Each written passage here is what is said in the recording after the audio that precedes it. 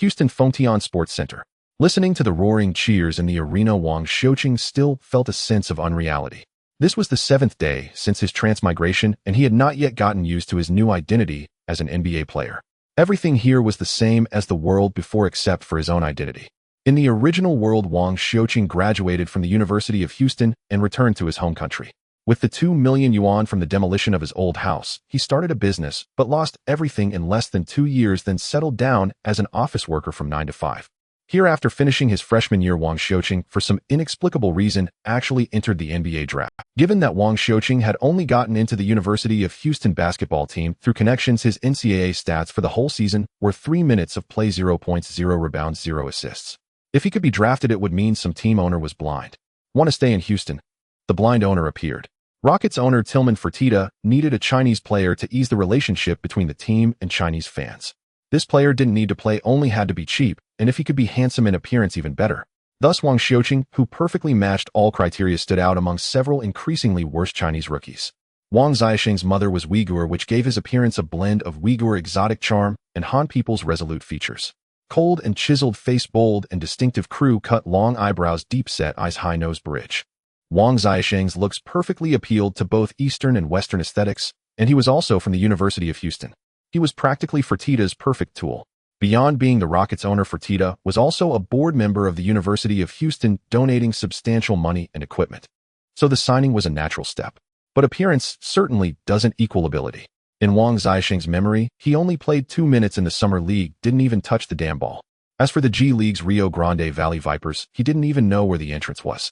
His role was just to sit on the sidelines and through television or the internet transmit the news that Houston once again had a Chinese player to countless households in China. Luckily, Texas has no state income tax. Wang Xiuqing grumbled inwardly from the bench. His two-way contract salary was about 5,000. After paying nearly 40 in taxes, he would have 3,000 left.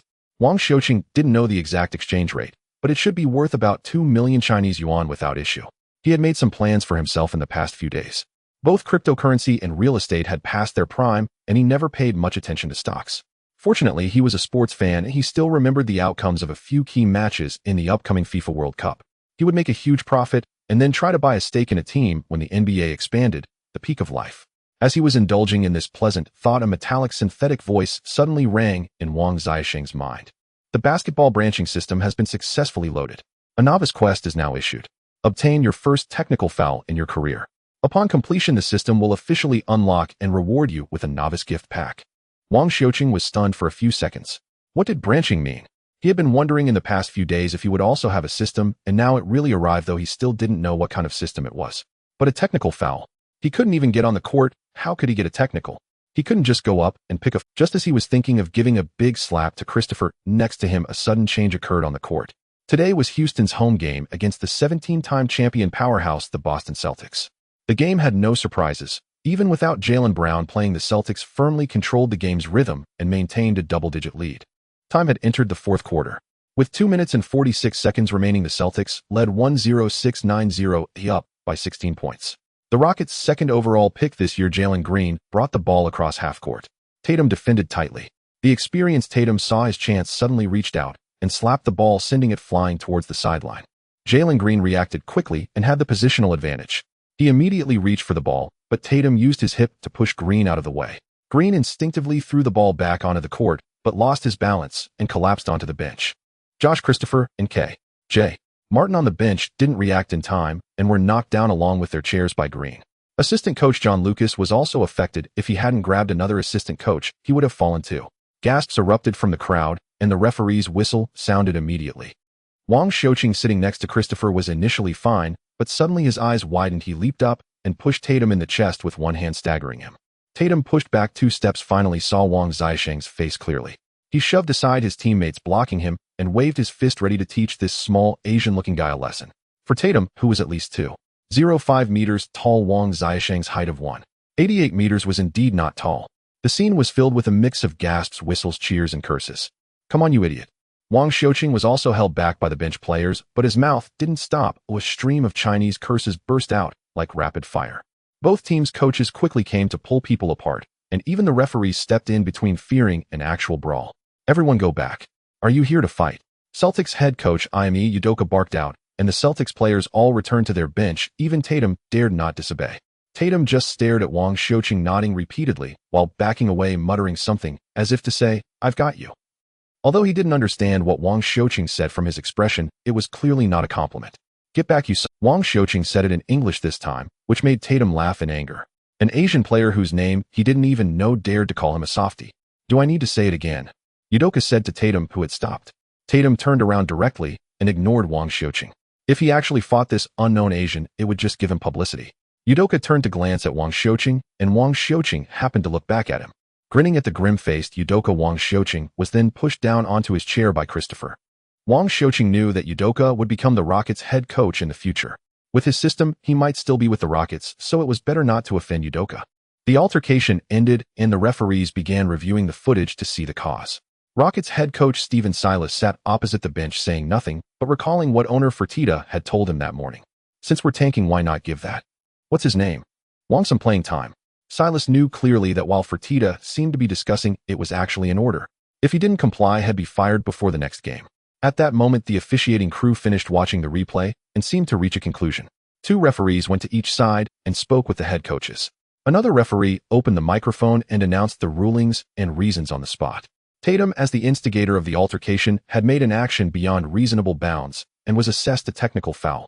Wang Xiuqing, as a non-involved party who escalated the conflict, received a technical foul as well. Boos erupted from the crowd. The fans were clearly unhappy with the penalty on Tatum. After all, this was the Rockets' home court. As soon as the rulings were announced, Wang Xiuqing received his reward. Novice quest completed. System officially unlocked. Attribute panel opened. Skill interface opened. Novice gift pack received.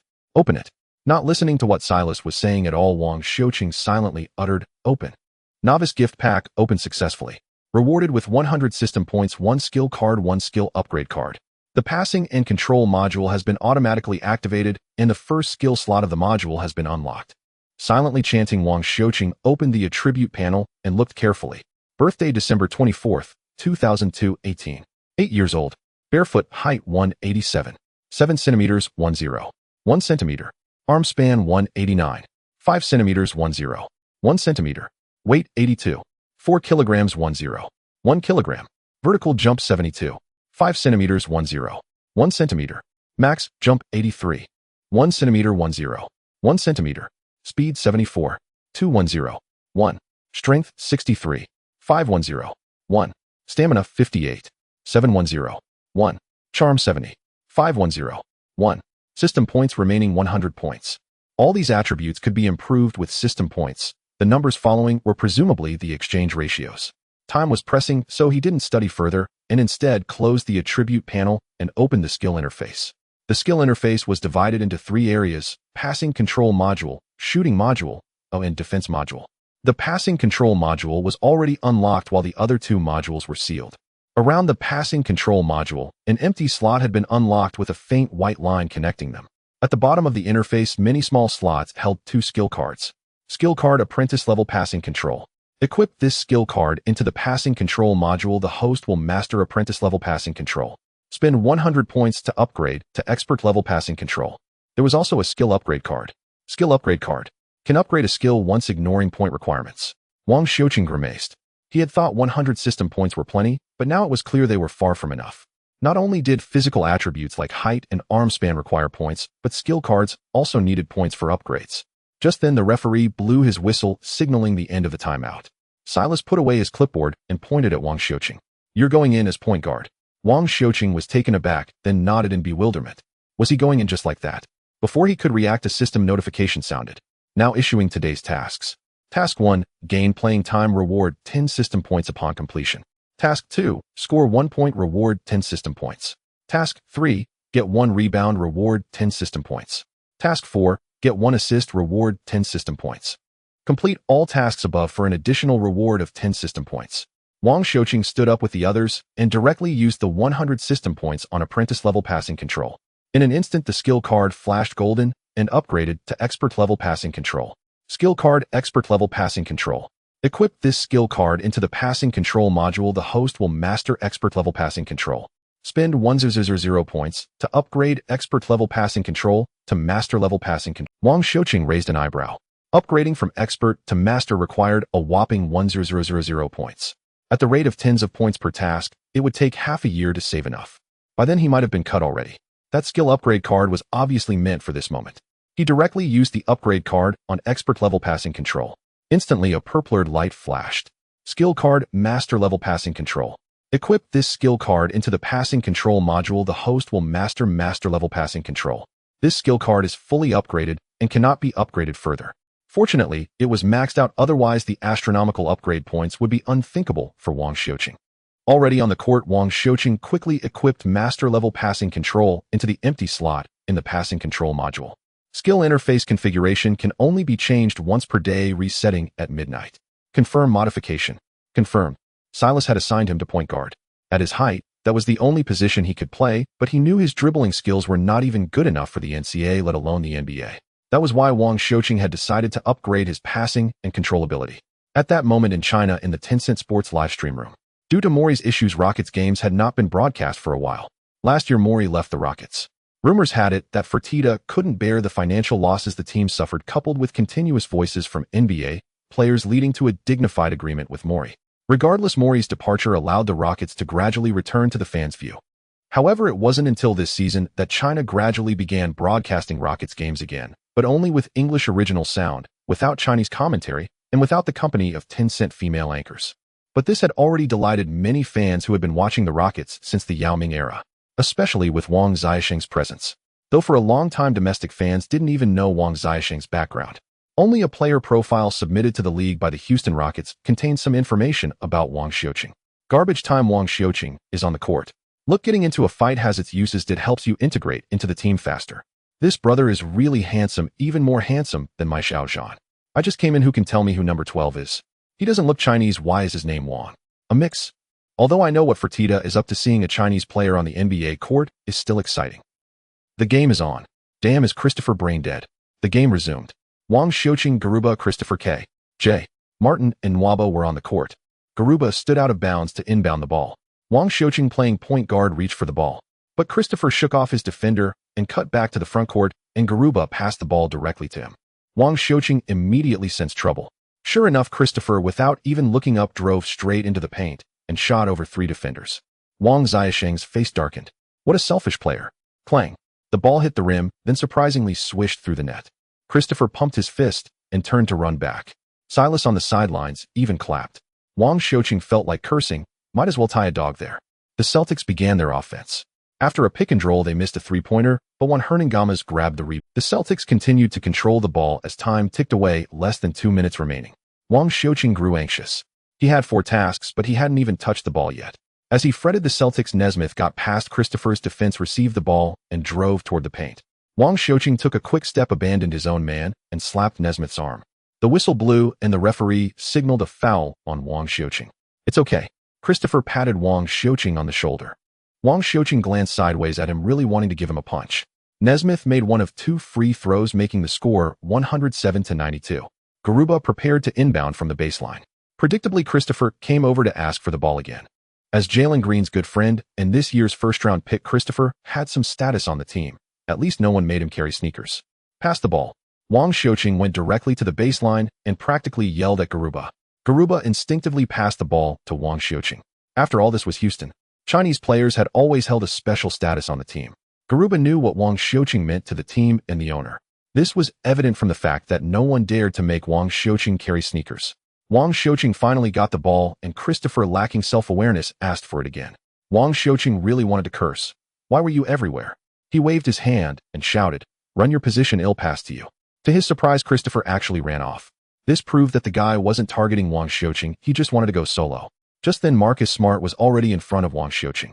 Although leading by more than 10 points, the Celtics kept Smart on the court to control the ball for safety.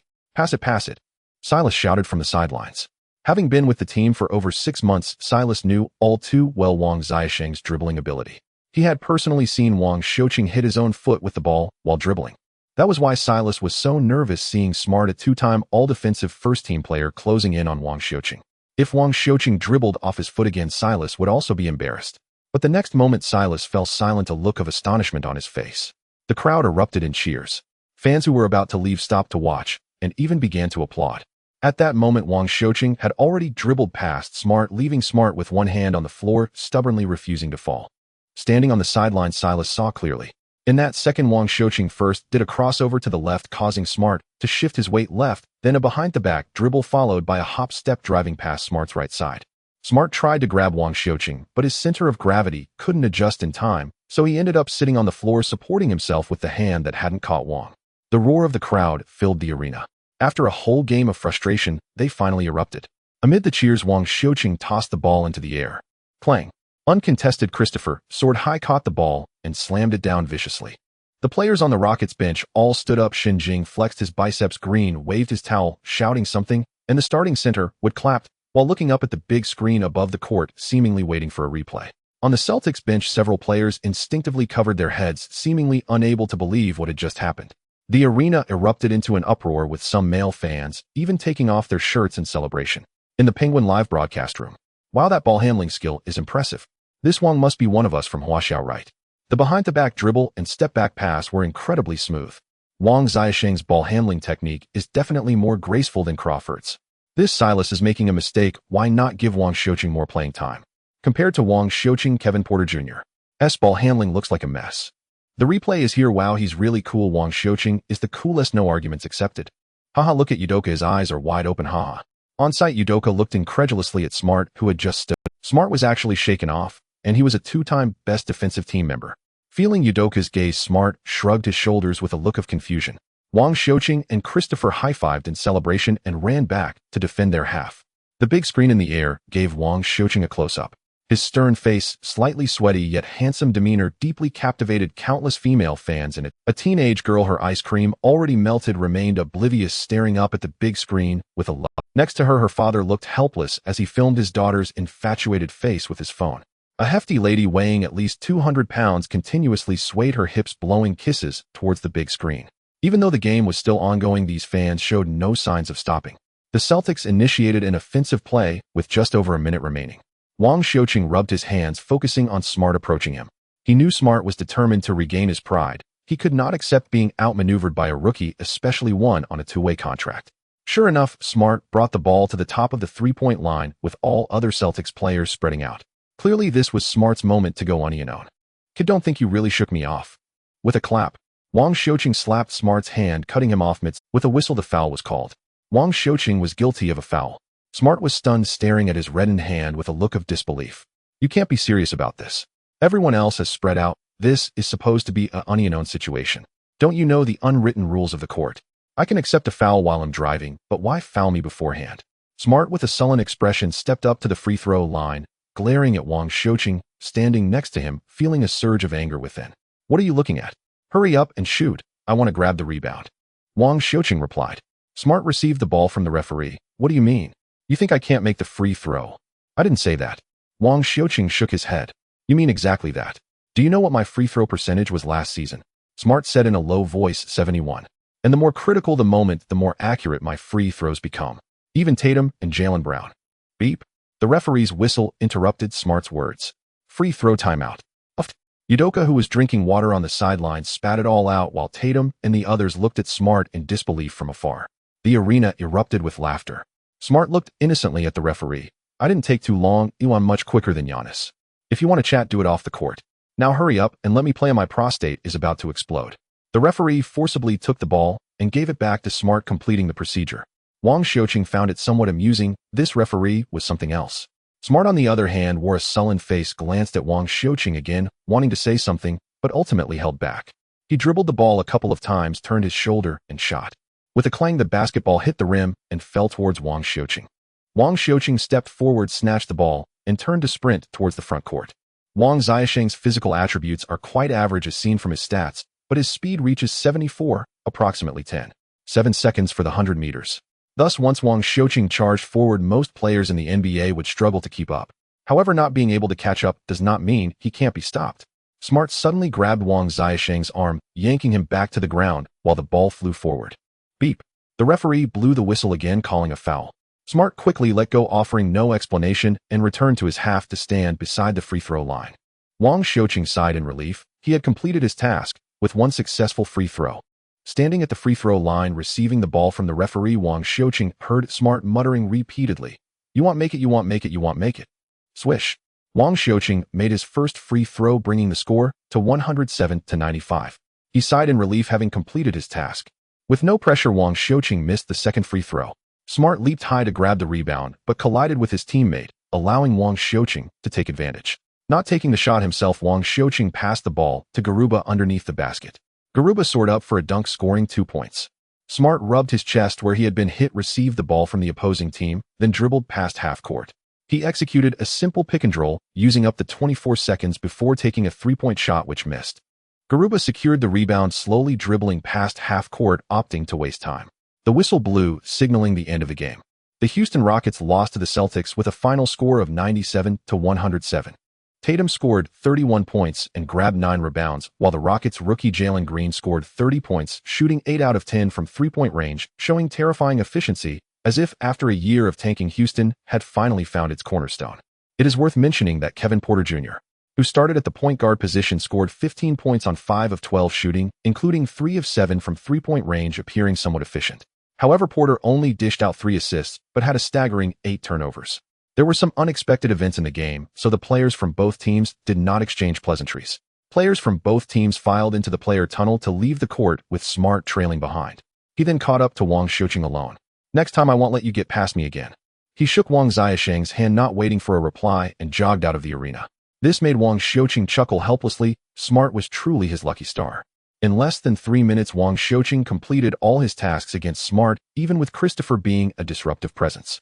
Once he started making big money, he promised to treat Smart to a meal. In the Penguin Live broadcast room, although the game had ended, the stream did not shut down immediately, leading to a flurry of comments. Don't ask. Wang Xiuqing had 1.2 assists and 2 rebounds with a plus-minus of 6. Wang Xiuqing only played for a little over 2 minutes. If he played for 30 minutes, wouldn't he score 15 points, 30 assists, and 30 rebounds? The person above your math is really good. I'm so envious. If Silas is a decent coach, he should let Wang Xiuqing play for 15 minutes next game. Yes, little Porter is a mole with 8 turnovers. Even my grandma would perform better than him. When is the next? Someone please tell me. On the 27th, an away game against the Mavericks at 8:30. Is Smart doing this on purpose? He kept fouling. Wang Xiuqing only handled the ball once. Wang Xiuqing's stunning appearance in under 3 minutes began to circulate among the Rockets fanbase. In the early morning, Wang Xiuqing finished washing up and returned to his room. His father had a childhood friend named Ma who immigrated to the United States over a decade ago, and is now an assistant professor at the University of Houston. Wang Xiuqing had been living with Uncle Ma since he started high school. Logically, Uncle Ma would have qualified for promotion to a tenured associate professor long ago, but due to the racial dynamics in the United States, to appease Uncle Ma and prevent things from escalating, he was given some other forms of consideration. Thus, Wang Xiuqing was arranged to join the basketball team because they offered a stipend. Lying in bed, just as he was about to access the system, he heard the sound of brakes from the street. Wang Xiuqing's heart skipped a beat as an ominous premonition struck him. He hurried to the window to check. A red Ferrari parked steadily by the curb, and the car door slowly opened as a dazzling figure stepped out. It was a stunning woman, her hair blazing like fire in a vibrant red. She wore tight-fitting jeans on her lower half and a crop top that revealed a glimpse of her slim waist, exuding endless charm. Wang Xiuqing quickly locked the window, but a second later, he opened it again. He had done that last time only to have this crazy woman smash the window with a punch. The woman smiled and approached Wang Xiuqing's window. He couldn't tell where she stepped, but he saw her climb up. Wang Xiuqing had personally tested this despite his nearly 1.9-meter height. He definitely couldn't climb up that easily.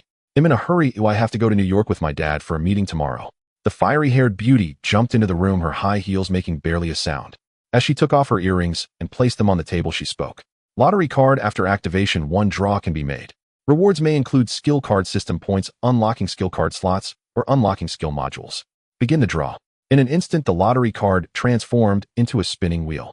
A few seconds later, the wheel gradually came to a stop with the pointer landing on skill card. Skill card, 2-point shooting accuracy increased by 0. Equip this skill card in the passing control module, and the 2-point shooting accuracy of players assisted by the host will increase by 0. Equip this skill card in the shooting module, and the host's 2-point shooting accuracy will increase by 0. Spending 10 points can increase the accuracy by 0.1. Wang Xiuqing sat up in shock. With such a skill card, his assist rate would greatly improve. In basketball games, all statistics like rebounds, blocks, scoring, steals, and assists are crucial, but assists cannot be achieved alone. It requires the player receiving the ball to score for it to count as an assist. Thus, assist statistics are the most direct measure of whether a point guard is competent. To achieve a high number of assists, a point guard must be able to identify teammates in better positions and deliver the ball, comfortably minimizing their preparation time, thus improving their shooting accuracy.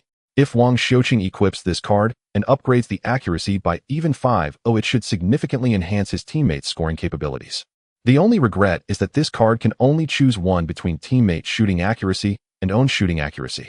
With 1050 system points, Wang Xiuqing planned to upgrade this skill card first. However, after spending 100 points to increase the accuracy to 1, a problem arose. Skill card 2-point shooting accuracy increased by 1. Equip this skill card in the passing control module, and the 2-point shooting accuracy of players assisted by the host will increase by 1. Equip this skill card in the shooting module, and the host's 2-point shooting accuracy will increase by 1. Spending 20 points can increase the accuracy by 0.1. The price has gone up. Wang Xiuqing was somewhat dumbfounded. Previously, increasing the accuracy by 0.1 required only 10 points, but now it required 20 points. Wang Xiuqing had a bad feeling. He attempted to increase the skill card's shooting accuracy again. This time he used 200 points to raise it to 2. As expected, it has increased again. Now it costs 30 points to increase the accuracy by 1. And if the skill card's price goes up, what about his character attributes? There's no reason for them not to increase, right? This 1050 points might seem like a lot, but it's completely inadequate. After spending another 300 points, Wang Xiuqing temporarily halted his investment in the skill card. Skill card 2-point shooting accuracy increased by 3. Equip this skill card in the passing control module, and the 2-point shooting accuracy of players assisted by the host will increase by 3. Equip this skill card in the shooting module, and the host's 2-point shooting accuracy will increase by 3. Spending 40 points can increase the accuracy by 0.1. In total, he used 600 skill points, and the accuracy was only improved to 3. The passing control module had only one skill card slot open for passing master, leaving no space to equip this skill card. Fortunately, he could open a second skill card slot for just 10 points. Wang Xiuqing successfully opened it and equipped this skill card in the passing control module. With 1050 skill points remaining plus 440 points, Wang Xiuqing planned to use them on his attribute data. Open the attribute interface. Birthday December 24th, 2002, 18. 8 years old, barefoot, height 187. 7 centimeters, 10. 1 centimeter. Wingspan 189. 5 centimeters, 10. 1 centimeter. Weight 82. 4 kilograms, 10. 1 kilogram. Vertical jump 72. 5 centimeters, 10. 1 centimeter. Maximum jump 83. 1 centimeter, 10. 1 centimeter. Speed 74. 210. 1 strength 63. 510. 1 stamina 58. 710. 1 charm 70. 510. 1 remaining system points, 440 points. In Wang Xiuqing's view, height, wingspan, and weight are of utmost importance, thus they should be prioritized for improvement. To appear coordinated, they should be increased in tandem. Jumping ability is also crucial. No one would complain about jumping too high. With 23 points spent, his height was directly increased to 190 centimeters, leading to significant changes for Wang Xiuqing. Barefoot height 190 centimeters, 10 points for 0.1 centimeter. Now it requires 10 points to increase by 0.1 centimeter. This is even more excessive than the price increase of skill cards. Fortunately, attributes like height and wingspan are not suited for rapid large-scale increases, nor is it always better to be taller. With this in mind, the price increase seems less difficult to accept. After a series of operations, Wang Xiuqing's attributes were updated. Birthday December 24th, 2002, 18. 8 years old. Barefoot height 190 centimeters, 10 points for 0.1 centimeter.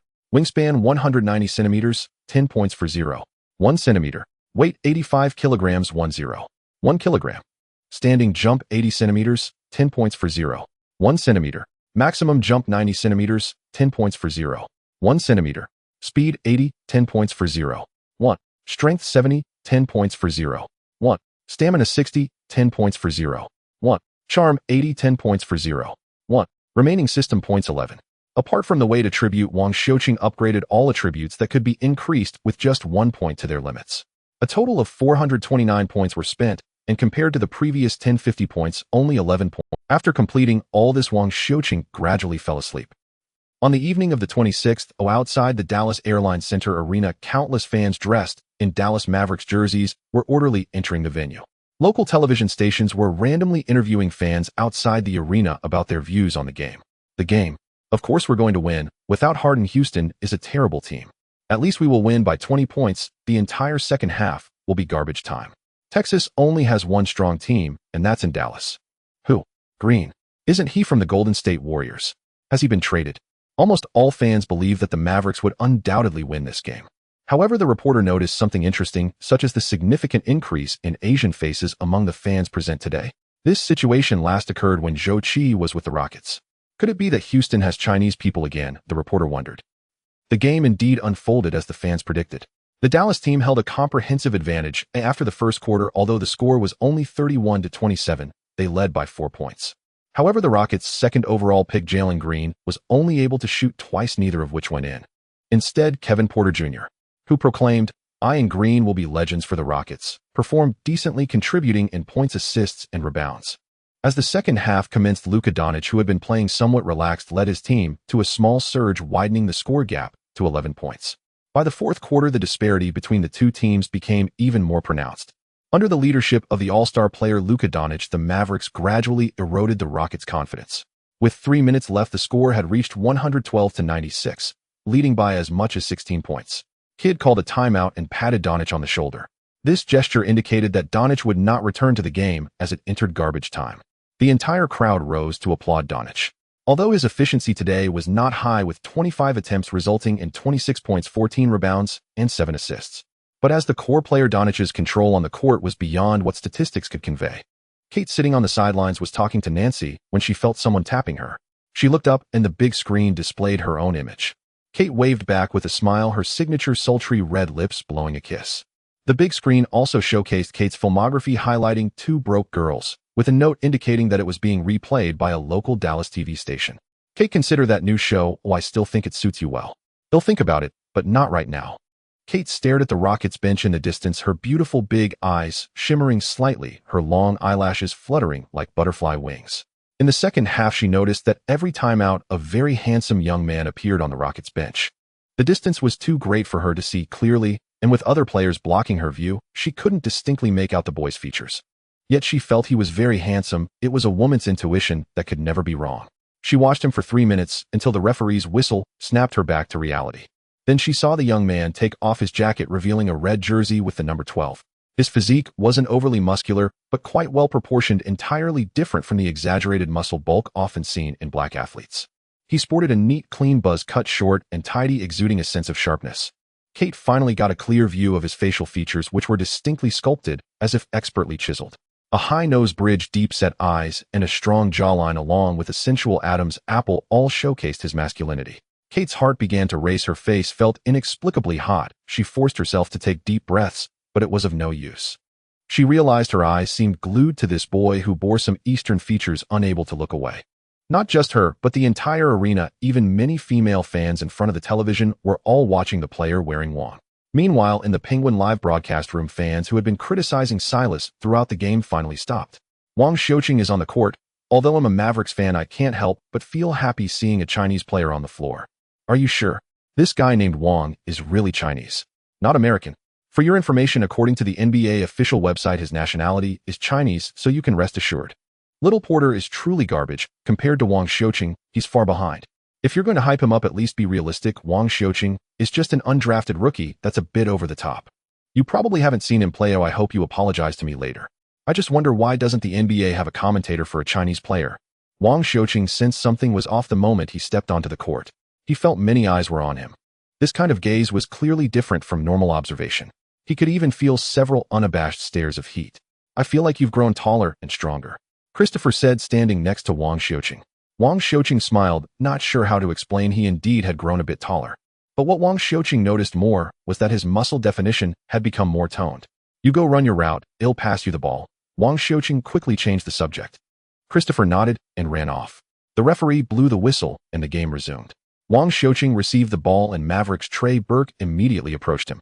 Although it was garbage time, Burke was still working hard for his contract, and this was clearly an opportunity. Wang Xiuqing took 2 steps with the ball, and Burke was already at the midcourt. Hey rookie, welcome to the NBA. Burke extended both hands, his eyes fixed on Wang Xiuqing's legs, slightly bent, ready to spring into action at any moment. Having never seen Wang Xiuqing before, Burke merely guessed that the young-looking player with some Eastern traits was likely a rookie. After all, the Rockets favored using Chinese players. Wang Xiuqing bared his teeth in a grin, then bent down, saying in a low voice, "To the right." Burke was taken aback. To the right. Was it a breakthrough to the right? A premature notification? Did he look down on him? Was it his right or Wang Xiuqing's? Burke braced himself. Thud, thud, thud, thud. After 4 sounds of the basketball hitting the floor, Wang Xiuqing had turned into a red shadow, disappearing to Burke's right. Burke, however, plopped down onto the floor with a thud. Instantly, the crowd erupted in astonishment. No content available. Wang Xiuqing felt something was off as soon as he stepped onto the court today. It seemed as though everyone was looking at him, especially the females, their eyes burning with intensity. There must be something wrong. He thought for a moment, and compared to the last game, only his attributes and skills had changed. Among them, his charisma had increased the most, from 70. It rose to 80 points. It was hard not to suspect that this was the reason for the attention on him. However, Wang Xiuqing was still unsure if the male referee would be a bit biased towards him. After all, male referees were still the mainstream in the court. Whenever there was a need for a referee, there would always be some bias. In the NBA, this phenomenon is referred to as the star whistle. Thus, if a player could receive even a little help, it would symbolize their status. Everyone walks the same line. If you commit a foul, while someone else does not, how can you not feel frustrated? As the timeout ended, Josh Green and Christopher each received a technical foul, considered fair punishment. The game continued, and the Rockets prepared to inbound the ball. Josh Green was defending Wang Xiuqing this time, determined not to let him receive the ball, staying glued to him, while secretly tugging at his jersey. Garuba came over to set a screen, and Wang Xiuqing instantly launched, his speed soaring to 80, easily shaking off Green to receive the inbound pass. Trey Burke had already caught up with Wang Xiuqing, who dribbled behind his back, seemingly unhurried. Josh Green circled around Garuba and closed in once more. Kidd nodded to himself. Josh Green was last year's first-round pick, and Kidd was quite satisfied with his defensive skills. With proper training, he would become a reliable help for Donich in the future. At this moment, Wang Xiuqing lowered his center of gravity, while both Josh Green and Trey Burke did not back off. They were double-teaming him. The two seemed to have an unspoken understanding instantly surrounding Wang Xiuqing. Double-teaming a rookie was already the highest praise Kidd could give Wang Xiuqing. Such treatment was usually reserved for absolute core players like Donich. Wang Xiuqing lowered his center of gravity again, dribbling quickly between his legs like a leopard waiting for the right moment. Whoosh! Just as the two closed in on Wang Xiuqing, he took a half step back and passed the ball between their shoulders before they could fully converge. There stood Garuba, unguarded after the switch. "Shoot it," Wang Xiuqing urged. Garuba, upon hearing his words, didn't even think twice and shot the ball. Kidd's lips finally curled up slightly. Solving Wang Xiuqing's dilemma didn't necessarily mean having to defeat him. This wasn't a nonsensical statement. Although he had only seen Wang Xiuqing handle the ball once, he was already certain that no one could steal it from him unknown. However, they could double-team him to force a pass. Among the Rockets players, Garuba had the lowest shooting percentage. So as long as Wang Xiuqing passed the ball to Garuba, the problem would be resolved. Garuba's shooting gesture confirmed to Kidd that his assumption was right. Garuba's hand positioning could hardly be described as standard. It was downright ugly. Especially with this shot, it was clear that he released it too high. "Rebound!" Kidd shouted. With a clang, the ball indeed hit the rim. Josh Green and Trey Burke, who were double-teaming Wang Xiuqing, rushed inside to grab the rebound. Christopher, positioned closer to the basket, had already jumped up, preparing for a putback dunk. However, under the watchful eyes of the fans, that basketball hit the rim and bounced high, then swoosh. It went straight through the net. That shot was quite lucky, Kidd could only think. Luck indeed is part of basketball. The Rockets scored 5 consecutive points. Garuba turned back, palms open, looking incredulously at the ball. Even he couldn't believe it went in. The game continued, and the Mavericks drew a foul, making one of 2 free throws. 112-101. Wang Xiuqing grabbed the rebound and, like a whirlwind, dashed towards the front court. With a speed of 80, once Wang Xiuqing sped up, no one among the other 9 players could keep up with him. In almost an instant, Wang Xiuqing surpassed most players, leaving only Josh Green standing under the basket in the backcourt. Josh Green glanced at his position, then protected his lower body with both hands, ready to draw a foul. Wang Xiuqing dribbled at high speed, and in just over a second he reached inside the three-point line. He had enough time to make a move and then lay up. Those 2 points were practically guaranteed. The Rockets bench stood up ready to celebrate the 2 points. But Wang Xiuqing didn't make a move. He wanted to see if his intuition was correct. So Wang Xiuqing seized the ball, leaped high, flying towards the basket. Instantly, everyone held their breath. Everyone knew what Wang Xiuqing was about to do. A dunk over a defender. Could he do it? Everyone was eager to see what would happen next. Even the benches for both teams stood up. Bang! A loud sound. The basketball hit the front of the rim. It didn't go in. It actually didn't go in. Everyone couldn't believe it didn't go in. At that moment, Wang Xiuqing and Josh Green both fell to the ground. Beep. The referee's whistle sounded. Josh Green was called for a blocking foul. Kid covered his head with both hands, his face filled with disbelief. Foul it. Kid walked directly to the male referee, who blew the whistle. My players have been standing for a century, and you call us for a foul. He moved, the referee explained. Nonsense, his feet were practically glued to the floor. Kid continued. That rookie with his height, wingspan, and jumping ability, how could he dunk? Are you joking with me? You can challenge it, the referee calmly replied. You think I wouldn't dare? Kid swung his arm and slammed his fist on the technical table. Fortunately, this game was not tightly contested, and Kid had not used his challenge. The game paused, and the referee went to review the video. In the final moments, the game became exciting. Wang Xiuqing and the others returned to the bench where Silas held the tactical board and began to strategize again. Wang Xiuqing did not listen.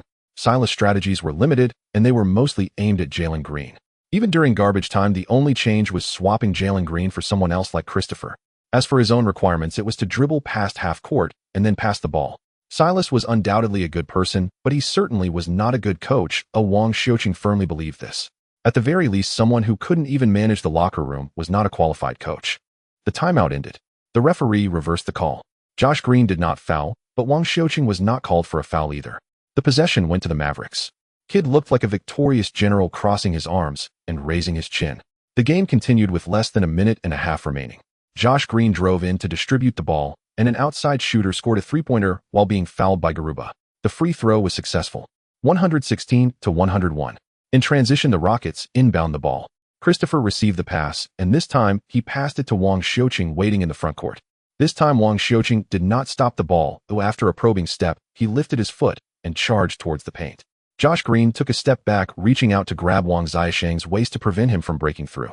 Wang Xiuqing's speed was too fast. He had to keep his hand on Wang Xiuqing's waist. But as Wang Xiuqing pulled back the ball, he withdrew his front foot and stepped back again, shooting the ball. A step-back three-pointer. Josh Green's expression changed as he put all his strength into stopping his sneakers screeching against the court.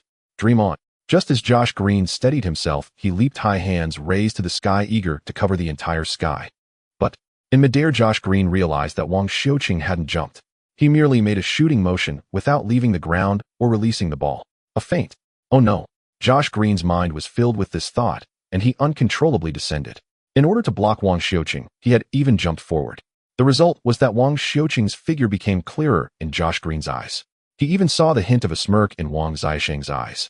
No, that wasn't a smirk, it was mockery. It was the mockery of a rookie. A surge of anger rose in Josh Green as he saw himself pressing down on Wang Xiuqing. He shoved Wang Xiuqing away. With a thud, Wang Xiuqing fell backward, clutching the ball. Beep, beep, beep. The three referees blew their whistles almost simultaneously. One male referee immediately gave Josh Green a technical foul and pointed towards the exit. Accumulating 2 technical fouls, he was ejected. Josh Green was sent off. The crowd erupted in disbelief. In their own home, their own player was ejected at such a critical moment. This was hard for the home fans to accept. Not just the fans, even Kid could not accept it. If you can get just a light push to protect himself, and that counts as a technical foul. Kid loudly questioned the referee who made the call. The male referee seemed uninterested in arguing with Kid and walked away. But Kid kept yapping, seemingly unwilling to be quiet. Beep. Just then the whistle sounded again. Female referee Lauren Holtkamp directly issued Kid a technical foul. Kid turned to look at Lauren Holtkamp, forcing himself to calm down. He recalled Paul's misfortune and chose to remain silent. He just kept shaking his head to express his protest. Wang Xiuqing was pulled up by the team, and when he passed Kid, he saw Kid's face, which looked as if he had eaten something unpleasant. Kid, do you have the nerve to make that free throw? Kid covered his mouth, trying to influence Wang Xiuqing. Wang Xiuqing shook his head with a smile and did not reply.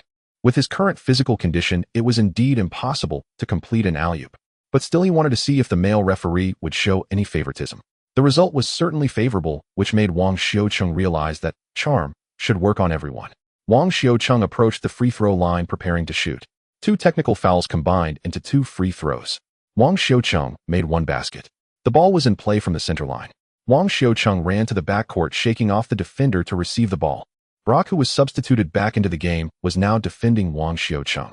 His strategy was to create a little distance to prevent Wang Xiuqing from breaking through. Not employing tight defense essentially allowed Wang Xiuqing to cross half court. After crossing, Wang Xiuqing made a quick change of direction and handed the ball to the incoming Christopher. Christopher completely ignored the defender in front of him, took a step closer to the three-point line, and shot. Swish. The basketball went through the net. 116 to 105. Good shot. Wang Xiaocheng heard this voice from the sidelines and knew that Silas was encouraging Christopher again. That shot was absolutely unreasonable, but it did go in. If this continued, Christopher would leave with Silas. The Mavericks inbound the ball, and with little time left, Brock took a three-pointer, but it missed. Garuba grabbed the rebound and directly passed it to Wang Xiaocheng on the perimeter. There were still 30 seconds left, and Wang Xiaocheng had no intention of wasting time. Since Brock shot first, Wang Xiaocheng could finish this offensive possession without anyone blaming him. So he received the ball and charged forward, making a swift turn to accelerate past a defender. After a few steps with a crossover and behind-the-back dribble, he had already left Brock behind. Then one hand grabbed his arm from behind. Beep. The whistle blew and Brock raised his hand, voluntarily admitting the foul. Brock had just taken a three-pointer to keep the score within 10 points. Unfortunately, he missed, and if Wang Xiaocheng made this shot, the score would only be a 6-point difference. That would be a huge embarrassment for the bench players. Although it would clearly lead to Wang Xiaocheng taking free throws, at least there was a chance to maintain the score. Wang Xiaocheng glanced at the future Rockets player with a wild hairstyle, feeling somewhat speechless. Out of 2 free throws, Wang Xiaocheng made only 1. The Mavericks secured the rebound and ran out the final seconds. The game was over. 116 to 106. The Mavericks easily defeated the rebuilding Houston Rockets. Jalen Green struggled, shooting 4 for 16, scoring only 10 points. The aspiring Houston legend Porter scored 13 points and 8 assists on 4 of 10 shooting, but had a troubling 6 turnovers. Only veteran Gordon performed steadily, going 7 for 11, including 3 of 5 from three-point range, finishing with 22 points. Off the court, Donich stood up and walked onto the court, greeting Jalen Green and a few others. Wang Xiaocheng and Christopher Garuba exchanged high fives before heading towards the players' tunnel. Donich's eyes were fixed on Wang Xiaocheng's back, yet he chatted politely with Jalen Green. Is shooting your weakness? Donich thought to himself. In the last 3 minutes, Wang Xiaocheng had 4 free throws, but made only 2, which was clearly inadequate for a point guard. Moreover, Wang Xiaocheng did not attempt a single shot. In Donich's view, Wang Xiaocheng's ball handling skills were undoubtedly among the best in the league, a level of speed dribbling that even he could not achieve. So whenever he wanted, he could easily drive past defenders and shoot. Yet Wang Xiaocheng did not attempt a shot at all. He only passed the ball. What does this indicate? It indicates that he simply cannot shoot. What puzzled Donich even more was that even if he couldn't shoot with such ball handling skills, he should easily be able to fit into a contending team's rotation. How could a player like this remain anonymous? Donich's questions multiplied in his mind. Kid also shared. After a friendly handshake with Silas, Kid hurried back to the locker room. Go find out about that number 12. I want all his information, everything. The assistant coach in charge of data analysis nodded and left the locker room with his phone. At that moment, Wang Xiaocheng had just entered the players' tunnel and spotted a beautiful woman standing not far away. She seemed somewhat familiar, but Wang Xiaocheng couldn't recall her at the moment. Hello. Wang Xiaocheng, who intended to walk over, heard her calling out to him. Did you call me? Wang Xiaocheng pointed at himself, asking in confusion. Hello, can I get your autograph? The woman seemed a bit nervous, her face slightly flushed. An autograph? Wang Xiaocheng was stunned. Someone actually wanted his autograph. Of course. He took the black notebook from her hand, flipped to a blank page, and asked, What's your name? Wang Xiaocheng saw that every page in the notebook had a signature, though he didn't recognize any of the names. Kate's voice trembled slightly, seeming a bit nervous. She was afraid Wang Xiaocheng wouldn't know her, and even more afraid he would know her and laugh at her. Wang Xiaocheng paused with the pen in his hand, slapped his forehead, then took a step back to look her up and down. I remember now, Max's crazy ex-girlfriend. Wang Xiaocheng felt a bit embarrassed, saying, You're even more beautiful than on TV. Oh, I didn't recognize you, my bad. Hearing Wang Xiaocheng say this, Kate's face flushed even more, and she couldn't even look him in the eye. Thank you for liking my work. Wang Xiaocheng signed his name in the notebook, even adding a wish for Kate to become more beautiful, the date, and the location of the signature, the Dallas Mavericks players' tunnel. Thank you, Kate said happily as she took the signed notebook. No thank you, you're the first person to ask for my autograph. Wang Xiaocheng smiled, nodded at Kate, and walked towards the locker room. Kate held the notebook, her eyes dreamy as she watched Wang Xiaocheng disappear. She felt her face was burning hot like a ripe apple. Her heart raced, her thoughts were jumbled, but her eyes refused to blink, afraid to miss a single second of this man who made her heart flutter. She was no longer a little girl, though she even knew she was at least a decade older than this boy. Yet she couldn't control. Kate realized she had fallen. In the Penguin live broadcast room. I know what you all want to ask. 3 assists, 2 points, 1 rebound, 0 turnovers, plus minus of 6. I wonder if Silas has any dirt on Porter. 8 assists, 6 turnovers. Is he playing? Is that number 12 one of our Chinese? Just walked in and watched for a minute. So handsome, come back to act. Why play basketball? He won't even make the net. To be fair, Wang Xiuqing's ball handling skills are top-notch. I hope he doesn't make the national team. He would get contaminated. I don't think you should think too highly of him. If he really had the skills, he wouldn't be an undrafted player. Shut up, where did you come from? Get lost. 2 days later, the Rockets faced the Jazz at home. This was the first time Wang Xiuqing heard the Rockets fans booing their own team. He understood the fans' feelings at this moment. Who wouldn't be upset when their home team performed like this? Not throwing things is already quite restrained. With 5 minutes left in the game, the Rockets trailed 78-115 down by 37 points. Among the fans still in the arena, aside from Jazz supporters, there were those who hadn't finished their snacks. Not all Rockets fans were angry. At this moment, the fans from Huaxia were quite happy. Entering garbage time early, Wang Xiuqing had more playing time. This year, the newly licensed Migu Sports, which joined the NBA broadcasting scene, surprisingly provided commentary for the Rockets and Jazz game. Although there was no promotion for this match, and it wasn't a key game thanks to Migu Sports from Huaxia, hundreds of thousands of fans still tuned in. These fans weren't focused on the game, but were concerned about the Huaxia player Wang Xiuqing. After all, Wang Xiuqing was quite mysterious. No one had heard of him before, as if he had suddenly appeared. Only a few basketball self-media outlets had reported on Wang Xiuqing's game situation, but due to copyright issues there were no videos, so naturally, there was little traffic. In fact, the game has already entered garbage time. If I were Silas, I would put Wang Xiuqing on the court. At least he wouldn't dribble the ball off the opponent's foot. Commentator Wang Peng said irritably, almost naming names. The good thing about online commentators is that they don't have to be too rigid or neutral. Just before the timeout, Porter Jr. broke through with the ball only for it to bounce off the opponent's foot and go out of bounds. Jazz head coach Quinn Snyder could no longer watch and called a timeout, substituting all the starters. Don't mind the score, just play your own game. Silas held up the tactical board, which had nothing drawn on it, and simply motivated the players. Wang Xiuqing looked at the task just released by the system and knew he would be entering the game soon. Task 1. For every assist, reward system points 10 points. Task 2. At the end of the game, for each one in plus-minus, reward system points 10 points. Task 3. At the end of the game, if fouls are 0, the reward system points 100 points. For each foul, the reward decreases by 20 points. Just after reading the tasks from the system, the timeout ended. Wang Xiuqing entered the game. Finally, applause erupted from the home fans. Some fans with Huaxiao features even held up large signs featuring a cartoon of Wang Xiuqing with big letters showing the number 12. Go, brother Wang. Beat them. Amidst the noise, a shout in Huaxia's language suddenly rang out in the arena. Wang Xiuqing looked over and saw 3 Huaxiao people cheering in the corner of the second-level stands, all wearing the number 12 jersey of the Houston Rockets. Wang Xiuqing shook his head helplessly. He was very familiar with those 3. They were the family of Uncle Ma, with whom he had lived for several years. The one shouting was Ma Wei, who had played with him for years. At that time, these 3 were not the only members of Uncle Ma's family. Ma Wei also had an older sister who was about to graduate. It's starting. The previously dull commentator suddenly became excited. There are still 5 minutes left. Let's observe this young man who has suddenly appeared. Whether due to Migas' official promotion or not, the number of viewers in the live broadcast room suddenly surged, almost instantly reaching 1 million and still rapidly increasing. With a whistle, the game resumed.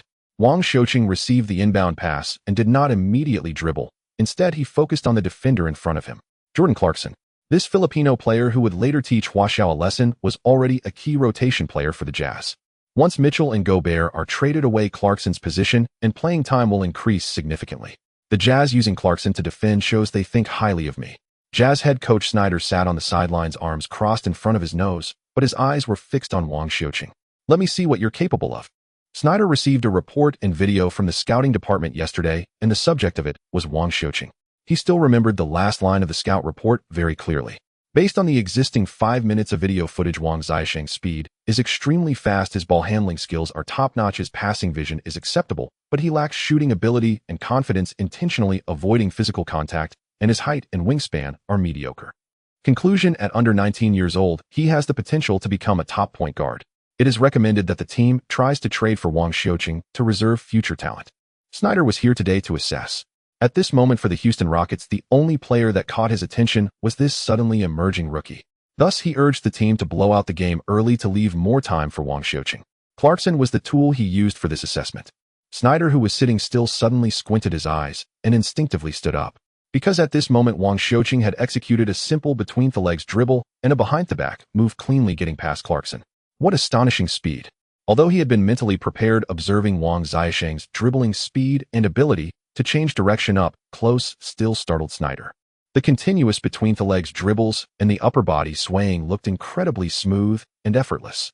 But to Clarkson's eyes, it was a completely different scene. What Clarkson saw of Wang Xiuqing was like a stuck image from an old CD, clearly on the left side, but suddenly appeared on the right as if teleporting. When he finally adjusted his weight to the right, he realized Wang Xiuqing hadn't moved and was still on the left. For the first time, Clarkson felt a thought of it's impossible to stop him. Although he knew this was cowardly, once the thought sprouted, it could never be extinguished. With a thud, Clarkson turned around to see Garuba had completed a dunk, excitedly high-fiving Wang Xiuqing. 80-115. The Jazz inbound, and Clarkson received the ball, executing a pick-and-roll with a teammate before driving into the paint and taking a jump shot in front of Wang Xiuqing. Swish! The ball went in. 80-117. In transition, Wang Xiuqing received the ball and slowly dribbled forward. This time, Clarkson used one hand to shield Wang Xiuqing, trying to create some distance. As they reached half-court, Wang Xiuqing glanced right. Clarkson noticed a red shadow appearing beside him. He realized Wang Xiuqing was calling for a pick, so Clarkson tilted slightly. This way he could get around the screener and continue defending Wang Xiuqing. But at that moment, Wang Xiuqing suddenly dropped his shoulder. The basketball quickly thumped onto the left side of the floor, and then he instantly blew past Clarkson like the wind. With Clarkson out of position, he quickly turned to chase after, but it was already too late. Wang Xiuqing stepped into the three-point line, jumped, and shot. The defender on Christopher rushed towards Wang Xiuqing. In midair, Wang Xiuqing's shooting hands trembled, and the basketball fell forward. Right there was Christopher, who had no defender. Christopher comfortably received the pass, even took a moment to adjust, and then shot the ball. Swish! The basketball went through the net cleanly. 82-117. Snyder sat down again. He had just seen clearly that after Wang Xiuqing's breakthrough, he deliberately moved towards Christopher. The spot he moved to was also coincidentally where the defender on Christopher thought he could interfere with Wang Xiuqing. In other words, Wang Xiuqing was luring the defender over to pass the ball. If his players had known Wang Xiuqing wouldn't shoot, they wouldn't have lost their position to defend him. Snyder glanced at Clarkson, who was advancing with the ball. At this moment, Clarkson dribbled to the wing in front of Wang Xiuqing and directly took a three-pointer. It went in. 82-120. Snyder frowned and called a timeout. He knew Clarkson's mentality had already collapsed. Snyder watched Clarkson walk down without saying a word. Although both shots went in, Clarkson had completely forgotten his own assignment. Every time he deliberately shot in front of Wang Xiuqing, it was to prove something. As for what he wanted to prove, in the Migu live broadcast room, 2 minutes 2 assists, the commentator's voice was deep and powerful. To put it bluntly, Wang Xiuqing seems somewhat superhuman among these substitutes. I have a report here. Wang Xiuqing is 191 centimeters tall in shoes, but standing next to the equally 191 centimeters Clarkson, he clearly appears a bit taller. That Clarkson is the one from the Philippines. Today, he seems just average. Next year, there's the Asian Cup and World Qualifiers. Doesn't Chairman Yao consider Wang Xiuqing? If it were me, I wouldn't join the national team. A bunch of bad players, they can't carry me. The game's timeout had already ended. The Rockets inbound the ball, and Wang Xiuqing controlled it over half court, observing his teammates' movements. With a thud, Clarkson, defending just half a meter away from Wang Xiuqing, reached out to steal the ball, colliding his shoulder directly into Wang Xiuqing's chest. Wang Xiuqing was knocked backward. Beep. The whistle blew. Clarkson committed a foul. He immediately raised his hands in acknowledgement. Christopher and the others glared at Clarkson fiercely, as if he dared to say anything they would immediately take action. Wang Xiuqing rubbed his chest and was pulled up. Was this upper body strength? He weighed only 85 kilograms with a strength attribute of only 70. If the opponent kept using his body and faced a referee who encouraged physical confrontation, it would be troublesome. Wang Xiuqing didn't know if his charm would still be useful at that time. He arrived at the free throw line, took a deep breath, tapped the ball, and then shot. The first shot went in. However, the second shot missed. The Jazz grabbed the rebound, but just as they were about to initiate an attack, Christopher stole the ball. Christopher has this one good trait. In his eyes, there is nothing but the hoop. Passing is out of the question. It will never happen.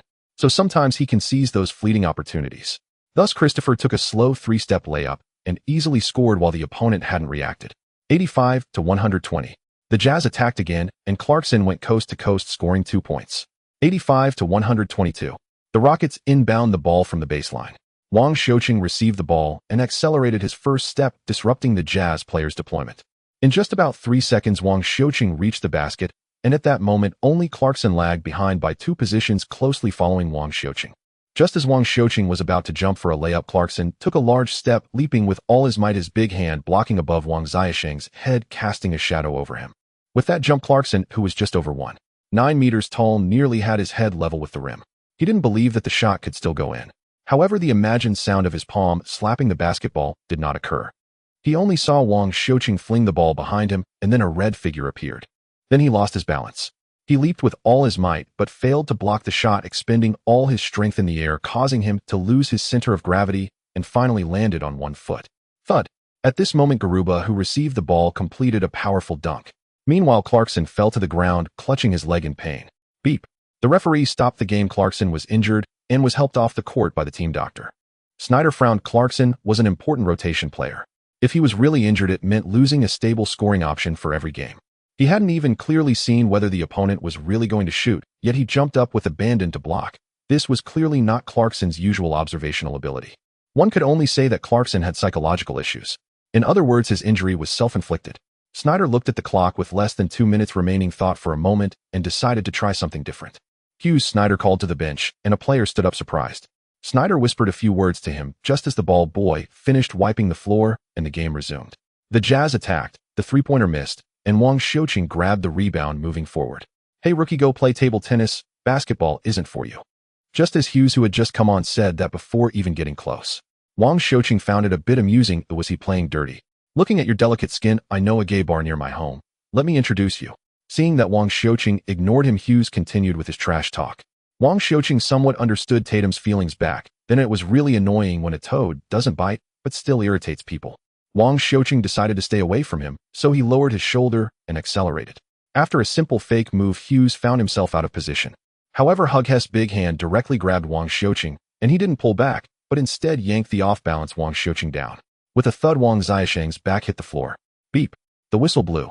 Nearby Rockets players immediately surrounded Hughes. The Rockets fans at the scene booed, Hughes even throwing words starting with F at him. As for the Migu live broadcast room, it was simply indescribable. It wouldn't pass the review. The three referees finally managed to pull everyone apart and directly issued Hughes a technical foul. Wang Xiuqing, with a face full of displeasure, was helped up by Garuba and moved his arm. Wang Xiuqing directly asked the nearby referee in dissatisfaction. "I think his action was completely unnecessary. My arm hurts now, and if he does this again, I'll take action. You know I'm from Huaxia, Bruce Lee, you know, right? You know Jackie Chan, right?"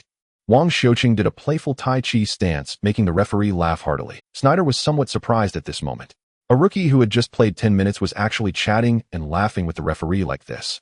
Moreover, looking at the referee's expression, he seemed quite receptive. Not even a verbal warning. This was at least the treatment of an all-star.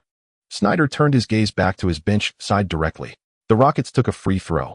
Wang Xiuqing, while moving his shoulders, slowly walked to the free throw line. This time he was lucky that the basketball hit the rim, but still went in. 88-122. The ball was inbound from midcourt. Hughes came up, sticking to Wang Xiuqing like glue, not allowing him to receive the ball. Christopher ran over to receive the ball. Garuba stood still, and Wang Xiuqing circled around Garuba to receive the ball, then began to control the time. There were still 35 seconds left for the final attack. "Hey little rookie." Hughes began his trash talk again, occasionally making physical contact with Wang Xiuqing. The strong Garuba moved beside Wang Xiuqing, and while Wang Xiuqing circled around Garuba, occasionally sneaked in a couple of nudges at Hughes.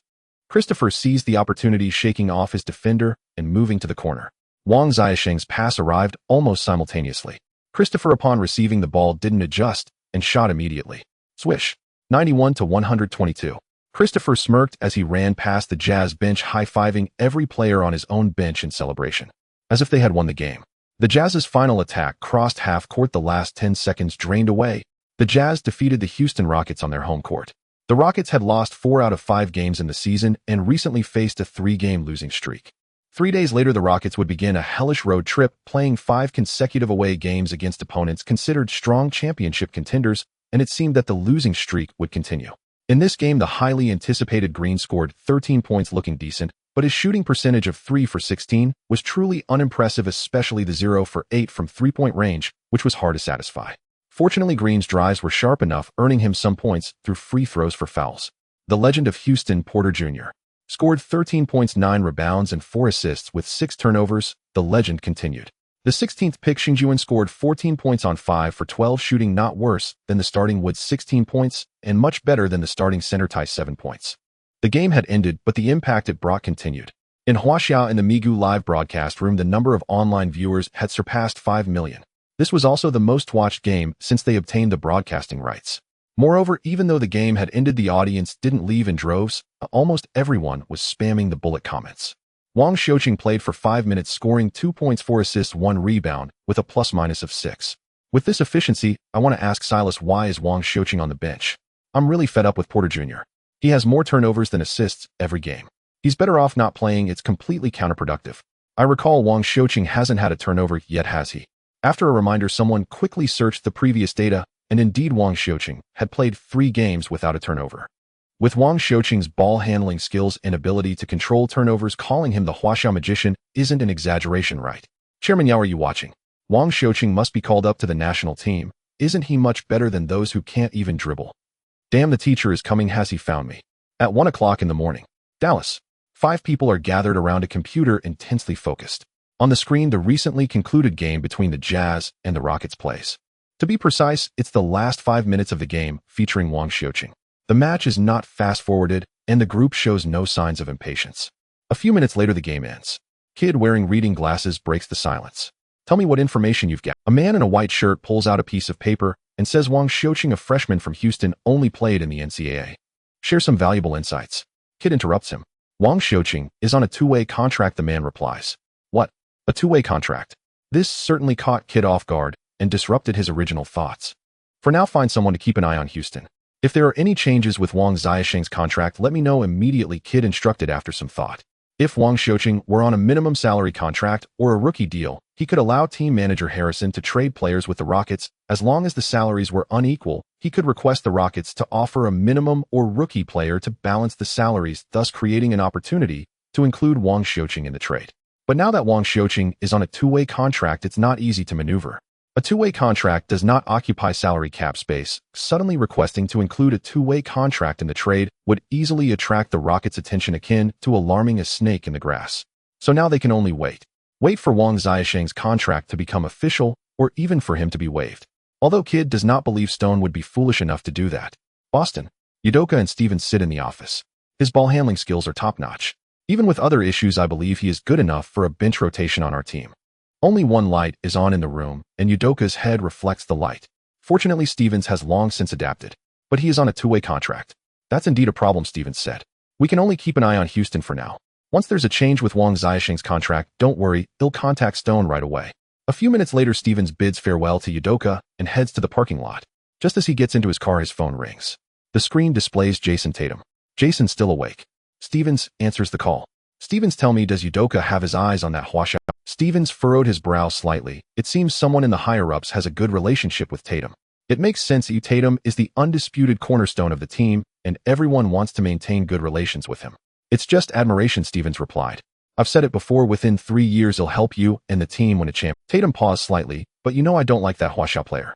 Jason, you're overthinking it. Nothing will happen. Stevens chuckled, rolled down the car window to let in the cool air. If he had to choose, he would certainly choose Tatum. It wouldn't even count as a choice. When Wang Xiuqing left the arena, it was already past midnight. Players like Green have their own drivers and bodyguards. If they don't attend the post-game press conference, they would have left the arena long ago. Thus, Wang Xiuqing was almost one of the last to leave. Fortunately, he should have a day off tomorrow, meaning he doesn't need to report to the team. Tomorrow, the team would fly to Los Angeles in the afternoon to start their away trip. They will also play against the Lakers twice in a row, which is thrilling just to think about. These 2 games have already been considered a sure win by Lakers fans. The Rockets have also earned the nickname Houston ATM. Today I got 2 points, 4 assists, 1 rebound, a plus-minus of 6, with no fouls, and earned 200 system points. Not bad. As Wang Xiuqing walked toward his car, he counted the points he had earned. Just as he took out his key and was about to get in, a white MPV not far away suddenly opened its door. Wang Xiuqing hadn't noticed the car there. He instinctively moved to the other side of his car. After all, this is America, a country rife with firearms. But unexpectedly, a woman got out of the car. Wang Xiuqing's vision was quite good, and he recognized her almost. It was actually Kate. She wore a simple yet stylish pair of denim shorts that showcased her fair and sexy legs, with a pair of pristine white sneakers radiating a vibrant energy.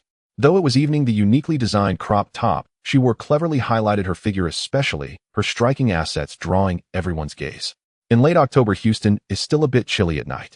As Kate got out of the car, she shivered, her signature flamered lips slightly parted, as if she wanted to say something, but no sound escaped. Wang Xiuqing opened his car door and tossed his ball bag inside. Seeing that he ignored her and was about to get in, Kate realized she had been rejected. She had anticipated such an outcome. After all, she was over 10 years older than Wang Xiuqing. But the next moment, when she saw him walking toward her, her heart raced and hope reignited. With every breath she took, she was filled with desire and urgency. In that moment, Kate seemed like a wronged girl, her eyes misty. I shouldn't have come to find you, but just thinking about you going on an away game for so long.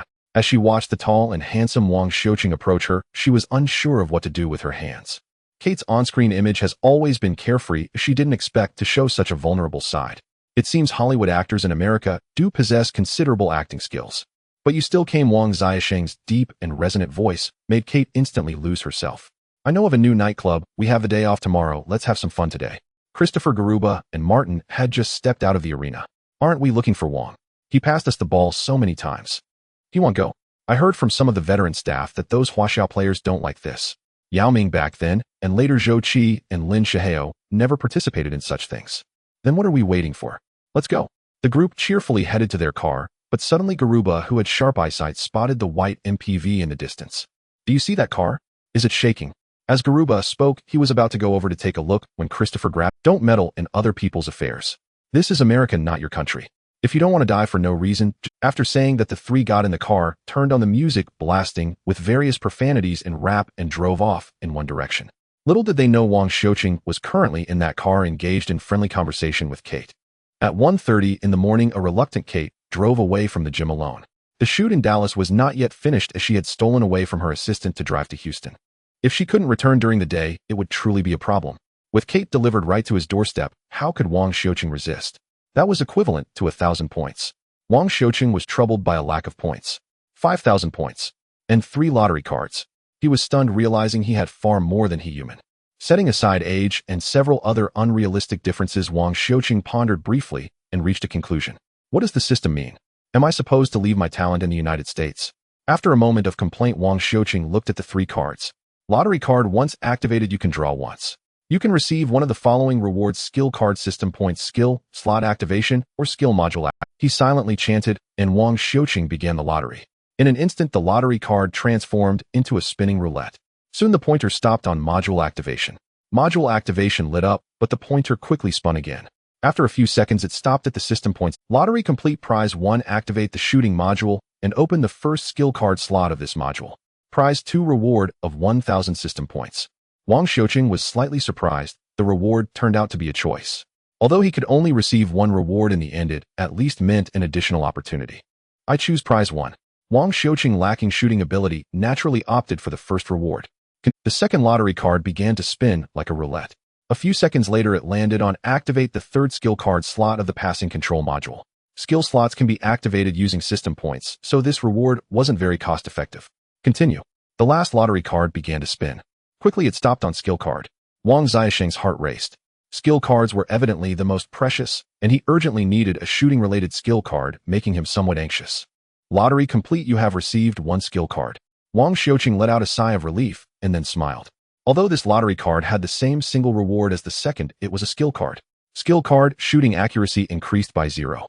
Equip this skill card in the passing control module to increase the shooting accuracy of players assisted by the host by 0. Equip this skill card in the shooting module to increase the host's shooting accuracy by 0. Spending 10 points can increase accuracy by 0. 1.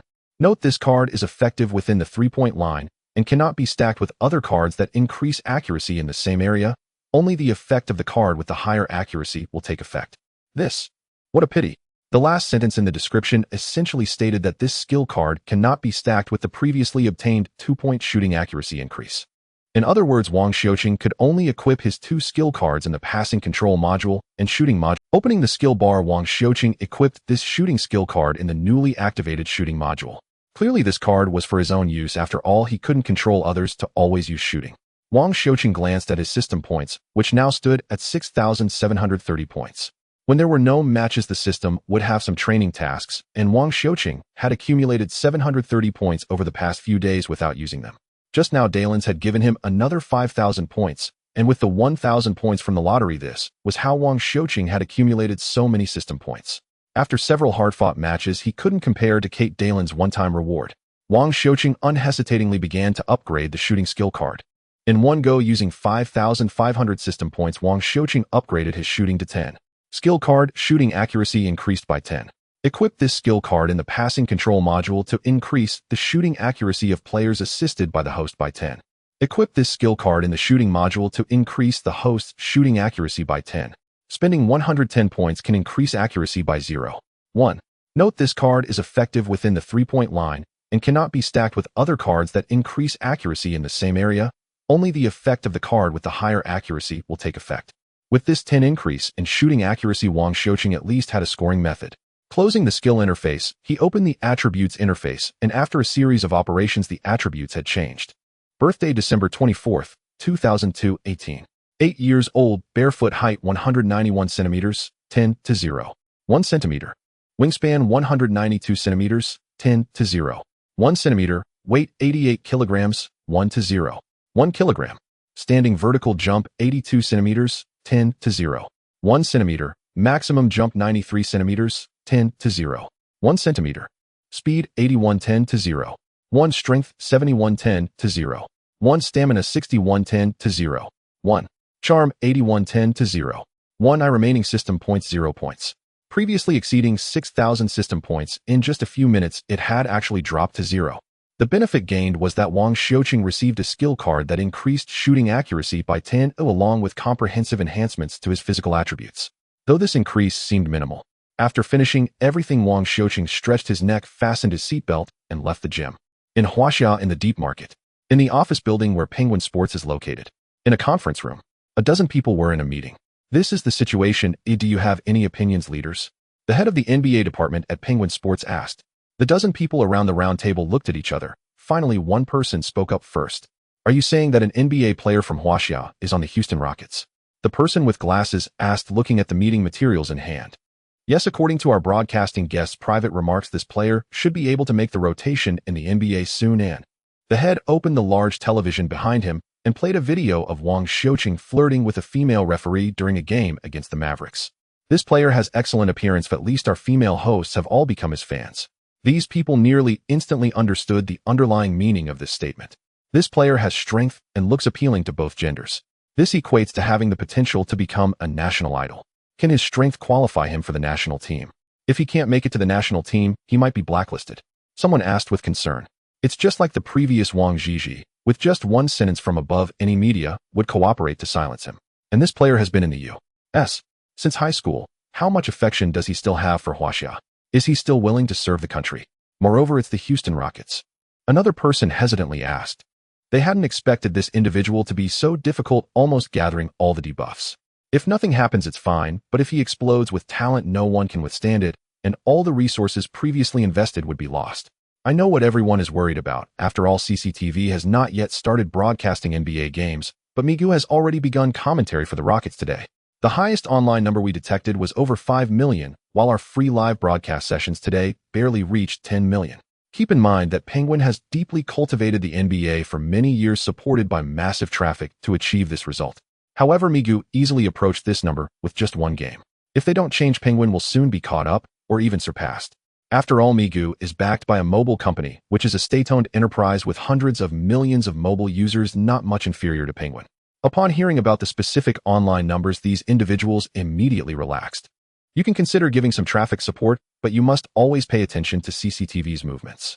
Additionally, it's best to clarify this player's intentions and character if something seems off. I know what to do. On the 30th, at the Sunset Bar in Los Angeles. As one of the most famous nightclubs in Los Angeles, it hosts some crazy themed shows every weekend. For instance, today the entry age is 21 and the ticket price is 100. Sitting in the transparent room on the second floor, Wang Xiuqing watched the crowd dancing to the explosive music below, sipping his beer with a hint of helplessness. Truly a renowned den of iniquity. The drinks at Wang Xiuqing's table cost thousands of dollars. If it weren't for Jalen Green picking up the tab today, as a two-way contract player, he wouldn't dare spend like this. Today's night out was proposed by Jalen Green, the team's second overall pick this year, seen as the cornerstone of the team and a potential legend. Naturally, everyone wanted to show their support. So except for a few veterans like Old Gordon, almost all the players who traveled with the team showed up. No wonder all players want to play in cities like Los Angeles and New York. Garuba on the opposite side remarked enviously. Wang Xiuqing smiled. Indeed, while Houston is touted as the fourth largest city in the U.S., it falls far short compared to Los Angeles. I need to use the restroom. Wang Xiuqing finished the last sip of his drink and got up from his seat.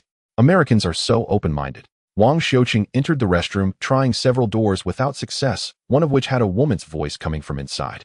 If he hadn't confirmed beforehand, he would have genuinely doubted whether he had walked into the wrong restroom. Wang Xiuqing could only resolve his need outside at the urinal, just as a muscular black man was also nearby. Seeing Wang Xiuqing approach, the muscular black man proudly flashed his weapon, as if to show off. However, when he saw Wang Xiuqing's weapon, the black man turned away, blocking his own, hurriedly finishing, and Wang Xiuqing felt quite satisfied with this silent victory. Every increase in his system attributes also brought enhancements in other areas. For example, his hands. It would be abnormal if his height and wingspan increased, but the size of his hands remained unchanged. After finishing, Wang Xiuqing left the restroom. Just as he turned into the hallway, Wang Xiuqing bumped into someone. The tall and strong Wang Xiuqing felt nothing, but the other party fell to the ground.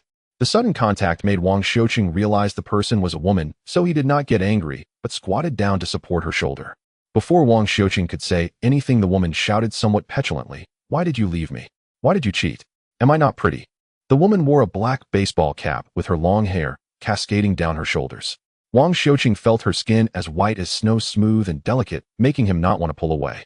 Her eyes were like deep lakes, becoming even more enchanting under the influence of alcohol. She exuded the scent of alcohol, and her originally exquisite face carried a hint of allure. What surprised Wang Xiuqing was that the woman spoke in Chinese. Even though the hallway was not very bright, he still recognized her. "Where's your friend? Let me take you back." Wang Xiuqing also spoke in Chinese, using strength to help her, but the next moment the woman looked up at Wang Xiuqing's face, her eyes slightly dazed. "Who are you? Why are you so handsome? Are you my prince? Can you get up? I'll take you back." With people coming and going, Wang Xiuqing couldn't leave her alone here, especially since she was also Chinese. However, in the next moment, he found his neck being embraced, and then the woman, with an unknown burst of strength, pulled Wang Xiuqing's face close to hers and kissed him directly. What a mouthful of alcohol! There was no hint of the romance seen in movies, only the intoxicating taste of a mixture of alcohol and saliva. Wang Xiuqing wanted to pull away, but the woman bit down on his lip with considerable force. "Mimi." Fortunately, at that moment, a tense shout echoed in the corridor. Wang Xiuqing was saved. The voice seemed to awaken the woman a bit, and she immediately let go of him, supporting herself against the wall, swaying as she stood up. "Mimi, are you okay?" A woman ran over from a distance, supporting the drunken woman. "She's fine, probably just drunk. Please take care of her. This is America." Wang Xiuqing said somewhat sternly in Chinese, then touched his lip with his hand, realizing it was indeed cut. "That crazy woman. Sorry, we went to the same restroom. Who knew she would come out first?" The woman looked apologetic, her voice tinged with a hint of regret and caution, then asked carefully, "You know who she is, right?" Wang Xiuqing nodded, understanding her meaning, and proactively said, "I won't say anything, you can rest assured." "Thank you." The woman expressed her gratitude and left with the drunken woman visibly relieved. Wang Xiuqing licked the wound on his lip, watching them enter a room before returning to his own room. On October 31st, Los Angeles. Today the Staples Center is packed. Although the game between the Lakers and the Rockets hasn't started yet, fans have already entered the arena early. This surprised Wang Xiuqing. In Houston, the arena doesn't fill up until the third quarter of the game.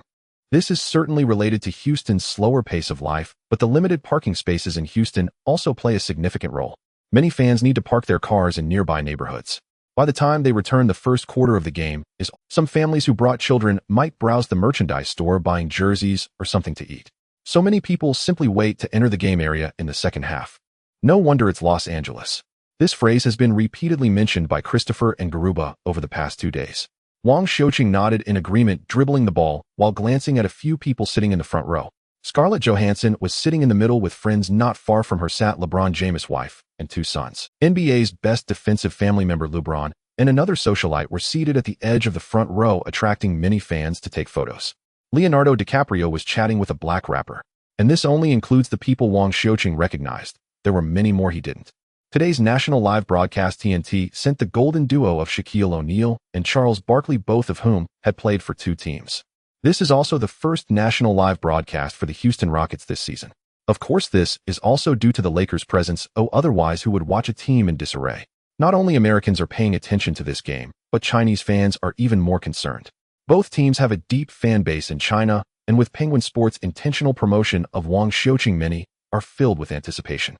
Meng Chao, holding an ESPN microphone, was doing the final connection with the Chinese live broadcast. Today, LeBron Davis and Westbrook will all start, while Anthony Jordan and Reeves will come off the bench. Except for Howard, most of the Lakers will be available. Wearing a white dress, Meng Chao appeared elegant and poised as she spoke, her lips curled slightly, carrying a warm and friendly smile. After following the normal procedures, the next thing we care about the most is said the host Duan Ran from the Penguin Live broadcast room. Will Wang Xiuqing play today? How long can he play? Yang Yi directly asked. Meng Chao, who was in front, nodded after hearing the question. I also asked this directly in the pre-game interview. A Silas response was very official, saying that Wang Xiuqing would play when the team needed him. In the live broadcast room, Yang Yi was on the verge of cursing, but after some consideration, he said Silas. As for the comments in the live chat, they were utterly unreadable. The two opposing groups of people had temporarily united, all aiming their guns at Silas. The female host, Xiao Qi, reluctantly read an advertisement and finally reached the start of the match. The scene instantly shifted to the live event. The Lakers, who lost in the first round to the Suns last year, brought in several strong new players like Westbrook and Brother Gua over the summer, with only one goal in mind: to secure the 18th championship in franchise history before the Celtics. As soon as the match began, the Lakers, aiming for the championship, quickly established a lead under the guidance of LeBron James and Anthony Davis. Even Glenn Porter and Old Gordon were tightly guarded by the Lakers, finding it difficult to score easily. The second quarter was not much different from the first, as the Lakers, jokingly referred to by fans as the old men's team, displayed a noticeably more aggressive style against the Rockets, who were primarily composed of younger players.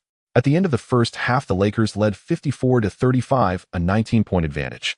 As the third quarter began, the Houston Rockets seemed to have just recovered from the beautiful night view of Los Angeles, ending with a score of 19-21, losing by only 2 points.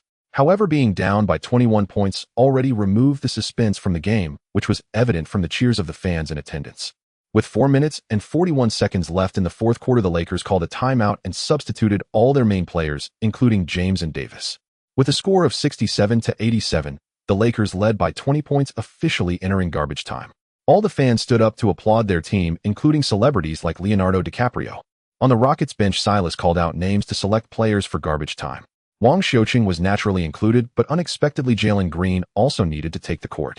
Perhaps due to partying too hard at the nightclub yesterday, all Rockets players were off their game, with Green scoring only 3 points.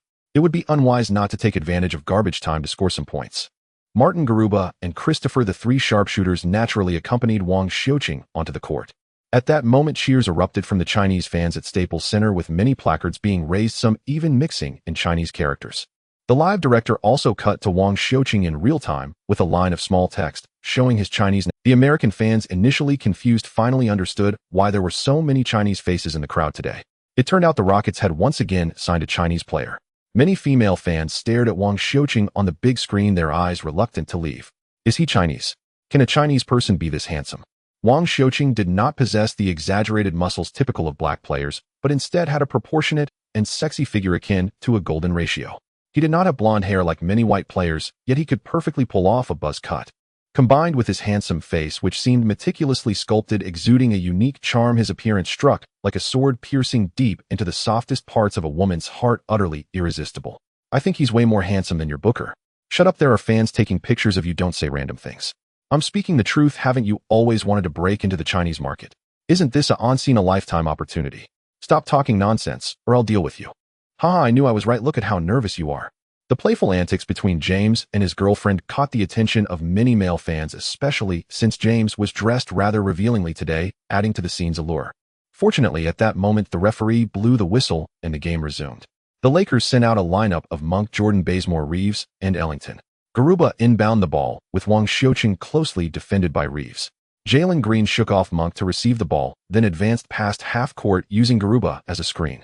Green brought the ball to the top of the arc and began dribbling under his legs, yet he couldn't shake off Monk. Wang Xiuqing called for the ball twice, but Green either didn't see him or simply had no intention of passing. Garuba came over to set a screen for Green, who dribbled right and launched a three-pointer. With a clang, the basketball hit the right side of the rim and bounced towards Wang Xiuqing. Reeves, defending Wang Xiuqing, quickly positioned himself to jump for the rebound. I touched it. Reeves felt his fingers brush the ball. But the next moment, he saw a finger shooting up like a rocket, directly poking the bottom of the basketball. The ball instantly soared upward. No, that was just a middle finger. It was a middle finger mocking him. Reeves had no time to contemplate what was happening, as he was already descending. Smack! Before Reeves could jump, he saw a pair of large hands grasping the basketball above him. Only then did he catch a glimpse of that face, which was so enviable. The one who snagged the ball was naturally Wang Xiuqing. Although his height and wingspan were not outstanding and his jumping ability was lacking, he felt he could hold his own against Reeves. Thump, thump, thump. After securing the ball, Wang Xiuqing did not stop. In an instant, he executed a crossover fake, sending Reeves, who had yet to react, stumbling to the left. Swish! Wang Xiuqing broke through on the right. As Jordan prepared to step up for defense, he saw Jalen Green already shake off his defender and sprint to the other side. Jordan clearly remembered Coach Vogel's words: number 12 doesn't shoot, he just dribbles well. Just defend his passing routes and keep an eye on the others. In an instant, Jordan halted his steps, moving half a step towards Jalen Green's position to prevent Wang Xiuqing from making an alley-oop pass. The next moment, Wang Xiuqing, with Reeves completely behind him, jumped up with one hand holding the ball. Jordan's eyes lit up. He was indeed going to pass. Reeves immediately ran towards the three-point line where Christopher had already become available. If the ball didn't reach Green, Wang Xiuqing could only pass to the perimeter. Swish. Reeves, who hadn't reached his position, abruptly stopped, standing there in a daze. He heard the beautiful sound of the ball going through the net. What just happened? He turned around to see Wang Xiuqing high-fiving Jalen Green and Garuba. Clearly, it was Wang Xiuqing who scored. How could it be possible? Wasn't he supposed to not shoot? Reeves looked towards Coach Vogel, who shook his head at that moment, indicating that the tactics remained unchanged. Was it a lucky shot? Yes, it must have been a lucky shot. The Chinese fans in the audience erupted in deafening cheers. Reeves didn't see, but they had. Wang Xiuqing had actually used a floater, a shot style that Reeves frequently employed. To the fans, it clearly seemed like Wang Xiuqing was challenging Reeves. At that moment, some Lakers fans began shouting for Reeves to return the favor. Receiving the ball from Jordan, Reeves advanced past half court, and Wang Xiuqing immediately closed in on him, just like he had done before. Reeves' ball handling skills were decent, usually appearing quite smooth, but in comparison to Wang Xiuqing, the disparity was glaringly apparent. Especially just moments ago when Wang Xiuqing had just dribbled past Reeves. It felt like switching from a 120 Hz phone refresh rate to a 60 Hz one. Suddenly, just as Reeves attempted to make a change of direction, Wang Xiuqing slapped his hand against Reeves' fingers, sending the basketball sliding away. In that moment, Wang Xiuqing displayed astonishing speed and explosiveness, accelerating like lightning as he easily surpassed Reeves. At the moment the basketball was about to go out of bounds, Wang Xiuqing skillfully caught it and firmly controlled it in his hands. Then, without hesitation, he charged towards the basket. At this moment, the Rockets bench stood up in unison. On the Lakers bench, James and Davis, who had previously been chatting and laughing, now focused on that red figure. The fans in the stands held their breath, fearing they might miss something. In that instant, it felt as if the whole world had come to a standstill. That red figure seemed like a flame stepping firmly on the free throw line. Then he lifted the basketball high, soaring like an eagle taking flight. He looked up, his jersey fluttering like a victorious banner. His legs slightly bent, as if he were dancing lightly in the air, filled with power and grace. This moment felt long enough to make one forget to breathe. This moment was brief, almost instantaneous, as the basketball was violently slammed into the hoop. Thud! Wang Xiuqing landed firmly back on the court. Then, with the purple and gold arena behind him, Wang Xiuqing raised one hand, giving a thumbs up, which he then slowly stretched behind his head, pointing at that dazzling number. 12. Dominant. Wang Xiuqing's actions were deeply etched in the hearts of the fans at that moment. The cameraman under the basketball hoop clicked away incessantly, with one even disregarding the rules to position himself behind Wang Xiuqing, just to capture the photo featuring the number 12 and a thumbs up. The female fans on site, regardless of age or skin color, suddenly let out a simultaneous scream. The signs bearing Wang Xiuqing's name shook even more vigorously. Scarlett Johansson stared intensely at Wang Xiuqing's face, her eyes revealing an unmasked glimmer of greed. Leonardo DiCaprio, like everyone else, stood up, applauding Wang Xiuqing for that stunning dunk from just beyond the free throw line. Jean bit her lip tightly, her breath quickening. Despite her efforts to control herself, her eyes seemed entranced, unable to look away. James exaggeratedly opened his mouth, pulling on Davis, who was trying to jump. In a Chinese live stream. Damn, he's so damn handsome. Who understands this feeling? From now on, I will be a diehard fan of Wang Xiuqing. Whoever dares to say anything against him, I won't play. So handsome, truly, even more so than Brother Jean. Wow, I feel like I might never find a boyfriend in this. Penguin, you win. Isn't it just about being part of the league? I've signed up.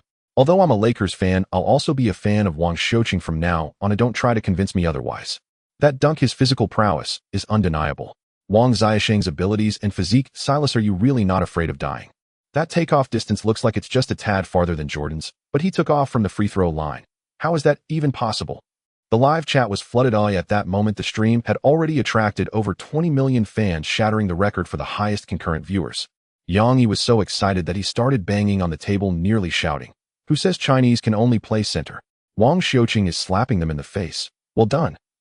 Duan Ran wanted to interrupt Yang Yi, but couldn't get a word in.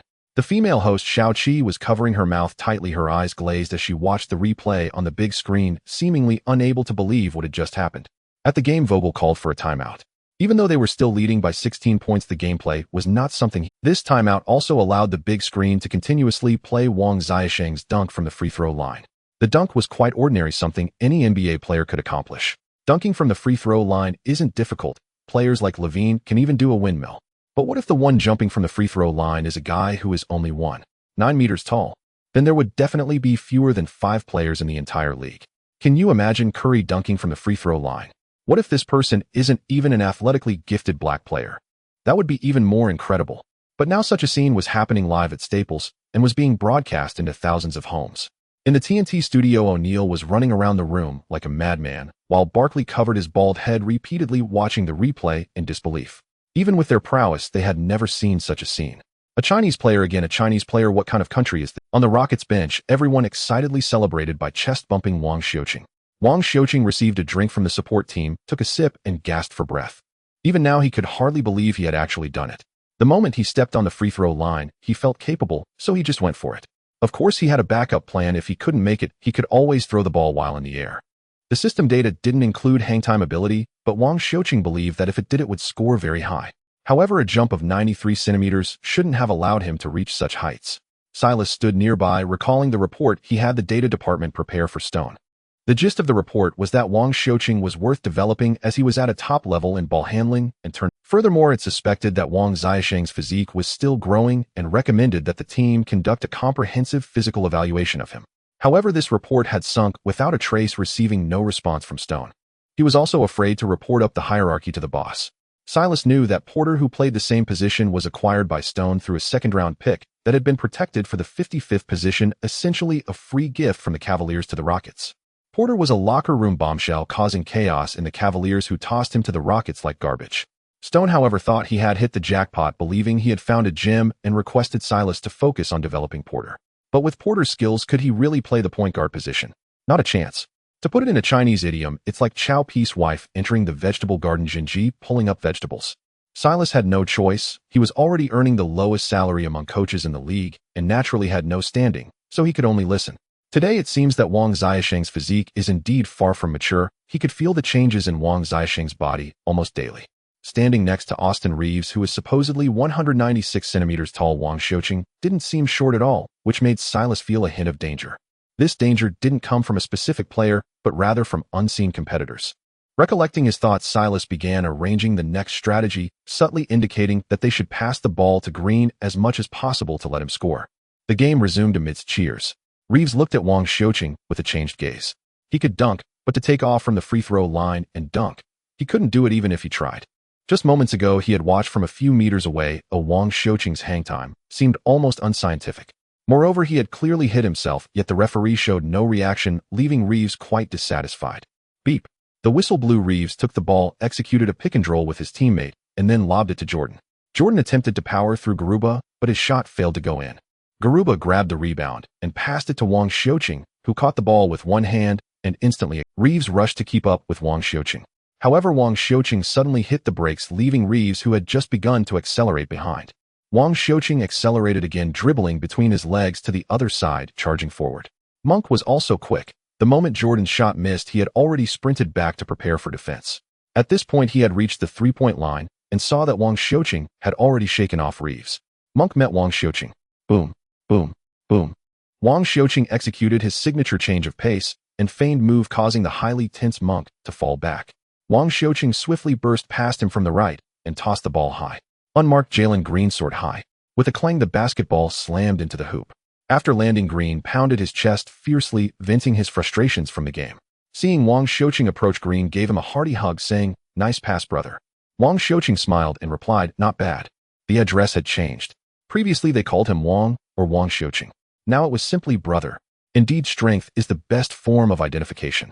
The Houston Rockets scored 6 consecutive points, bringing the score to 73-87 with 3 minutes and 10 seconds remaining. The Lakers attacked. Reeves and Jordan executed a pick and roll, opening up space for a 2-point shot. This was also his first score of the game, 73-89. In the next possession, Green scored another 2 points, but afterward Wang Xiaoqing set him up for 2 open 3-point chances, both of which unfortunately missed. Silas decided to pull Green out. If he kept shooting like this, his shooting percentage would be terrifying. Meanwhile, the Lakers stabilized their position, mixing shots and free throws, bringing the score to 75-92. Wang Xiuqing once again brought the ball past half-court, faking to shake off Reeves, then executed a bank shot that went in as Reeves fouled him on the hand from behind. Wang Xiuqing missed the additional free throw, but Garuba grabbed the rebound and scored. 79-90. The Lakers attacked, and Reeves, under pressure from Wang Xiuqing and Christopher, made a turnover. Wang Xiuqing assisted Christopher, narrowing the score once again. 81-92. There was still 1 minute and 10 seconds left. The Lakers attacked, taking 20 seconds off the clock, then Monk hit a three-pointer, which surprisingly went in. 81-95. In a fast-break transition, Wang Xiuqing dribbled quickly past half-court, easily shaking off Reeves and leaping for a shot. In midair, Wang Xiuqing smiled at Jordan, then flicked his wrist, sending the basketball to the perimeter. Garuba, who was supposed to be guarded by Jordan, had already retreated to the perimeter, standing in the corner. Monk was already rushing over, but it looked like he wouldn't make it in time. Garuba caught the ball without adjusting. Leap, swish. The three-pointer went in. Beep. Monk fouled. Garuba took the free throw and scored. 85-95. The score finally reached a 10-point gap. The Lakers inbound the ball, deciding not to play anymore, letting the time run out, and placing the ball directly on them. If they played on and missed, and the Rockets scored another one, the score gap would shrink to single digits, which would be extremely embarrassing. With the Lakers opting not to play, the Rockets followed suit, allowing Wang Xiuqing to control the ball and run out the clock. Reeves, leaning on his knees, stared at Wang Xiuqing from just a few meters away. Until the referee's whistle blew, Reeves approached Wang Xiuqing, extending his hand, saying, "There's another game the day after tomorrow. I'll score more points than you." "All right," Wang Xiuqing shrugged. With a fist hitting soft cotton, Reeves, looking dejected, bypassed Wang Xiuqing to find others. "Kid, you played well. That ball handling of yours, it's that kind of unpredictable speed. How do you do it?" Just as he was about to leave, a deep voice came from behind. Wang Xiuqing turned to see a much taller and bulkier figure. James. James really looked like a bull. His physique could easily fit Wang Xiuqing with room to spare. Wang Xiuqing quickly extended his hand, but James grabbed his hand, pulling him in for a chest bump. "Hurry and tell me how you did that move." James exaggeratedly shook his upper body, mimicking Wang Xiuqing's change of pace, dribbling and feint. "In China, we have a book called The Art of Opposing Hands, if you can find it." Wang Xiuqing whispered in James' ear, as if afraid someone would overhear. The Art of Opposing Hands. James' eyes widened. He had suspected that it might be a form of Chinese martial arts, and to his surprise it actually was. Wang Xiuqing looked at James' serious expression, unsure of what to say next. Could he really believe it? In the Penguin live broadcast room, Xiao Wang took the stage at 4 minutes and 41 seconds, scoring 4 points, 3 assists, 2 steals, and 1 rebound, without any turnovers, with a plus-minus of 10. Duan Ran reported the match results and player statistics, as usual. Aside from Wang Xiuqing and the few companions he brought, the entire Rockets team only had Old Gordon with a plus-minus of 1. Everyone else had negatives. Xiao Porter had 13 points, 9 rebounds, and 4 assists, but also 6 turnovers.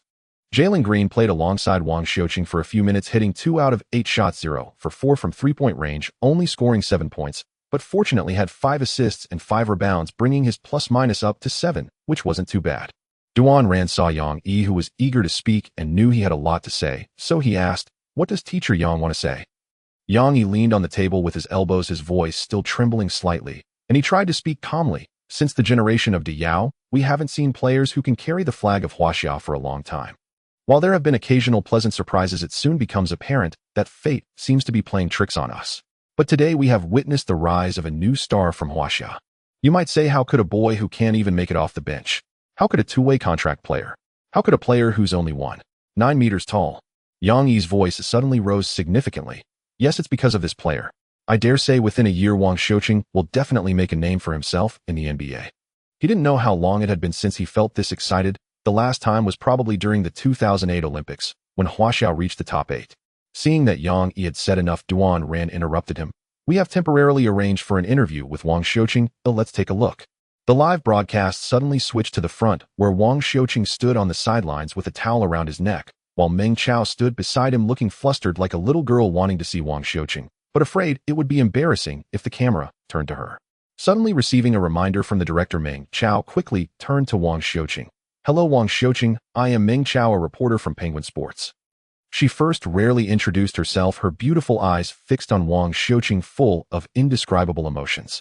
"Hello, Meng Jia, I know you." "Hello, everyone. I am Wang Xiuqing." Wang Xiuqing responded directly and confidently. "Everyone is very concerned about your personal situation. Could you briefly introduce yourself? For example, regarding your nationality?" Meng Chao did not ask about the game as time was limited and the Rockets' PR personnel were waiting nearby, so she directly asked the question that everyone was most concerned about. At this moment, countless Huaxiao people were watching in front of their computers or phones, many sweating with nervousness, fearing they would hear something they didn't want to. Of course I am from Huaxia. Is my Huaxiao language not standard? Wang Xiuqing shrugged, looking helpless. With that answer, many people breathed a sigh of relief. Even Yang Yi and Duan Ran in the live broadcast room felt the same, and Xiao Qi waved her little fist in excitement. You seem to have some European elements. Meng Chao, fearing Wang Xiuqing might get angry, quickly explained. My mother is Uyghur and my father is Han, so I turn out like this. I should still be considered handsome, right? Wang Xiuqing looked playfully at the camera, then exaggeratedly styled his hair. In that moment, countless girls would have trouble sleeping that night. Sensing the faint scent of sweat from Wang Xiuqing, Meng Chaos breathing gradually quickened. Everyone wants to know, when will you become a starter? Wang Xiuqing took a breath and looked at the Chinese fans in the stands who had not yet left, and somewhat helplessly said, First I need to get into the regular rotation before thinking about anything else. You know the Rockets have many young players, everyone is competing. Meng Chao noticed the PR person beside her had a threatening expression and knew she couldn't ask any more questions. If the Rockets blacklisted her, it would be troublesome in the future. If possible, can we do an exclusive interview? Meng Chao still mustered the courage to ask one last question. No problem, as long as the team agrees. Wang Xiaosheng's affirmative response made Meng Chao and the fans in the Penguin live broadcast room excited once again. Great, thank you for accepting the interview. You're welcome. Wang Xiuqing extended his hand to lightly shake with Meng Chao, then left the venue with the PR personnel. Meng Chao felt as if she had been electrocuted, her heart nearly jumping out. In Los Angeles, at a mansion on top of a hill in the Bel Air neighborhood, Yao Ming was holding her head, staring incredulously at the scene on the television. The television was playing exciting highlights of the Lakers and the Rockets. That's him. Last night you really kissed him forcefully, Yang Mi's friend who was outside the circle at 20 years old teased. I know it's him, you don't need to remind me, okay? I'm not forgetful, Yang Mi replied, a little annoyed, kicking her friend with her long fair legs. Mimi, it's not that I'm meddling, her friend said without being angry, instead leaning in closer. You've been divorced for several years, seeing you so miserable every day makes me feel bad. I think you should quickly start a new relationship. A new relationship? Yao Ming looked at the handsome man on the television. You mean him? He looks like he's only in his 20s. Ew, I could almost be his aunt. I checked for you. Wang Xiuqing is 19 years old, a two-way player for the NBA's Houston Rockets. Her friend took out her phone and shared the information she found. 19. Yang Mi exclaimed, covering her head again, realizing what she had done. No, if he's 19, how did he get into the bar yesterday? Aren't you supposed to be 21 to enter? Yang Mi asked in confusion. The theme of the bar last night had some adult content, so the entry age was restricted. She initially didn't want to go, but luckily the bar had some shares owned by her friend's white husband, which is why she accompanied her friend. Otherwise, she wouldn't dare go to such a place. Wang Xiuqing and his entourage's identity was naturally revealed by the bar staff. Those NBA players, once they go in, at least spend tens of thousands. If you were the owner, would you not earn that money? Yang Mi didn't know how to answer, so she changed the subject. I know about the NBA, but what's the meaning of a two-way It's like... Her friend thought for a moment. It's like the extras in domestically produced films. If you're not careful, you could be unemployed that day. Since you did that with him, shouldn't you take responsibility? Yang Mi was so annoyed that she extended her beautiful leg again, but her eyes were glued to Wang Xiuqing on the television, especially the faint scar on his lips, causing her to unconsciously bite her own lip. Don't make me persuade you again. What era is this? Who says only men can date 18-year-olds? Why can't women also find an 18-year-old? If old Jack dares to divorce me, I'll give him several million, and then he'll find a young stud. She then took out 2 tickets which were for the rematch between the Lakers and the Rockets in 2 days. Old Jack got these for me. Whether you go is up to you, but I'm definitely going. Saying this, she placed 1 ticket on the table and put the other in her bag. I'm leaving now. Yang Mi bit her lip, looking at the purple and gold ticket on the table, feeling conflicted inside. At 2 a.m., Sellers was awakened by his phone. His usual phone had already shut down. This number was his work phone, known only to a select few. When it rang, he had to answer. Without daring to delay for a moment, Sellers immediately picked up the phone. Upon seeing the number, he became even more alert. Hello, boss. Sellers quickly connected the call. I'm sorry to disturb your rest, but I'm about to take off and I can't reach you again. Fertitta seemed to be explaining, yet there was no hint of apology in his tone. I'm currently discussing a partnership with several friends from Huaxiao. They asked me to inquire about how the young players in their country have been performing lately. Sellers immediately understood the implication of the call. Wang has been performing excellently lately. I was just considering giving him more time, waiting for Stan's opinion. Sellers was far from the harmless person he appeared to be. He promptly brought Stan into the conversation. That's truly wonderful, Fertitta replied, clearly satisfied. You should rest up, though I look forward to seeing the Rockets soar under your leadership. After hanging up, Fertitta shifted his gaze from the night view outside the private jet to his youngest son, who was dozing beside him. Patrick, you should join the team. When we return, Aston is nearly ruining my team. Being a billionaire, how could he fail to understand such meaningful words? Moreover, Wang Xiuqing's dunk from the free throw line had just made it to the top 5 plays currently being aired on the television of his private jet. Sellers clearly wanted to give Wang Xiuqing more time, but Stan hadn't agreed, yet his previous comments hinted at Stan, despite lacking experience and having a rookie background, was obedient and stood in front of the spotlight without complaint. Beside Fertitta was his youngest son, Patrick Fertitta. All right, Patrick muttered reluctantly, but he dared not oppose his father. He simply decided to hold Stan accountable for this transaction. Stan was formerly the head of the legal department, privy to many of his family's affairs, both legal and illegal, most of which he had personally handled. If he wasn't to disappear from Earth, he could only be kept close. As for the position of team manager, Stan had requested it himself, perhaps due to its public nature, not fearing sudden disappearance. The game between the Lakers and Rockets had ended, yet the impact of Wang Xiuqing's dunk from the free throw line was still resonating. In a single night, Wang Xiuqing had topped the trending searches, and many imitations appeared online, including several current NBA players. Ja Morant, known for his spring-like legs, posted a video of himself attempting a dunk from the free throw line, but after several tries, he could only shake his head in front of the camera. Zach LaVine managed to pull it off. He even executed a 360-degree spin. However, with LaVine's height of 196 centimeters and wingspan of 206 centimeters, he simply did not have the same impact as Wang Xiuqing. Not only in the U.S., but Wang Xiuqing's name also trended in Huaxia, surpassing a young celebrity who is set to release a new song. In the U.S., it was night and not much was happening, but in Huaxia it was daytime, the busiest time for various stars' PR teams. Wang Xiuqing suddenly trending left many stars who had paid a hefty price for their promotion in a state of confusion. What's going on? Is there a bug? Who is Wang Xiuqing? With his first appearance before the public, more people began to learn about this Huaxia player striving in the U.S. The calls for Wang Xiuqing to join the national team grew louder. In Yanjing, at the Sports Management Center, in an office, 7 people were in a meeting. Yao Ming, who was clearly taller than the others, even while seated, was currently speaking. Ladies and gentlemen, next year is a major year for basketball. We have the Asian Cup and the World Qualifiers, which will start later this month. Yao Ming looked up at the group. I suggest we bring Wang Xiuqing into the national team early so he can adapt. Our goal is the 2023 World Cup, aiming to secure a ticket for the Paris Olympics. A bespectacled man seated in the front row set down his materials, took off his glasses, and spoke calmly. This matter requires caution. The Wang you mentioned is still under 19, just a child. What will other players who have yet to make the national team think if we include him so early? Indeed, another person chimed in. Moreover, he hasn't even entered the talent pool. Bringing him directly into the national team would be hard to justify. A man dressed in a white shirt at the end of the table picked up his teacup, blew on it, and then suddenly said, Chairman, Yao, let's not rush into this. Since there are still differing opinions, let's wait a bit longer. A two-way player, even from the NBA, may not necessarily be better than the players we have developed ourselves. If you say he's a two-way player, wouldn't bringing him back now impact his prospects with the Rockets? Let's leave it at that for today. The director seated at the front stood up. We can discuss any matters next time. The group left with their unnoted notebooks and still warm teacups, chatting and laughing. Voices discussing whether the cafeteria would serve braised pork or stir-fried meat drifted in through the door. Yao Ming sighed, sitting alone in the office for a long time. On November 3rd, at 10:30 a.m., the second game between the Lakers and Rockets in the Penguin Live broadcast room. Perhaps due to the game time being relatively friendly, over 5 million fans flooded into the live room before the match even started. Today's host had changed. Perhaps due to the high traffic, it would be a waste not to sell something. Today's host was the well-known Yao Ming.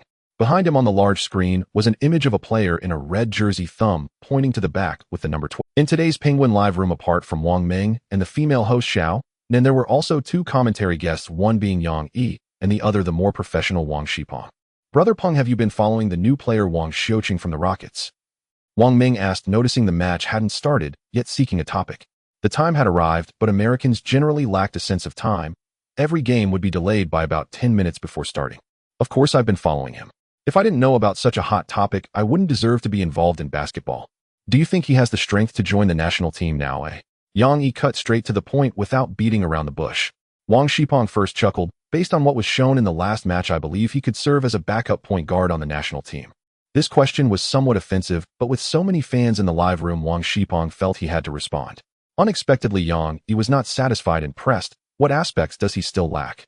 Comparing to the current first team of the national team. Wang Shipeng seemed to think for a moment, carefully choosing his words. Wang Xiuqing's scoring ability has yet to be fully showcased. Additionally, he is weak in physical confrontations.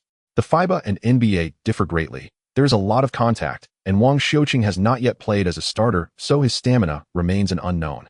Yang Yi truly wanted to chuckle at Wang Shipeng. The players in the national team have scoring abilities. Are they strong in confrontations? Do they have good stamina? Just as he was about to ask more, the screen suddenly showed that the match was about to start. Today, the Staples Center was early filled with fans with more Asian faces than in the last game. On the big screen were highlights from the last match, featuring Wang Xiuqing's dunk being replayed repeatedly. However, what no one knew was that Wang Xiuqing had been taken for a drug test after the game. The Staples Center has always been a stage for stars to showcase themselves, and today was no exception. Wang Xiuqing spotted former California Governor Arnold Schwarzenegger watching the game with his son. Seeing Wang Xiuqing looking at him, Schwarzenegger waved and seemed to be introducing Wang Xiuqing to his son. On the other side, Wang Xiuqing also saw the bespectacled Robert Downey Jr. Iron Man was chatting with his diehard fan Rihanna, not far away, with the two appearing quite close. What surprised Wang Xiuqing was that Jinnah had come again. Tickets on the sidelines of the Lakers' home court are not something that can be bought just with money. If you lack a certain level of fame and status, dreaming of sitting in the front row at Staples is simply unrealistic. The lights at the venue gradually dimmed as the players were being introduced. The audience settled into their seats, sending applause to their favorite players. The Rockets sent out Green Porter Jr., Wood Tate, and center Sengun for this game. Tate was unable to play due to injury, allowing Sengun to start for the first time. And the fact proved that Sengun was more deserving of the starting position than Tate.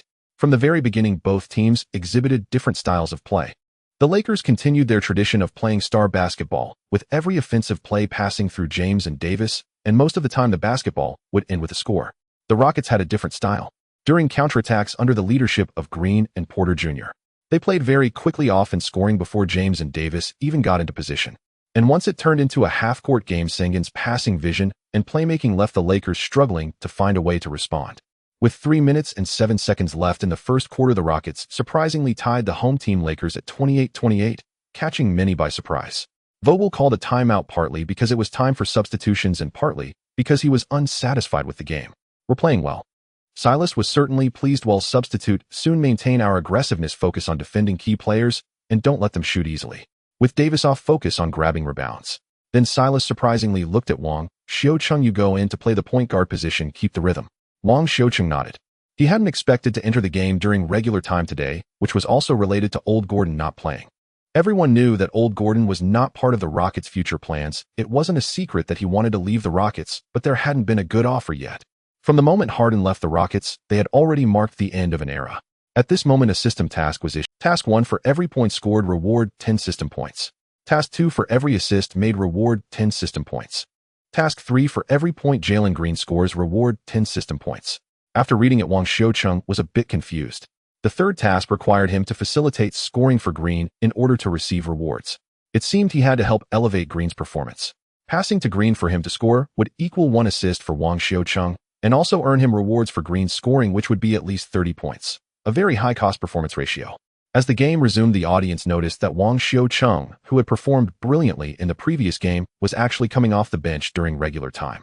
Suddenly, a loud cheer in Huaxiao language erupted from the crowd, leaving American fans bewildered for a moment. The last time Huaxiao fans were this enthusiastic was during the Lin Crazy era. In addition to Wang Xiuqing, the Rockets also had this year's second overall pick, Jalen Green, Kenyon Martin Jr., Christopher, and Garuba on the court. It was a small ball lineup. As the game restarted, Reeves of the Lakers held the ball, with Wang Xiuqing closely defending. Jordan came over to set a screen, and Reeves pulled away to shoot a three-pointer. Bang! The basketball bounced off the rim, and Green grabbed the rebound. Just as he was about to start an offensive play, he saw Wang Xiuqing reaching out for the ball in front of him. Not knowing if he remembered the alley-oop Wang Xiuqing had given him in the last game, Green passed the ball to Wang Xiuqing and then ran towards the front court. Wang Xiuqing was not in a hurry, slowly dribbling the ball forward while Reeves maintained a 1-meter distance, which should be enough for him to react. At this moment, Garuba ran over and Wang Xiuqing suddenly accelerated, intending to circle around Garuba to the other side. Reeves reacted quickly, positioning himself early on the other side of Garuba. However, Reeves did not notice Wang Xiuqing's figure. He immediately realized he had been fooled and looked back at the original position. Wang Xiuqing stood still, but the ball in his hand had vanished. Meanwhile, Jordan, who had followed Garuba out, was now spreading his arms and slowly descending.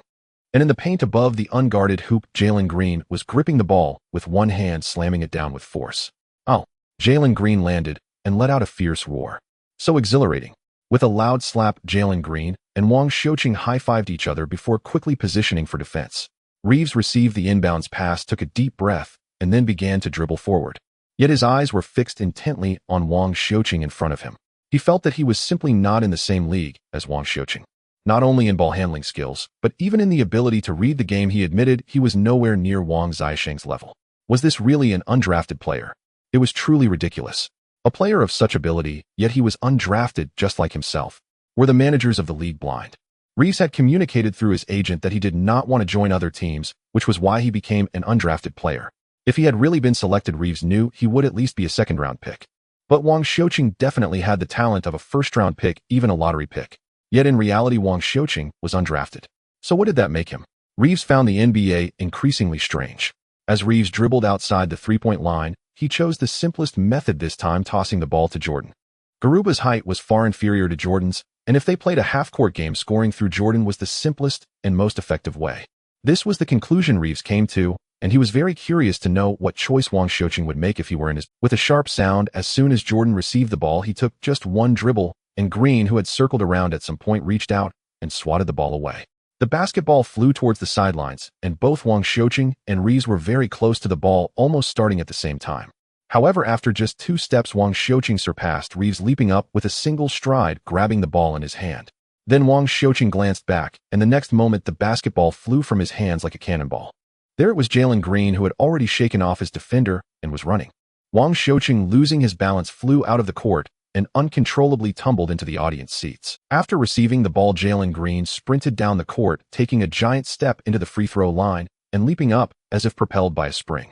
The Rockets bench erupted, towels waving wildly, and Shin Jing even exaggeratedly pretended to faint. Only Kevin Porter seemed less enthusiastic, waving his towel with little energy. Lying on the ground, Wang Xiuqing looked up to see the ball go in just as he was about to get up. At that moment, he realized he felt no pain at all, as if he had landed on a soft mat. Turning his head, Wang Xiuqing saw a woman with a reddish face staring at him. She looked somewhat familiar, but they were too close for him to immediately recognize who she was. Galuba and Christopher had already come to the sidelines and helped Wang Xiuqing up. At that moment, he finally recognized who it was. It was Jean. Dressed in jeans, Jean was lying on the ground, her empty cup in hand, her face flushed as she feigned calmness. With the help of her friends, she stood up and waited for the staff to arrange the chairs before sitting down again.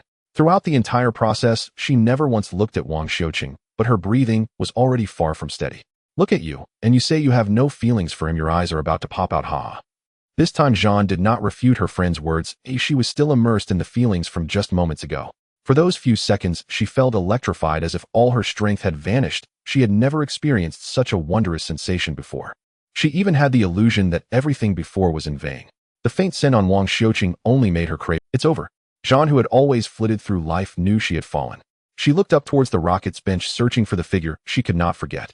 With a score of 32-28, the Rockets led by 4 points. The game paused and the staff wiped the water off the floor. Vogel looked at the listless Reeves, unsure how to comfort him. Vogel knew that Reeves was usually very clever, the type to play with his mind in the league. But today he must have felt the impact that Wang Xiuqing brought him. Wang Xiuqing had been playing with the bench players, which had somewhat limited his performance. When he was on the court with Jalen Green, a highly talented player often referred to by fans as the next Jordan, Wang Xiuqing's abilities were fully unleashed. Vogel looked towards Silas on the other side. You're lucky your team is the worst in the league. But you're unlucky because you have Wang Xiuqing, an undrafted player. At this moment, LeBron James took the initiative to wrap his arm around Reeves' shoulder. You played well, but it's not your fault that Wang Xiuqing outshone you. Reeves looked at James, wondering if he was really giving him advice. Didn't catch that. What do you mean? He asked. That kid is from Huaxia, you know that, right? He knows martial arts, James whispered, as if afraid someone might overhear. Reeves looked at James, bewildered. Are you serious? Are you saying he tricked you? By your expression, do you think I was fooled? James surprisingly retorted. Reeves nodded, and then quickly shook his head. Then let me ask you, you know Bruce Lee, right? Was that fake too? Alright, you might say that was too long ago, but Jackie Chan is real, right? Listening to James' well-reasoned arguments, Reeves found himself at a loss for words. Fortunately, the timeout ended and Reeves rushed onto the court. He felt James was acting a bit strange today. Seeing Reeves return to his original form, Vogel nodded to himself. James was indeed the team leader, When it mattered, he was reliable. As the game resumed, only 1 minute remained with both teams having one complete possession each. Thus, the success rate was key. The Lakers inbound the ball, and this time Reeves did not receive it. Monk took the ball. Once in the front court after setting a screen for Reeves, he received Monk's pass and quickly took a three-pointer before Little Martin could get too close. Swish. The ball went in. Beep. Little Martin fouled him, awarding him a free throw. Little Martin looked innocently at the referee, but the referee remained unmoved, unwilling to say a word. The free throw was successful, making it 32-32. The score was tied again. Galuba picked up the basketball from the baseline and passed it to Wang Xiuqing. Reeves was still on defense, still preventing Wang Xiuqing from driving, so he gave him more than a meter of space. Looking at the time with 35 seconds left, Wang Xiuqing contemplated whether to launch an attack. In an instant, Wang Xiuqing made his decision. After a slight acceleration, he charged towards the side of Reeves. Fortunately, he maintained enough space, allowing Reeves time to react. Reeves closely followed Wang Xiuqing, not allowing himself to be shaken off. Once Wang Xiuqing brought the ball closer to his hand, Reeves could attempt to steal it. Just then, Reeves saw Wang Xiuqing having crossed the three-point line, prepare to shoot. He knew Wang Xiuqing had a good floater, and indeed there was no one defending him at that moment. So Reeves, still on the side, jumped up to block the shot. But the next moment, he saw Wang Xiuqing's shooting hand suddenly release the ball.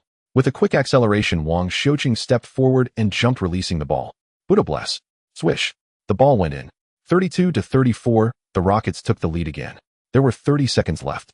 Reeves immediately protested, having seen clearly that Wang Xiuqing had established control of the ball. That was not a Buddha bless, that was a double dribble. But no matter how Reeves protested, the referees ignored him. He looked towards Vogel, repeatedly shaking his finger, asking for a challenge. Vogel, however, remained unmoved. He had indeed seen that Wang Xiuqing had a suspicious touch on the ball, but he wouldn't challenge just for Reeves. What if James wanted to challenge later? Can't one tell who the big and small kings are? With no other choice, Reeves decided not to dwell on this issue any longer. Getting a technical foul would be even worse. Seemingly affected by this incident, Reeves missed his next unknown attempt. Galuba grabbed the ball only to be fouled by Little Jordan. He made one of two free throws. 35-32. The Lakers attacked again with little time left, but their urgent attempt did not succeed. The visiting Houston Rockets surprisingly led by 3 points with a score of 35-32. In the Penguin live broadcast room, Wang Xiuqing substituted on the court at 3 minutes and 7 seconds, scoring 2 points with 2 assists and 1 steal, achieving a plus-minus of 3. Coach Wang, what do you think of Wang Xiuqing's efficiency? After reporting Wang Xiuqing's stats, Wang Ming directly asked Wang Xipeng. Actually, this is the first time I've watched his live game, I had only seen the highlights before, so today really caught me by surprise. Wang Xipeng seemed to be trying to backtrack on his previous statement. His speed and ball handling skills are not inferior, even when compared to guards like Irving, but I noticed he seems to never shoot three-pointers right. Wang Xipeng seemed to have found a point of counterattack. If someone targets him with three-point shots in the future, that could be problematic. He added, and that recent prayer gesture indeed raises some suspicions about ball control. After holding back for a long time, Yang Yi finally spoke up. I have a different perspective. Even if that play was a foul, why didn't the referee call it? Yang Yi suddenly posed a question. Don't you all feel that Wang Xiuqing has already received some preferential treatment from the referees? Yang Yi's voice turned somewhat grave. In any game with referees, there will always be controversies, such as Durant's out-off-bounds recovery and LeBron's power step. I don't think it's a bad thing for Wang Xiuqing to receive a bit of care. Yang Yi's viewpoint was supported by a majority of the barrage comments from fans. I believe it's correct. How much we have suffered on the international stage is precisely because we lack star players. Regardless if the game is fair, everyone can accept it. If it isn't fair, why shouldn't we be the ones to benefit? Wang Xiuqing is so handsome. Does anyone know his address? I want to write him a letter. Wei xin 256XXXX. Is there anyone who has joined the Wang Xiuqing fan club? The first 7 groups are full. Currently, we are at the 8th group. It seems that since Yao Ming, no one in China has received preferential treatment from the referees. Hey up there, go watch the interview with the infamous referee Donaghy. In 2005, Yao Ming was pressured by Mavericks owner Cuban, and then the Rockets were overturned.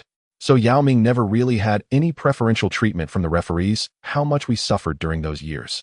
In the live broadcast room, it seemed they struck a nerve, and Wang Xipeng, who participated in many such games, no longer rebutted. Indeed, how much has the Chinese national team suffered from this over the years? Haven't we suffered enough? The game has started, Wang Ming said, breaking the silence. Where is Wang Xiuqing? Did he get substituted for Porter? Wang Ming immediately noticed something was wrong. The Rockets. What are they doing? They were leading by 3 points, and yet they substituted him. Yang Yi almost let out a curse. However, he quickly realized the issue. Green is also resting. Is Silas planning to put Wang Xiuqing and Green on the court together? He must have noticed that Wang Xiaosheng's passing and Green's explosiveness are a perfect match. Porter's style of cooking and then passing at the last second is simply an eyesore. At the game site, as the second quarter began, everyone was shocked to see the outstanding Wang Xiaoqing sitting on the bench replaced by the starting point guard Porter. Green, who had been on the court for the entire game, was also resting on the bench, while Garuba Martin Jr. And Christopher, the other bench players, remained on the court. Many people noticed this situation and foresaw what might happen next.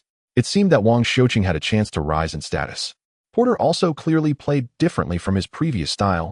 With a group of bench players most of the time, he played isolation. But this was not his own choice. In fact, it was Silas' requirement. Instead of forcing Porter to play a position he isn't suited for, why not let him play the shooting guard position he prefers?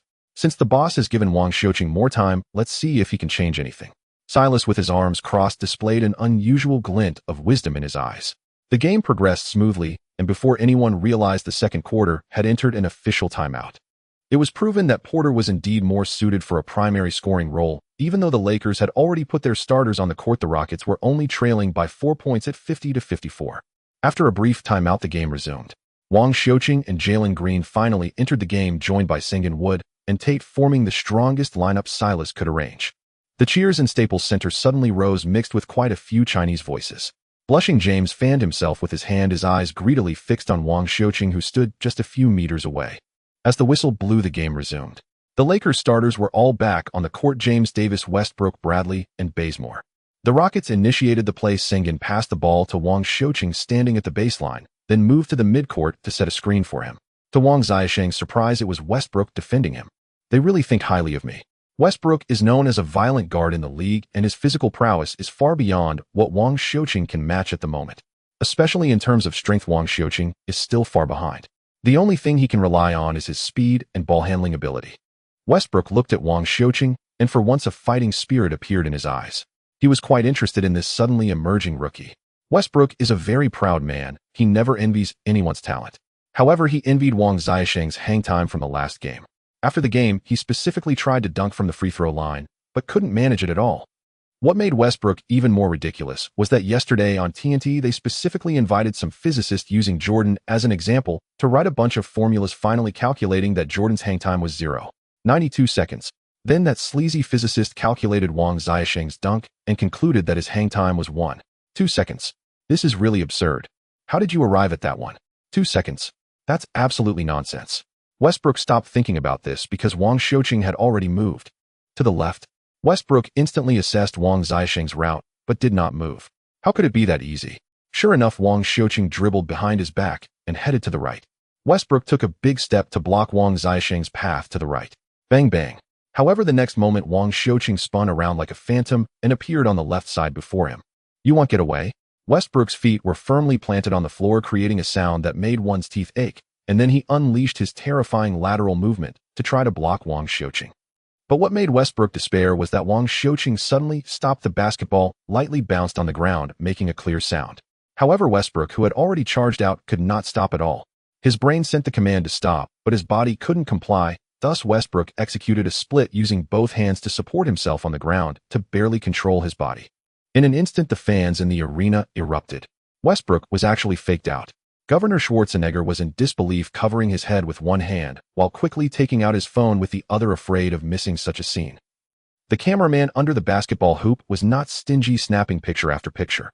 If the game weren't still ongoing, they might have dared to rush in. James stood not far away, looking shocked. He even instinctively shrank his neck. He saw most clearly that Wang Xiaoqing had not made any fakes this time, nor had he performed that iconic change of pace ball handling. He had simply used all his strength to charge out from the start. Otherwise, Westbrook wouldn't have used all his strength to position himself to block. But when Wang Xiaoqing reined in his strength to stand still, he floated like a falling leaf, effortlessly coming to a halt. However, Westbrook, known for his physical prowess, could not stop at all, ultimately ending up on his back on the floor. This is terrifying. The word appeared in James' mind. He was certainly not afraid. How could he be afraid? He is James. He was excited. He was looking forward to it. He was impatient. He couldn't wait to get his hands on that book, The Art of Dual Combat. James had always believed in the magical existence of Kung Fu in China since he was young. His favorite film was Bruce Lee's Dragon Fight Tiger Fight, and his room was adorned with posters of basketball stars and Bruce Lee.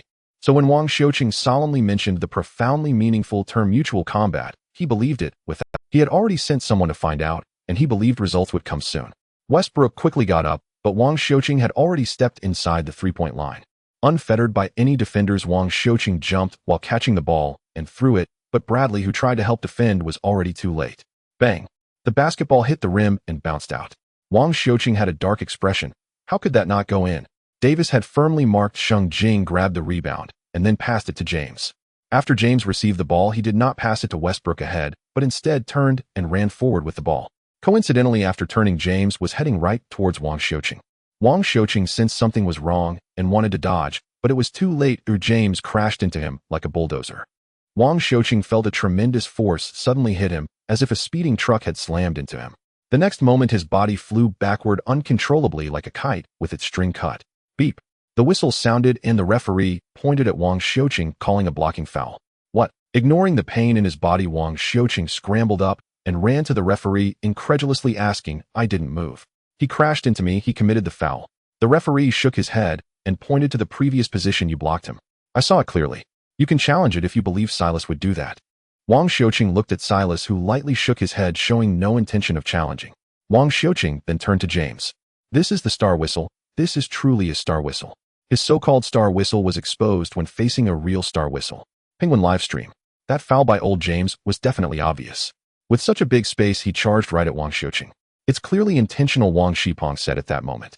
Wang Ming echoed a few words acknowledging that it was James. If it were someone else, he would surely have made some sarcastic remarks about that person. Wang Ming looked at Yang Yi and found him slightly smiling. So he asked in confusion, "Do you have something to say?" Yang Yi adjusted his glasses. "Has anyone noticed that Wang Xiuqing is communicating with the referee?" Wang Ming and Wang Shipong were initially stunned, then realized the meaning behind Yang Yi's words. Among the 5 players on the Rockets, only Wang Xiuqing dared to communicate with the referee, and judging by the referee's expressions and movements, it seemed he was explaining something to Wang Xiuqing as well. This indicates that the referee recognizes Wang Xiuqing's strength. To put it bluntly, if you swapped someone else in like Jalen Green, the referee wouldn't even bother looking at you. If you swapped in, would just getting a glance from the referee would be a win. Although Yang Yi's words were somewhat exaggerated, Wang Ming and Wang Shipong looked at the young Rockets players and realized it was indeed the case. When old Gordon was around, he would at least say a few words during controversial situations, but most of the time, he would just wear a cold expression and few referees would pay attention to old Gordon. Yet Wang Xiuqing was the first to rise and seek out the referee, and the referee was even explaining, which was quite unbelievable. In the game, Wang Xiuqing's protest was in vain, but fortunately, he hadn't committed 4 fouls, so there were no free throws. The Lakers threw in from the sideline, and the scene that left Wang Xiuqing dumbfounded appeared. James held the ball while walking and directing his teammates' movements. It was not until at least 3 steps later that he placed the ball on the ground and started dribbling. Wang Xiuqing looked at the referee in shock, but several referees seemed blind and made no indication. "Damn, is this how we're playing?" James reached the front court, simply set up a pick and roll, then directly pulled up for a three-pointer. The ball went in. After the change of possession, the Rockets threw in from the baseline, and Wang Xiuqing received the ball. Before Westbrook could get close, he circled around Sheng Jing and moved to the front court. Wang Xiuqing protected the ball with his body and gave Green a knowing glance from a distance. Green immediately sprinted to Wang Xiuqing's side, drawing the defender Bazemore along. After the switch, Wang Xiuqing faced Bazemore. Since the star whistle was ineffective against James, he decided to activate the star whistle with an ordinary player. After a simple fake move between his legs, Wang Xiuqing pretended to drive, but suddenly took half a step back and caught the ball. Bazemore, who had just been faked out and was about to retreat, saw Wang Xiuqing catch the ball and instinctively jumped to try to block. This was muscle memory developed during training and games, which could reduce reaction time. However, the downside was that it was easy to be faked out, which is known as jumping at the slightest hint. Seeing his opponent jumping, Wang Xiuqing ducked and drove past, then made a bounce pass to Green, who had shed Westbrook after a pick with Sheng Jing. Green, upon receiving the ball, took an immediate jump shot. Swish. The ball went in. Beep. Westbrook was called for a handcheck foul. Westbrook shook his head in frustration without offering an explanation. Green clenched his fist, high-fived Wang Xiuqing, who was beyond the three-point line, then stood at the free throw line. Wang Xiuqing stood at the arc's top, resting with his hands on his knees. At this moment, James slowly approached, bumped Wang Xiuqing with his shoulder, leaned down, and quietly asked, "Tell me the truth, did your prayer gesture actually catch the ball?" Wang Xiuqing did not answer, but instead asked in return, "Tell me the truth, did you just walk?" Hearing this, James burst into laughter, shaking his shoulders. Wang Xiuqing helplessly shook his head, unsure why this was funny. James kept laughing, and then punched Wang Xiuqing, lightly covering his mouth, and said quietly, "Last time I took 8 steps, and the referee didn't call it." The Chinese fans call me 8 Steps of the Heavenly Dragon, ha. Wang Xiuqing instantly couldn't hold back and burst into laughter, tears streaming down his face. To his surprise, James wasn't done and continued, so I learned about the 8 Steps of the Heavenly Dragon. I have a book at home, but I can't understand it. I hope this time the technique of mutual combat will have an English version. Wang Xiuqing laughed so hard that he couldn't straighten his waist and hurriedly waved his hand, stepping back from James. He was afraid that if he kept laughing, he wouldn't be able to play the game. In the Penguin live stream, the comments were ablaze. Even Yang Yi, who was somewhat excited, shouted, "Who else can chat and joke with James like this? After Harden, who on the Rockets can do that?" Wang Shipong nodded in agreement. It was indeed true. With James' status in the NBA, only an all-star could joke around with him like this. Yet Wang Xiuqing was just a rookie, a two-way contract rookie, which in theory should have been impossible. But the situation unfolding before him was undeniable. Still, the point remains that Wang Xiuqing has at least gained a certain level of recognition in the NBA, which will undoubtedly benefit his future games. Of course, you could say that the NBA cares about the Chinese market behind Wang Xiuqing, but if you don't have the ability, they can't help you even if they want to. Yang Yi wanted to use Zhou Qi as an example, but it seemed inappropriate, so he refrained from saying it. On the sideline, Silas was also somewhat incredulous. It wasn't just Wang Xiuqing's communication with the referee. He had already witnessed Wang Xiuqing flirt with the female referee and get away with it last time. What shocked him was that James had actually taken the initiative to engage with Wang Xiuqing.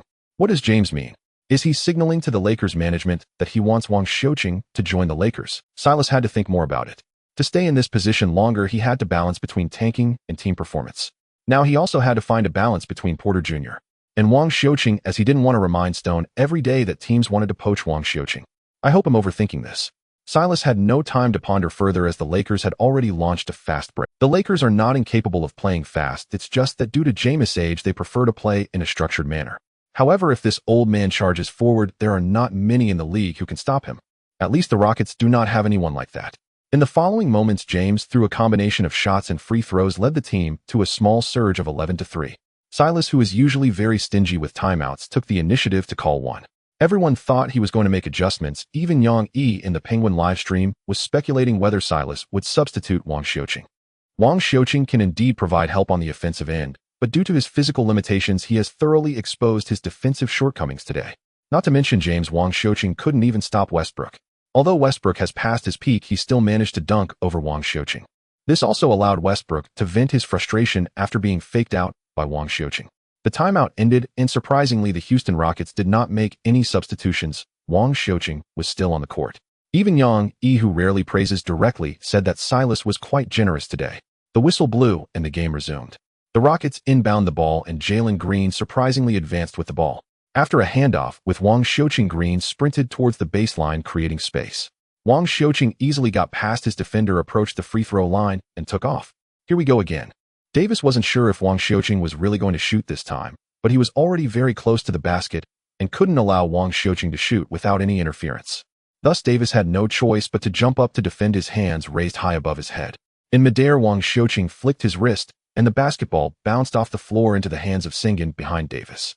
Sengun received the ball and jumped up for an emphatic dunk. Excited, Sengun flexed his biceps and quickly ran back to defense, not forgetting to high-five Wang Xiuqing on the way. The Lakers attacked again, with Westbrook taking a three-pointer from the perimeter. With a loud clang, the ball hit the rim and bounced out, and Green jumped up to grab the rebound, passing it to the already sprinting Wang Xiuqing before he even landed. After receiving the ball, Wang Xiuqing charged out like a high-speed train, maintaining his speed while performing a spin dribble, easily getting past Bradley and heading straight for the unguarded basket. Seemingly anticipating what was about to happen, the fans in attendance stood up ready to capture the moment on their phones. The photographer under the basket lay flat on the ground, trying to find the most stunning angle. The Hollywood stars in the front row also forgot to maintain their composure, standing up regardless of everything, as if this would bring them closer. Boom. Wang Xiuqing stepped on the free throw line, simultaneously stepping onto everyone's hearts. He took off. Wang Xiuqing soared like a leaf caught in a wild wind. He appeared weightless, as if he carried no mass at all. Yet at this moment, he suddenly spun in midair, resembling a top that had lost control. Bang! Just as the spinning top reached its limit, the basketball atop, it was slammed into the hoop. A thunderous sound resonated through the arena, waking everyone up. Wang Xiuqing lost control, landing with such momentum that he flew sideways and collided with the photographer. The arena erupted in a frenzy with cheers and screams, as if they could lift the roof of Staples Center.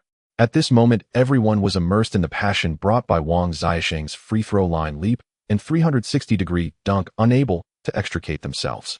The Lakers bench watched with their heads in their hands, waiting for the replay to appear. The Rockets bench, whether players or coaching staff, all erupted into wild cheers. Wang Xiaosheng's 360-degree dunk from the free throw line was even more visually impactful than the video posted by Levine on social media, and it occurred in a real game. Green and others rushed over celebrating while lifting Wang Xiaosheng up. At this moment, Wang Xiaosheng felt a bit dizzy, possibly from the vigorous spin earlier and the collision with the photographer. After being pulled up, Wang Xiaosheng leaned against the basketball hoop and moved his neck a bit before returning to the court. Westbrook looked at Wang Xiaosheng with a gaze that held not only fighting spirit, but also a hint of shock and disbelief. This was a move he could not possibly pull off, but he had witnessed Wang Xiaosheng's jumping ability, which was not inferior to his own. This was evident from the height Wang Xiaosheng reached when he attempted to block his shot.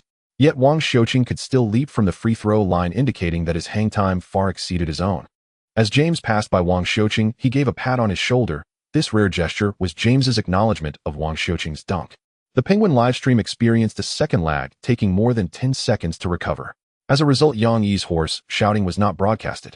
In an instant, a flood of comments cursing the terrible Penguin servers filled the screen. The game was not yet over, nor was there a dead ball, and amidst the cheers, the Lakers began their offense. Perhaps influenced by Wang Xiaosheng, the Lakers failed to score on 3 consecutive offensive attempts. Meanwhile, the Rockets successfully executed fast breaks each time, and by halftime they not only caught up, but were leading the Lakers 70-64. This was a score that no one had anticipated before the game. However, at this moment, no one was concerned about that. All the fans were busy uploading the videos they personally recorded of Wang Xiaosheng's dunk from the free throw line to their social media. Fans close to the players' tunnel flocked over, eager to shake hands with Wang Xiaosheng or even ask for autograph. Wang Xiaosheng originally walked with his head down towards the players' tunnel, but the next moment, he seemed to sense something and looked up. A woman wearing a baseball cap was watching him from beyond the railing. Seeing her, Wang Xiaosheng first smiled, then licked his lips before entering the players' tunnel. Yao Ming, who had been restless, completely lost control after seeing Wang Xiaosheng smile at her. She instinctively touched her lips as if she could still feel the warmth of Wang Xiaosheng there. "We are all grown up now, it's time to live for ourselves," a friend beside her whispered in Yang Mi's ear. Yang Mi's eyes sparkled slightly, as if she had made a decision. In the Penguin livestream, the first half has concluded, and surprisingly the Rockets are leading. "Do either of you have anything to say?" Wang Ming intentionally refrained from talking too much, leaving more time for the guests. At this moment, Yang Yi also didn't hold back, directly taking over the topic. Wang Xiaosheng played for 10 minutes and 11 seconds in the first half, making 4 out of 8 shots for 8 points, 5 assists, and 2 steals. The stats may not look spectacular, but the organizational impact Wang Xiaosheng has on the team is far beyond what Porter can compare to. Especially that dunk from the free throw line. "Pungu, you are the professional. What do you think about that play?" "Indeed, it was astonishing. Not to mention me, I believe most NBA players wouldn't be able to pull it off. That dunk and the one from the last game feel completely different. The last one was violent, a power dunk, while today's dunk felt more like a gentle storm. Once it erupted, it was lethal." Of course, Wang Xipeng shifted his tone. "We also need to recognize Wang Xiaosheng's weaknesses, such as height, weight, and wingspan, which cannot be changed. He would still struggle against Jameis Bulldozer style of play." Yang Yi did not refute him, but added, "We may not have noticed one thing. Wang Xiaosheng is only 19 next month. He is incredibly young and has plenty of time to refine his skills and physique. We always say that physicality can be trained, but basketball IQ cannot. That is innate. You either have it or you don't. JaVale McGee, DeMarcus Cousins, their bodies aren't top tier, yet they are nearing retirement, and they are still like that." Yang Yi did not say it directly, but everyone understood his meaning. These players lack basketball intelligence. So give him some time. Who knows, Wang Xiaosheng might surprise us again. The halftime quickly concluded, and Yang Yi and Wang Xipeng felt they hadn't had enough to say as the second half began. One must admit, when it comes to matches featuring players from Huaxia, time truly flies. What surprised Yang Yi, Wang Ming, and Wang Xipeng, as well as all the fans, was that Wang Xiaosheng was not in the starting lineup for the second half. Not only was he not a starter, but there wasn't even a trace of Wang Xiaosheng on the bench. Where is Wang Xiaosheng? The live stream fell into silence for several minutes. No one was paying attention to the game. Whether it was Yang Yi or Wang Ming, they were both utilizing their connections to figure out what was happening ahead. It wasn't just in Huaxia. Over in the United States, fans were equally bewildered. All fans were clueless about what had transpired. Meanwhile, Rockets head coach Silas stood at the sidelines as if nothing was amiss. On the court, Little Porter was dribbling as usual. Then at the last few seconds, he threw the ball away, or if it went in, it would count as an assist. If not, it was your mistake. 5 minutes later, WOJ tweeted, "Wang Xiaosheng is suspected to have a concussion and will not return to the..." This information instantly exploded across Huaxia's internet. Wang Xiuqing has a concussion. When did that happen? Was it during the halftime in the locker room? Could it be that he was hit by someone? Who could it be? Wang Xiuqing had substituted for Little Porter, so naturally, it must have been Little Porter who caused it. Within minutes, various platforms were flooded with self-media news titled, "Little Porter hit Wang Xiuqing." And it was spreading rapidly. Even though someone posted screenshots of Wang Xiuqing's head hitting the camera after a dunk in the first half, it was quickly drowned out. In less than half an hour, Little Porter had somehow become the public enemy of Huaxia trending, just below the topic of Wang Xiuqing taking off from the free throw line again. This left the PR team of those young idols bewildered again of forgetting Wang Xiuqing. What was this Little Porter? How could he overshadow my brother? Staples Center Rockets player locker room. Wang Xiuqing had just come out of the shower, only wrapping himself in a large towel. When he returned from halftime, he felt okay, but after sitting for 2 minutes, he began to feel dizzy. So he had the team doctor check him out. It was a mild concussion, nothing serious, and as long as he didn't engage in strenuous activity, he would be fully recovered by tomorrow. Naturally, Wang Xiuqing wouldn't be able to play in the second half. While watching the game broadcast on the wall-mounted TV, a knock on the door sounded. "Come in," Wang Xiuqing called out. He thought it was a staff member and didn't pay much attention. But as the locker room door opened, a fragrant scent wafted in. Wang Xiuqing turned to look, and to his surprise, it was a woman. It was Jean. Her fair cheeks were now tinged with a blush resembling a ripe apple, her eyes carrying a hint of shyness, continuously scanning Wang Xiuqing's exposed body. Gradually, Jean even began to breathe more rapidly. "I am." Seeing Wang Xiuqing looking at her, Jean hurriedly tried to explain. "Of course I recognize you, Miss Jean." Wang Xiuqing extended his hand for a handshake. At the moment he reached out, his abs were just visible beneath the towel. The alluring line made Jean feel her body react differently, as she knew she couldn't stay there any longer or she would lose control. Not daring to even shake Wang Xiuqing's hand, Jean took out a card from her bag. "I have something to discuss with you. Please come find me, I beg you." Jean lowered her head and softly finished her words, stuffing the card into Wang Xiuqing's large hand. The moment they touched, Jean felt a jolt of electricity, and she hurriedly pushed the door open and left the Rockets' locker room. With Jean's fame, getting into the players' tunnel was naturally not a difficult task. However, the locker room is a serious privacy concern for both the team and players. If the media found out about her hard entry, it wouldn't be good news for Jean. Wang Xiuqing held the card, chuckling helplessly at his damned charm. The address on the card was an apartment in downtown Los Angeles on the 55th floor. After putting away the card, Wang Xiuqing changed into casual clothes and left the locker room, heading toward the court. He could imagine that fans, especially those back home, must be very concerned about him, wondering what had happened. So even if Wang Xiuqing was sitting on the bench, he could at least ease their worries. As he entered the players' tunnel, Wang Xiuqing was immediately spotted. Many people suddenly shouted his name, and some children waved their jerseys or hats, running over to ask for his autograph. Signing autographs during the game is generally not allowed, and no player would usually do this. But Wang Xiuqing didn't understand this. Seeing the desire in the children's eyes, he took the pen and started signing, even on the Lakers' jerseys. Wang Xiuqing.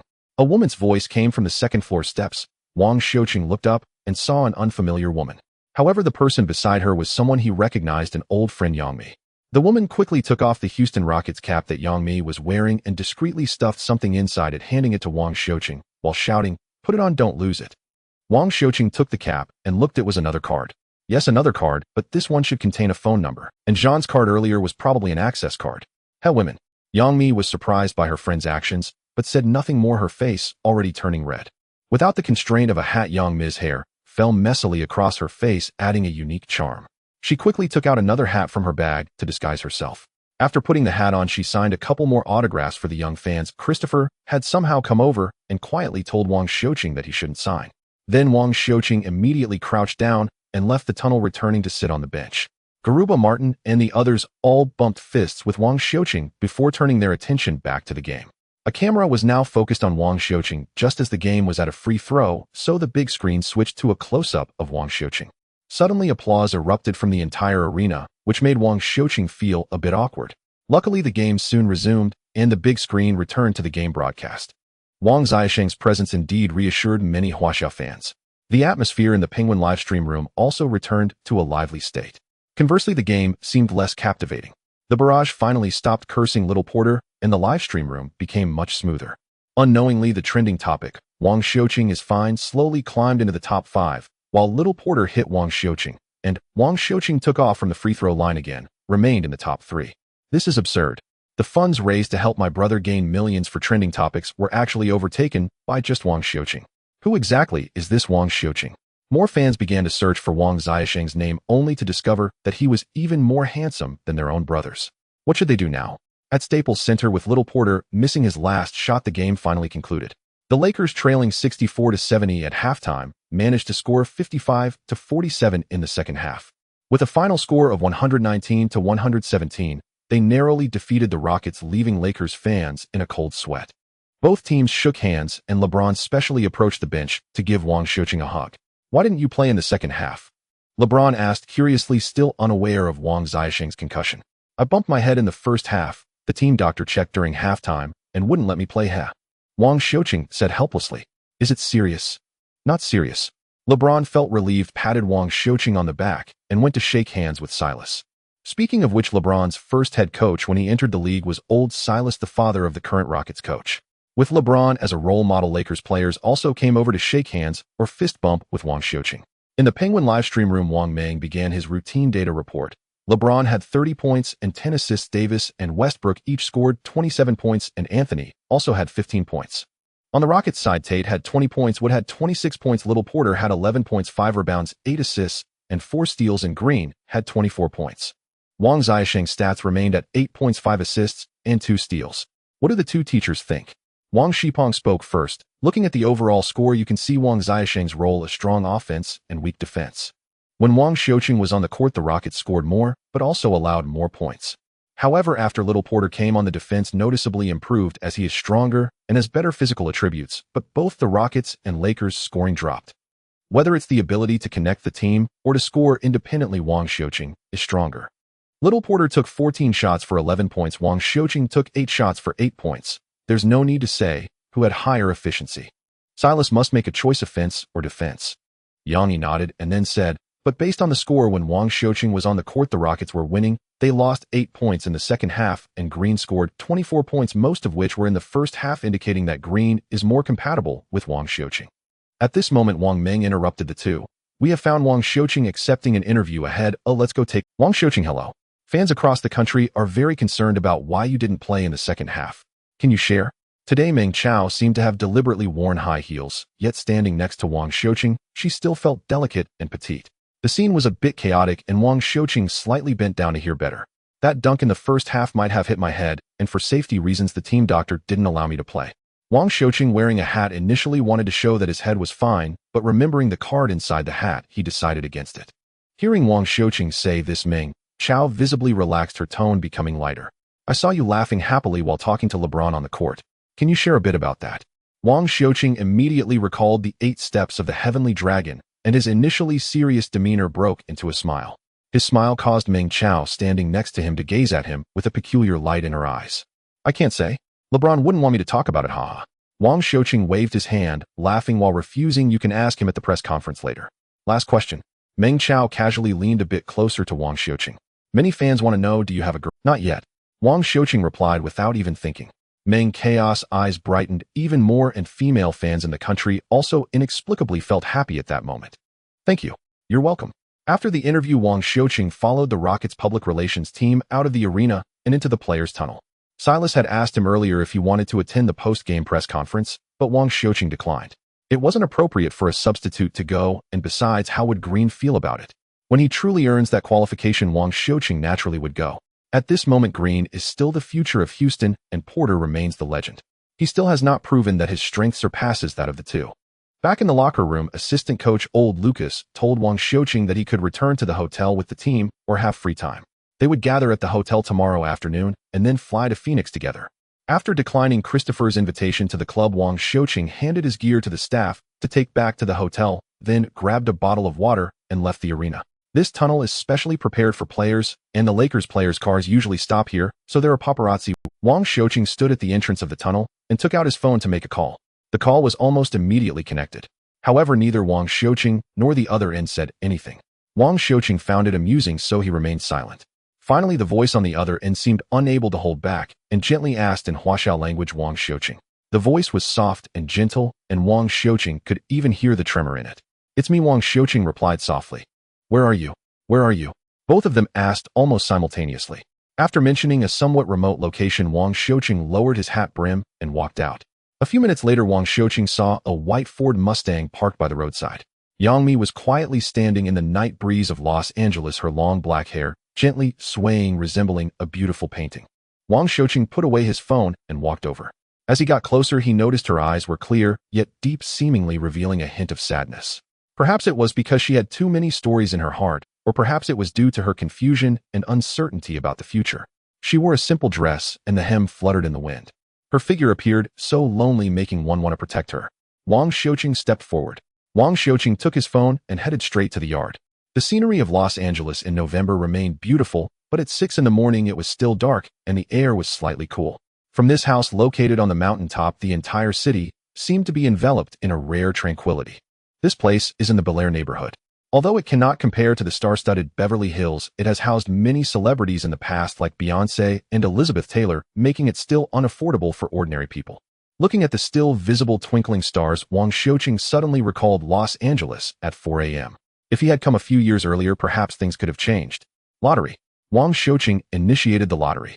Soon the lottery was completed. The prize for the first lottery ticket was 2,000 system points, which was acceptable, and Wang Xiuqing was somewhat satisfied. The prize for the second lottery ticket was 1,000 system points, which was also acceptable. 8,000 system points marked the highest income day ever. The third lottery ticket excited Wang Xiuqing even more as it offered a chance for a three-choice selection. Prize 1, 2,000 system points. Prize 2, skill card apprentice level anticipated pass. Prize 3, unlock the defense module. Among all the rewards, the skill card was undoubtedly the most precious, so Wang Xiuqing unhesitatingly chose the second prize. Skill card apprentice level anticipated pass. Equipping this skill card in the control module will enable the host to master the ability of an apprentice level anticipated pass.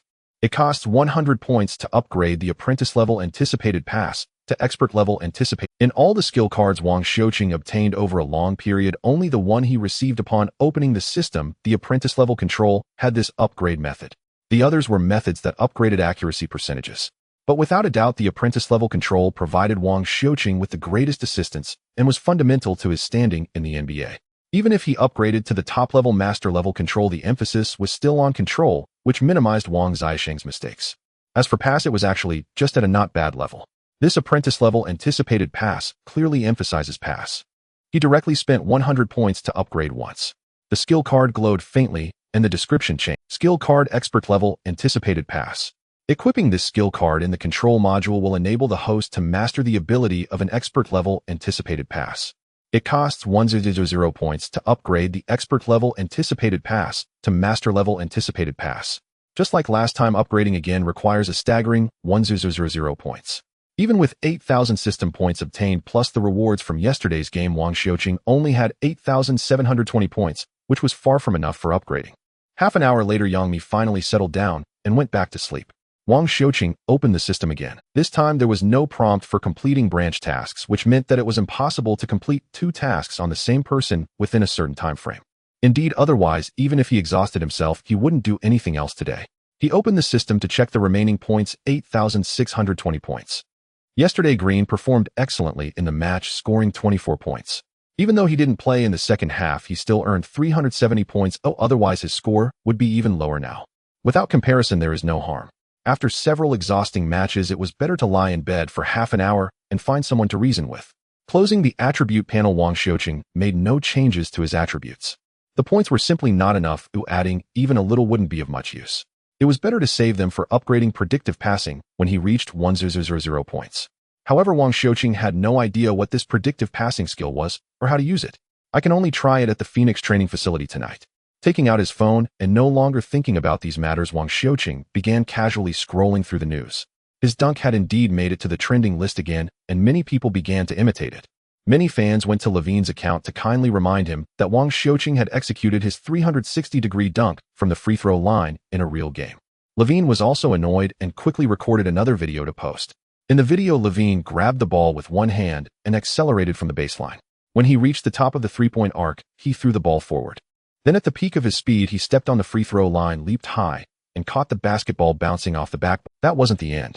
Levine surprisingly switched hands under his legs before finally dunking the ball into the hoop. Although it was quite a struggle in the end with only 2 fingers touching the rim, it was still spectacular. The video had been viewed millions of times and numerous fans shouted for Wang Xiuqing from afar. After watching Levine's video, Wang Xiuqing's expression changed, and he took several deep breaths of the cool Los Angeles morning air. Impossible, absolutely impossible. He couldn't do that even if he strained his back. Fortunately, Wang Xiaosheng's account was not verified, and very few people knew him, otherwise he would be bothered to death by those who love to stir up trouble. Then another piece of news caught Wang Xiaosheng's attention. The official rookie rankings for the second week were updated, and surprisingly Wang Xiaoqing entered the list for the first time, landing in the top 10. This astonished Wang Xiaoqing. He had only played 4 games all as a substitute, even in garbage time. How could he make the list? The 2021 rookie class must be quite weak. Opening the rankings, Wang Xiaoqing, the Raptors' 4th pick Barnes ranked first, followed by the Cavaliers' 3rd pick Mobley, and the Pacers' 13th. Meanwhile, the Rockets' highly anticipated 2nd pick Jalen Green was in 7th place, averaging 13.0 points, 4.0 rebounds, and 3.0 assists. Another Rockets rookie Sengun ranked 8th, averaging 8.6 points, 4 rebounds, and 2.1 assists. Yet Wang Xiaoqing, the undrafted player of 2021, surprisingly burst into the list, ranking 10th, with an average of 3.8 points and 3.5 assists. There was even a note beneath Wang Xiaosheng's name, having played less than 20 minutes in 4 games. Wang Xiaoqing has already captivated the picky fans in Houston with 2 spectacular dunks, making everyone remember his name. Unfortunately, he is on the Rockets. The final sentence clearly hinted at the chaotic management of the Rockets, suggesting that Wang Xiaoqing might not get much playing time, given that the team had too many young players to develop. Noon. Yao Ming personally cooked, making 4 dishes and a soup. It wasn't a lot, but it was enough for the 2 of them. Yao Ming became full after eating a little, while Wang Xiaoqing ate 2 bowls of rice and showed no sign of stopping. Since leaving Houston, Wang Xiaoqing had not eaten Chinese cuisine again. It was all team-provided nutrition meals every day, which was torture for him. The TV was playing the top 5 plays from the NBA yesterday, and Wang Xiaosheng's dunk undoubtedly secured the top spot again. As he watched, he shook his head, seemingly not satisfied. Yao Ming wasn't watching the TV, as she actually had no interest in basketball or even sports. She was only interested in the man before her. Looking at Wang Xiaosheng's sculpted profile, Yao Ming couldn't help but steal a kiss, only to end up with a mouth. Wang Xiaoqing was taken aback. He was genuinely a bit afraid of this woman. At this age, full of wildness, if it weren't for his recent increase in attributes, he would have been finished. Getting up from the dining table, Yao Ming soon returned with a set of keys. This house was bought by me 10 years ago, and after the divorce it belongs to me now. Yao Ming didn't mind telling Wang Xiaoqing about her divorce. He couldn't possibly be unaware. Here are the house keys. You can come anytime. I should be going back to China soon. There are too many things piling up waiting for me. That Mustang in the garage is too small for you. I asked my friend to help me buy a larger car, so it will be much more convenient for you in Los Angeles. Wang Xiaoqing nodded and didn't act pretentious. For a moment he thought about refusing, but what would he become if he did? Just eat and leave. That would be no different from that woman he human. Neither Wang Xiaoqing nor Yao Ming spoke of the future. They both knew that the future was too extravagant for them. Yao Ming was well aware that if the domestic media and fans found out she had a boyfriend under 20, she would be drowned. And if Wang Xiaosheng's parents knew their son, whom they had worked hard to raise and sent to America for education, had found a woman nearly 40, Yao Ming couldn't imagine that dramatic scene. Such things happen often in America, but for Chinese people it's too avant-garde, even rebellious. Therefore Yao Ming only wanted to cherish the present. Watching Wang Xiaoqing finish all the food, Yao Ming couldn't hide her happiness. But just thinking about the impending separation from Wang Xiaoqing, her face couldn't hide her disappointment. As if noticing the change in Yao Ming's expression, Wang Xiaoqing suddenly remembered a joke. After finishing the last bit of food, he seemed a bit reluctant and said, "I'm not really full." Yao Ming looked at Wang Xiaoqing in surprise. Most of the food was eaten by him, and he still wasn't full. "What should we do then?" "I don't need it." Wang Xiaoqing shook his head. "I want to eat Wang Zai." Phoenix, the largest city and capital of Arizona, is renowned as the Valley of the Sun. Phoenix boasts several professional sports teams, but undoubtedly the Phoenix Suns are the oldest and most beloved among them. However, the Suns have suddenly found themselves in trouble. Reports have emerged accusing team owner Robert Sarver of serious racism and misogyny. This has left the entire club somewhat caught off guard. Fortunately, the game was unaffected, with every seat filled in the Suns' home arena, the Footprint Center. The Suns have star players like Paul Booker, Bridges, and Ayton, and many commentators and former players believe that the outcome of this game was not in doubt. If there was any question, it was merely about how many points the Suns would win by. With a limited number of games today, TNT was responsible for the nationwide broadcast, and the famous duo of Barkley and O'Neal, who both played for the Suns, naturally returned to the broadcasting booth. "Look, LeBron is here today." Barkley noticed LeBron sitting courtside in a sexy and revealing outfit. No wonder Booker posted a photo with LeBron a few hours ago. "I always feel like LeBron doesn't really like Booker," O'Neal, known for his candor, remarked. Barkley quickly interrupted his colleague to change the subject, saying, "The players are warming up now." O'Neal seemed to realize he had said something he shouldn't have, quickly clearing his throat awkwardly and saying, "Charles, I bet $1,000 the Suns win today." Barkley nearly spat out his drink at the thought. Even a fool knows the Suns are going to win today. "Oh, do you know that?" O'Neal questioned. "Of course I know," Barkley replied, but then realized something was off. O'Neal was already laughing. "How about this? Let's bet $1,000 on whether Wang Xiuqing will get the ball stolen today," Barkley said with irritation. O'Neal perked up immediately. He loved playing such games with Barkley. "I specifically looked at Wang Xiuqing's stats. He rarely makes mistakes and hasn't turned the ball over, which is quite incredible for a rookie." Barkley took out his phone, seemingly well prepared. "So you bet Wang Xiuqing will get his ball stolen today?" O'Neal: "No," Barkley shook his head. "This time I choose to stand with the Huaxia people. I bet Wang Xiuqing will not get his ball stolen in this game." O'Neal was somewhat surprised, knowing that the Suns had a top point guard in Paul and an energetic all-star in Booker along with the long-armed Bridges. How could they not steal the ball from Wang Xiuqing? Before the game, Silas had already stated in the press conference that he would give Wang Xiuqing more playing time, implying that he would face starting players more often, increasing the likelihood of mistakes. "This bet must be made." It was like picking up money.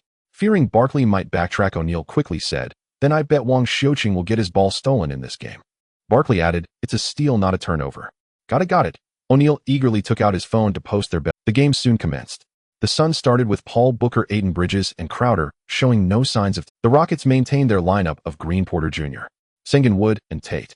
Fans eagerly anticipated Wang Xiuqing, who was not starting. Sitting on the bench, Wang Xiuqing absent-mindedly bit his nails. After over 4 years in the U.S., he hadn't learned much else, but he had certainly picked up this bad habit. LeBron sat in the front row, his large eyes hidden behind sunglasses, fixated on Wang Xiuqing without a moment's distraction. If someone were to remove her sunglasses, they would find a hint of mist in her eyes, as if she were on the verge of tears. As for the game, she seemed completely uninterested. Even as Booker intentionally passed in front of her several times, LeBron did not react. Her eyes were solely on that man, the one she yearned for, yet could not have, the man who haunted her dreams. Beep. The referee blew the whistle. Silas called a timeout. After just 4 minutes of play, the Suns led by 8 points at 18-10. Paul had already recorded 3 assists, and under his guidance, the Suns maintained control of the pace, scoring on nearly every possession. "Focus on defense, Porter. Take a breather while you go in as point guard. Make sure to facilitate the ball. The opposing team may try to double-team you." Silas held a tactical board, drawing a few incomprehensible symbols, which Wang Xiuqing could not make sense of. Meanwhile, the system issued game tasks. Task 1. Each one on the plus-minus value rewards 10 system points. Task 2. Assists must be no less than Paul's to earn 100 system points upon completion. Task 3. For every assist exceeding Paul's, earn 100 system points upon completion. It seemed Wang Xiuqing understood that he was to play the role of a pure point guard today. In the Penguin Live broadcast room, Wang Xiuqing is on the court. With 8 minutes left in the first quarter, Wang Xiuqing is on the court. Porter Jr. is off. "I told you he's just a fake starter." Yang Yi, who had been lackluster, suddenly became spirited. Today's other guest, Ma Jian, was also filled with anticipation. "Let's see how Xiao Wang performs. He's up against Paul, a rare learning opportunity." Wang Xiuqing received the ball, accelerating past Paul with ease, but this ball. Yang Yi's words were cut short, as Wang Xiuqing seemed to lose control of the ball, sending it flying away. The crowd erupted in astonishment, and Barkley in the broadcast room even stood up. He saw clearly that Wang Xiuqing had simply used a burst of speed to get past the now 36-year-old Paul. However, perhaps due to the speed, Wang Xiuqing's dribbling hand didn't control the ball correctly, causing it to careen towards Booker's head. The ball was moving so fast that Booker instinctively reached out to catch it, but only grazed the edge, causing it to slightly change direction. Everyone thought this was a turnover. Wang Xiuqing had simply lost grip of the ball. But in the next moment, a flash of red appeared behind Booker, as if a phantom had emerged, snatching the ball with one hand, then leaping up after a step, smashing the ball into the hoop with a loud bang. Jalen Green, who had just dunked, looked up at the ceiling, wildly expressing his excitement. "This?" Paul clutched his waist, replaying the ball's trajectory in his mind, concluding it was just a coincidence. Yes, it was a coincidence. Wang Xiuqing must have slipped and made an error. Then Booker touched the ball just enough for Green, who was trying to set a screen for Wang Xiuqing and running to the side to receive it. Had any one thing gone differently, Green would not have caught the ball. So it could only be seen as an accident, a coincidence. Beautiful. Green and Wang Xiuqing slapped hands hard, even though Green also believed it was a mistake. Monty, standing on the sidelines, had already furrowed his brow. This had to be an accident. But what if it wasn't? Monty's mind suddenly entertained this thought, startling him, because he did not see the usual expression of regret or relief on Wang Xiuqing's face after a mistake. In fact, Wang Xiuqing immediately pointed at Green, showing a sense of pride after an assist, a look Paul often wore after making an assist. Hoping he was overthinking, Monty turned his gaze to Paul, feeling a bit more reassured. With Paul on the court, the game would always be simpler. Barkley also sat down, instinctively wiping the cold sweat from his bald head. Lucky for him, the game continued with Paul controlling the ball and skillfully using his body to shield Wang Xiuqing outside the cylinder. After a pick and roll with Aiton, he passed to Booker in the corner. With Green not yet in position, Booker jumped up to shoot. Bang! It missed, and Sengun boxed out Aiton to grab the rebound, looking up to see Wang Xiuqing asking for the ball. But Paul was blocking Wang Xiuqing, not allowing Sengun to pass. Wang Xiuqing suddenly sprinted to the front court, his speed far surpassing Paul's, almost instantly shaking him off. Sengun swung his arms and sent the ball flying into the air towards the backcourt. Although the ball was fast, Wang Xiuqing managed to catch it just before stepping out of bounds. However, Wang Xiuqing did not make any adjustments. Catching the ball with his right hand, he used a Tai Chi-like technique to absorb the force, then flicked the ball sideways. Booker, who had just reached the spot, couldn't stop in time, and the ball flew past where he had just been. He could only reach out to try to interfere. With a soft thud, Booker felt his fingers brush against the ball. This ball would go out of bounds. Booker instantly judged the outcome. But then that red figure appeared again. It was Green once more. Green had rushed back on defense.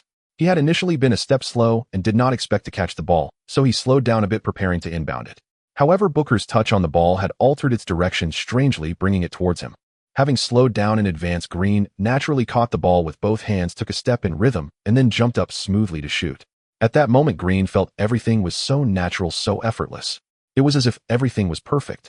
So much so that at the instant he released the ball, Green was convinced it would surely go in. Thus, he didn't even watch the ball. As soon as Green landed, he turned and ran back. 3 points in. Instantly, applause erupted throughout the arena. Green's confident stride back after the shot was truly remarkable. However, what was strange at this moment was the silence from the Suns bench. They had just seen clearly that the ball was originally heading out of bounds, but it was touched by Booker that allowed Green to catch it. This was strikingly similar to Green's previous dunk, seemingly orchestrated by Booker's blunder. Twice now. Could it all just be coincidence? Monty signaled for a timeout. The Rockets had just closed the gap by 5 points, and something was amiss. He had to take action. On the Rockets side, Green and Wang Xiuqing bumped chests, and then sat on the bench smiling. That play was just exhilarating. Wang Xiuqing took the towel and water, deeply inhaling. He was also taken aback. The predictive pass was far more powerful than he had imagined. It could even anticipate the movements of opposing players and signal passing directions. When Wang Xiuqing had the ball, if there was a situation where the predictive pass could intervene, a green line would have. As long as he passed the ball along the trajectory before the green line turned red, the basketball would smoothly reach the hands of an open teammate. This was merely at the expert level. If upgraded to master level, Wang Xiuqing couldn't imagine how astonishing the predictive pass would be. He felt he couldn't use this ability too often, or else it would be hard to explain why everything seemed so coincidental. The timeout quickly ended and neither side made adjustments. Both head coaches had unshakable faith in their players on the court. The Suns attacked with Paul controlling the ball, this time lobbing it into the paint for Aiton. But Aiton couldn't secure the ball, which was directly snatched by Tate. As Tate dribbled, he surveyed the positioning of players on the court. Reaching the front court, he handed the ball off to Green, while blocking Paul's path beside Wang Xiuqing. As Green received the ball, Wang Xiuqing slowed down, seemingly assessing the situation on the court. Except for Paul, who was being guarded by Wang Xiuqing, everyone else started running, looking for opportunities. After a solid 10 seconds, with the shot clock winding down, Wang Xiuqing suddenly accelerated past Paul and entered the three-point line, leaping up to attempt a shot. Aiton rushed over, leaping high to block. Paul instinctively squinted his eyes. If it were him, he would have passed to Sengun underneath the basket at that moment. Wang Xiuqing's choice matched his thoughts. With a flick of his wrist, the basketball soared into Sengun's hands. Sengun easily jumped up for a thunderous dunk, securing 2 points. Paul watched Wang Xiuqing's back. He was slightly taller, but not muscular. Aside from his good looks, Paul found it hard to see any other merits in Wang Xiuqing. But sometimes only through direct competition can one truly understand what kind of person the opponent is. A good guard must have the ability to create open shots for teammates. Wang Xiuqing had just demonstrated his capability in that aspect. He indeed possessed the potential to become a top point guard. However, it was merely potential because in Paul's eyes, Wang Xiuqing still lacked three-point shooting ability. Fortunately, Wang Xiuqing was young enough and had ample time to improve. But he also needed to encounter the right mentor. Was Silas that mentor? Paul wasn't sure. He didn't know this rookie coach well. His concern for Wang Xiuqing stemmed from his own time with the Rockets, though the memories weren't pleasant, and that was all. The game continued, and under Paul's guidance, the Suns gradually regained the initiative. Booker scored 7 points in succession with both drives and shots, while Bridges and Aiton also contributed, allowing the Suns to extend their lead to 10 points. Meanwhile, the Rockets under Wang Xiaosheng's orchestration were scoring just as well as the Suns, who had multiple star players. However, defensively they lacked cohesion and couldn't effectively contain a player like Booker. The main focus for both sides is simply a matter of who defends and who becomes the loser. The Suns seems to have a decent lead in score, but if we break the game down since Wang Xiao took the court, the score between both sides has surprisingly been 18-20. The Rockets actually still lead by 2 points. In the Penguin live streaming room, Yang E is analyzing Wang Xiaosheng's assisting ability. Clearly, Wang Xiaosheng's basketball IQ is on par with that of Paul, orchestrating the team with remarkable precision. We can fully expect that we will soon have our own Paul. No, rather our own Magic. The title Magic was uttered for the first time by a basketball commentator, yet no one found it laughable. Ma Jian, feeling somewhat excited upon hearing this title, interjected, "I believe that's no longer just basketball IQ, that's leadership." Wang Xiaosheng's control over the pace of the game, his utilization of space, and his understanding of his teammates' habits are all enhancing the overall basketball IQ of this team. Ma Jian's assessment was indeed high, but neither host Wang Ming nor Yang E found it excessive. The truth is, in the previous few games, Green seemed to only charge forward blindly, but today he appeared to be a completely different person, astonishingly efficient. Shen Jing, who was criticized by Rockets fans for exaggerating his height and having a long neck, made significant contributions on the offensive end, rivaling the first overall pick Don Bao from 2018. The change, in fact, was merely replacing Little Porter with Wang Xiaoqing. However, the content of the match was somewhat different compared to the first quarter. Under Wang Xiaosheng's guidance, the Rockets' offense remained sharp. Meanwhile, the Suns seemed to be in a scoring drought, especially after Paul and Booker took a break, as if they were constipated in their scoring. The Rockets remained the same players, and the defensive intensity had not changed, yet the Suns simply could not score. This left Silas anxious. "Am I just here to act? Do you really think I dare not win the game?" After another 2 minutes with the Rockets leading 57-40, Silas finally made a change. With a wave of his hand, Silas substituted Wang Xiaoqing and Porter Jr. returned to the court. The game finally returned to its proper course. Yes, it is just falling behind. In the entire second quarter, the Rockets scored 31-20, an unbelievable score for the fans. If it weren't for Silas making timely adjustments, the score would have been unbearable to watch. During halftime, the Penguin livestream fell into silence. Wang Ming and Yang E were at a loss for words. Silas clearly did not want to win the game, but the performance was too exaggerated. Ma Jian looked at the computer in front of him and spoke first. Wang Xiaoqing played for 14 minutes and 41 seconds, scoring 4 points with 7 assists. However, Ma Jian changed his tone. The plus-minus is 25. Upon hearing this statistic, even Ma Jian was startled, doubting whether the statistics were miscalculated. This indicates that when Wang Xiaoqing was on the court, the Rockets outscored their opponents by 25 points. "Silas, you have truly let down our Huaxia." At first he thought it was somewhat exaggerated, but now it truly seemed that way. If Wang Xiaoqing were not with the Rockets, he would have been nurtured as a core player long ago. In the Rockets' locker room, everyone sensed that something was wrong. Yet no one spoke up, and it seemed normal to them. The Rockets' goal this season was to continue taking a strict order from the owner, and Silas certainly did not dare to defy it. They felt even less inclined to speak out. From the moment Harden left, the Rockets had completely become Fertitta's team. So even if someone felt unfair for Wang Xiaoqing, they wouldn't dare to say it, at least not openly. On the contrary, Wang Xiaoqing didn't care at all. He was busy eating the fruits prepared by the team to replenish his energy. For Wang Xiaoqing, the team's performance was not important, nor was his playing time. As long as he could showcase his abilities, that was enough. If at the end of this season other teams offered him a substantial contract, he would certainly leave without hesitation. All right, the second half is about to begin. Everyone, let's go. Silas was the first to raise his fist. Everyone piled their fists on top of each other, shouting encouragement together. Yet everyone knew that this encouragement meant to act a little more realistically and not let the league office catch on. In the second half, Porter still started while Wang Xiaoqing sat on the bench. This caused the coach on the Suns bench. "Cyrus, what the hell do you mean? Do you look down on us?" Taking advantage of a free throw opportunity, Monty held on to Booker and excitedly said, "Make them regret it. Did you see that Huaxia guy on the opposing bench? Just pretend he's cheating. You pretend he's sleeping with James and get him on the court. Did you hear me?" Booker nodded vigorously. Despite Monty's harsh words, he didn't dare to retort at this moment. The Suns currently seem to be in a precarious situation, and it's uncertain what will happen with the owner in the future. If they really change owners, who knows if he will still be the future of the Suns. So that Huaxia guy cheated me. Just him. Booker glanced at Wang Xiaoqing, who was focused on nibbling his fingers, then looked back at James, who was smiling at him, and scoffed disdainfully. After the free throw, Booker returned to defense. James looked at Wang Xiaoqing on the bench and couldn't help but smile. Even biting his nails, looked so handsome. But the next moment, James, like a wronged little girl, had his eyes filled with mist again. Monty's encouragement was under the leadership of Booker and Paul. The Suns unleashed their full power in the third quarter, scoring 37 points, while allowing the Rockets only 25. The overall score stood at 93-86, with the Suns leading by 7 points. Indeed, only 7 points ahead. There was no choice. They had incurred too much debt in the second quarter and had just filled the hole. During the break between quarters, Monty was very satisfied with the team's performance in the third quarter, planning to let the substitutes play for a few minutes at the start of the fourth quarter, waiting for the starters to come on to reap the rewards of the game. Monty glanced back and noticed that Wang Xiuqing had actually stood up on the Rockets bench. Did he want to come on the court right at the start of the fourth quarter? Monty frowned slightly. What did Silas mean? Was he trying to mismatch me?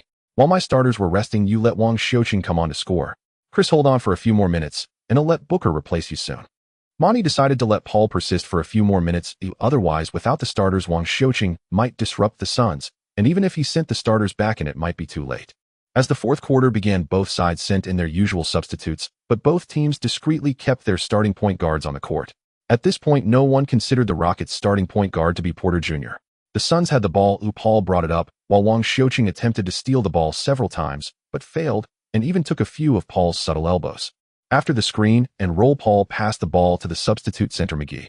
One cannot deny that McGee is top-notch above the neck. He had no fancy footwork. He simply jumped up to bank the shot, and the ball went in. Garuba looked at Wang Xiuqing, shaking his head with some helplessness. I can't guard him, bro. He's just too tall. Receiving the pass from Garuba, Wang Xiuqing slowly brought the ball forward. As Garuba passed by, he suddenly stopped. Wang Xiuqing circled around, accelerating past half court. With a swish, Wang Xiuqing did not stop, but passed the basketball directly towards the backboard. This play crashed the boards. Paul instantly discerned the ball's trajectory and shouted. McGee, still retreating with Garuba, hadn't established his stance and couldn't jump in time. He simply reached out to touch the ball, not expecting his palm to actually hit it. The heavily spirited basketball was deflected by McGee, strangely losing much of its force as it floated down towards the backboard. Little Martin watched as the ball, originally aimed at the backboard, fell toward his head. With no time to think, Little Martin jumped, powerfully executing an alley-oop dunk into the basket. A loud bang resonated in the arena. Monty suddenly stood up from the bench. Here it comes again. That bizarre pass from Wang Xiuqing has returned. Once could be coincidence, twice could be coincidence, but is the third time also a coincidence? Monty couldn't believe that there were so many coincidences in this world. What was going on? Did Wang Xiuqing intend to throw it like that? Impossible. No one could calculate the opponent's errors so precisely. Monty looked at Wang Xiuqing, who this time seemed to show an awkward smile, as if he had made a passing error himself. This eased Monty's mind just a little. Just a little. Wang Xiuqing, still shaken, patted his chest and fist-bumped Garuba and Little Martin. This anticipation pass does not guarantee that such coincidental plays will occur every time, and Wang Xiuqing cannot control it. Fortunately, the rate seems not to be high, otherwise he might truly be hesitant to use it. The game continued with Paul and Wang Xiuqing each showcasing their abilities. By the time the 5-minute timeout arrived, both teams had scored 12 points each in the quarter. If one overlooks the discrepancy in abilities between the substitutes, Wang Xiuqing and Paul produced nearly identical results. Returning to the bench, Wang Xiuqing took a sip of water and began to catch his breath. He realized one of his issues was stamina. He had already played for 20 minutes in this game. The point guard position was indeed very taxing. Wang Xiuqing could clearly feel the fatigue. Without a break, he could only manage 3 more minutes of high-intensity play at most. It's hard to imagine what kind of physical anomalies those players who play over 30 minutes a game must have. Silas was explaining something with the tactical board, but Wang Xiuqing wasn't listening. He probably wouldn't be coming back on the court. Otherwise, if he brought in Green and Shin Jing, it would be bad if they won. Sure enough, as the game resumed, both Wang Xiuqing and Paul were substituted out. Both sides brought in their starting lineups, seemingly ready to make a final push for victory. Soon, with sweat still fresh, Paul returned to the court, and the Suns went on a small run. Finally, when the final buzzer sounded, the Suns triumphed 123-111. The Rockets lost by 12 points, marking their 6th consecutive defeat. If one only looked at the score, the Suns won by double digits, which should be considered a comfortable victory. However, if one observed the course of the game, it presented a completely different sensation. The Rockets had once led by over 20 points, yet ultimately lost by 12. Can such dramatic swings in performance truly be explained by youth and inexperience? In the TNT studio, Wang Xiuqing perhaps played for too long this game, or maybe due to stamina reasons he had 3. Fortunately, they were just issues with receiving passes out of bounds. Wang Xiuqing was not stripped, the $1,000 handed over. Barkley finally relaxed, extending his hand for money. O'Neal rummaged through his pockets for a while and found a few $100. Next time I'll give it to you, O'Neal awkwardly said. Being live on air made it seem like he was a freeloader. Next time, Barkley chuckled. Next time it will be 2,000. After the game, Silas, who had deployed an unconventional strategy, became the target of criticism. The media's questions were all directed at the crux of the problem, seemingly positioning Silas as the biggest shortcoming of this young team. Silas continued to respond with a smile, acting oblivious to whatever was said. During a question from Dream Chow of Penguin Sports, he asked Silas, why did Wang Xiuqing only get 20 minutes of playing time? Silas unexpectedly countered, as an undrafted player, how long do you think he should play? Dream Chow was taken aback, realizing how reasonable that sounded.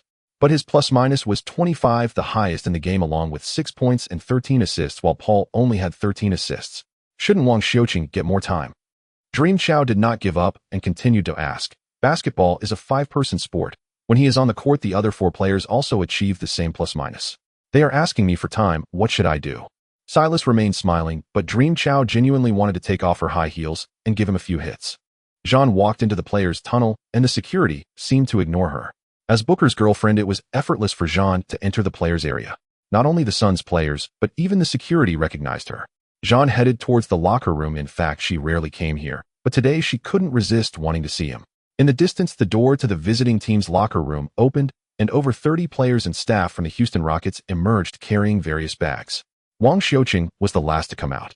At this moment, Jean's expression showed a hint of anxiety as she was about to rush over recklessly when the nearby door opened and Aiton appeared. Miss Jean. Aiton clearly paused for a moment.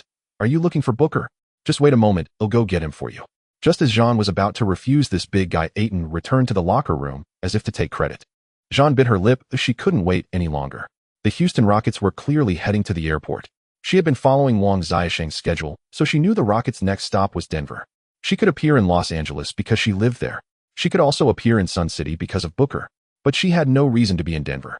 This meant that if she lost Wang Xiuqing today, she wouldn't know when she'd see him again. She didn't want to wait even a second longer. She didn't believe Wang Xiuqing had no feelings for her. The way Wang Xiuqing looked at her was anything but indifferent. In fact, there was a hint of warmth. In the Suns' locker room, upon hearing Jean was looking for Booker, many people began to tease. However, Booker appeared unfazed. To anyone's eyes, Booker looked somewhat smug, his lips almost curling up to the sky. It made sense. He indeed had reasons to be proud. Jean was the apple of the Kardashian family's eye.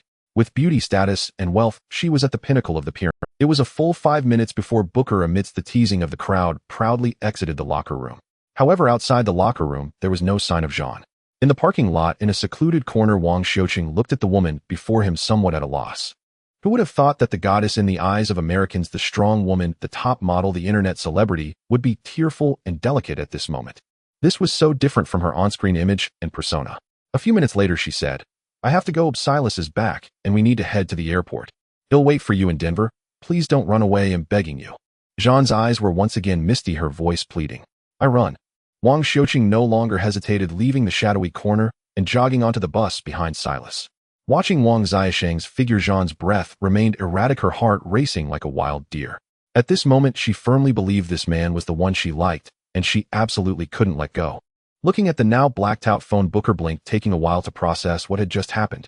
What just happened? A prank call. Yes, it must be a prank call. They even disguised it with Jean's number and voice. Is technology really that impressive now? These scammers must not know that Jean came to watch her own game today. By the way, where is Jean? Didn't they say she was outside? Why is there no one? Denver. A certain hotel. At 7 a.m., Wang Xiuqing sat on the large platform outside his room dressed in pajamas. In November, Denver's nights had already dipped below freezing, making Wang Xiuqing hesitant to remain outside as he did in Los Angeles. Wang Xiuqing indeed had a habit of waking up early, but today he had not woken up early, or rather he hadn't. Completing the task rewards 100 system points and grants 1 skill selection card. In Wang Xiuqing's view, this skill selection card was certainly more valuable than 3 lottery cards. The existence of this card not only allowed Wang Xiuqing to freely choose a skill card, but also offered a glimpse into what skills the system possessed. Lottery. Wang Xiuqing decided to use the 3 lottery cards first. Soon the lottery was completed. He received 300 system points, the defense module was activated, and the second skill slot of the shooting module was opened. Perhaps due to the existence of the skill selection card, none of the 3 lottery draws yielded a skill. At this moment, Wang Xiuqing finally focused his attention on the skill selection card. Select skill. In an instant, the card transformed into light, and then materialized into a book that could be opened at any time before Wang Xiuqing. Wang Xiuqing's eyes sparkled as he flipped through the pages. Rebound vacuum shooting interference ultra-fast dribbling quick-release quarterback passing three-point shot ultra-long three-point shot rapid self-healing trash talk taunts iron elbows and steel heads diamond feet rebound passing master back-to-basket play skyhook. Wang Xiuqing was truly amazed. He never expected there to be so many skill cards, nor so many inexplicable skill cards. However, it seemed that all of them in some way were useful skill cards. It took Wang Xiuqing a full half hour to reluctantly select one skill card. Indeed, he was quite torn. There were too many desired skills, yet he could only choose one. Skill card, three-point shooting accuracy increased by 0. Equipped in the control module, the player's three-point shooting accuracy assisted by the host increases by 0. Equipped in the shooting module, the host's three-point shooting accuracy increases by 0. Spending 10 points can increase the accuracy by 0. 1. This card is effective within 10 centimeters beyond the three-point line. Wang Xiuqing had not yet made a three-point shot because his three-point shooting was abysmal. During regular training, making 1 out of 5 shots was considered decent. In the future, he might still be left open. Being a substitute was one thing, but once he became a starter facing off against the league's top players, the shortcomings of not being able to shoot from beyond the arc would be magnified. With this skill card, Wang Xiuqing had effectively compensated for his biggest shortcoming. Of course, with the addition of a floater, he could easily equip this skill card in the control module, enhancing his teammates' three-point shooting accuracy, which was also quite beneficial. This skill card had two aspects that needed upgrading: accuracy and distance. Both were important and required. With 11300 system points along with the points he had saved, he should have enough for now. Having made up his mind, Wang Xiuqing began to upgrade this skill card. The light began to flicker continuously as the skill card's accuracy gradually increased. A few minutes later, the upgrade was complete and the description of this skill card had changed. Skill card, three-point shooting accuracy increased by 30. Equipped in the control module, the player's three-point shooting accuracy assisted by the host increases by 30. Equipped in the shooting module, the host's three-point shooting accuracy increases by 30. Spending 310 points can increase the accuracy by 0. 1. Spending 310 points can increase shooting distance by 0. 1m. This card is effective within 30 centimeters beyond the three-point line. Wang Xiuqing spent a total of 46500 points to upgrade the skill card to a 30 accuracy rate. He spent another 46500 points to increase the shooting distance to 30 centimeters. The cost was a total of 93000 system points. This was Wang Xiuqing's largest investment since acquiring the system, and he could already foresee the effects. A 30 increase in accuracy should yield good results, and a 30 centimeters increase in distance would greatly enhance the margin of error for shooting. After glancing at his remaining system points, Wang Xiuqing spent 15500 points to raise the floater's accuracy from 10 to 20. Skill card, floater shooting accuracy increased by 20.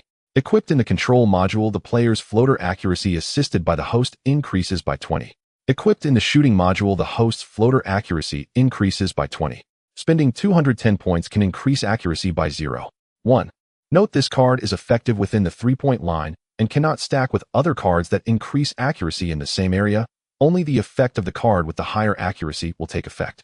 With a 20 accuracy boost for his own floaters and a 30 accuracy boost for three-pointers for his teammates, Wang Xiuqing couldn't help but smile. After configuring the skill cards, Wang Xiuqing opened the attribute interface.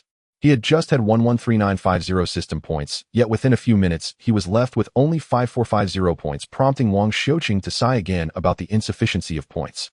Looking at the attribute interface, Wang Xiuqing pondered briefly before beginning to operate. A few minutes later, Wang Xiuqing's attributes changed. Birthday December 24, 2002, 18.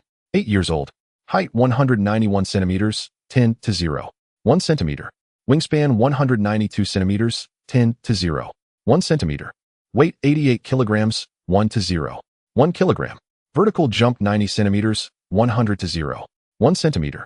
Maximum jump 100 centimeters, 100 to 0. 1 centimeter. Speed 90, 100 to 0. 1. Strength 80, 100 to 0. 1. Stamina 70, 100 to 0. 1. Charm 90, 100 to 0. 1.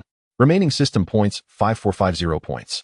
Since height, wingspan, and weight could not grow again in a short time, Wang Xiuqing spent 5100 points to upgrade all attributes other than these three to the next level. Now there were only 350 points left. He had over 1180 before, and now he was left with just 350 points, which made Wang Xiuqing smile wryly. And these 350 points were earned from the completion of a match task yesterday. Otherwise, Wang Xiuqing would be left with nothing. Pepsi Center. The Nuggets are set to face the Rockets at home with tickets having sold out early. With the newly crowned MVP Jokic, the Nuggets are strong and robust, naturally aiming for the championship. In fact, Denver has never won a championship, but they believe they are getting closer to that trophy. Because they have Jokic, a hefty player whom the entire league struggles to deal with, and the unwavering support of the entire Denver fan base for their team. TNT is not broadcasting this game with Shaquille O'Neal and Charles Barkley, yet they continue to post online the betting odds regarding whether Wang Xiuqing will be intercepted. In the Penguin live broadcast room, Wang Ming, Yang Yi, and Wang Shipeng are responsible for today's live comment. Penguin is increasingly valuing Wang Xiuqing's games not only with high-quality commentary personnel, but also ensuring that the female hosts are top-notch. Today's female host is Xiaoqi. Of course, Penguin is willing to allocate such resources also because Wang Xiuqing's money-making ability has begun to show. On the broadcasting desk today, besides the usual accessories, there's also a model of a domestic electric vehicle and a bottle of beverage clearly indicating new sponsors. Honestly, I don't have high hopes for the Rockets winning today, even though Murray is out. Yang Yi is sharing his views. The Denver Nuggets are clearly several tiers above the Rockets. Oh, just with Jokic, the Rockets have no one who can match up against him. Of course, it's also hard to say whether the Rockets have enough fighting spirit. Yang Yi is being quite polite. The implication is that the Rockets don't really want to win. You can never wake someone who pretends to be asleep. Ooh, if the Rockets don't want to win, there's nothing anyone can do. So let's pay more attention to Wang Xiuqing's performance. Wang Shipeng looked at the tablet in front of him where it seemed there was some information. The Nuggets rank among the top in assists in the league. It's not just the guards who can assist. Jokic often records triple-doubles, which is quite a headache for opponents. Additionally, Denver is a high-altitude city and strenuous exercise will definitely impact the player's stamina. These young Rockets players like Green, Wang Xiuqing, and Xingjing are all here for the first time, and it's uncertain whether they can adapt. The game has started. Oh, let's look forward to Wang Xiuqing's performance, Wang Ming reminded. At Pepsi Center, the game finally commenced. The Rockets' center Tice has returned from injury and is starting. The others remain unchanged: Porter Jr., Greenwood, and Tate. Xingjing, who has been performing well in recent matches, has been pushed back to the bench again. Of course, there's also Wang Xiuqing. It seems the two of them aren't too concerned as Xingjing is laughing heartily at Wang Xiuqing's jokes on the bench.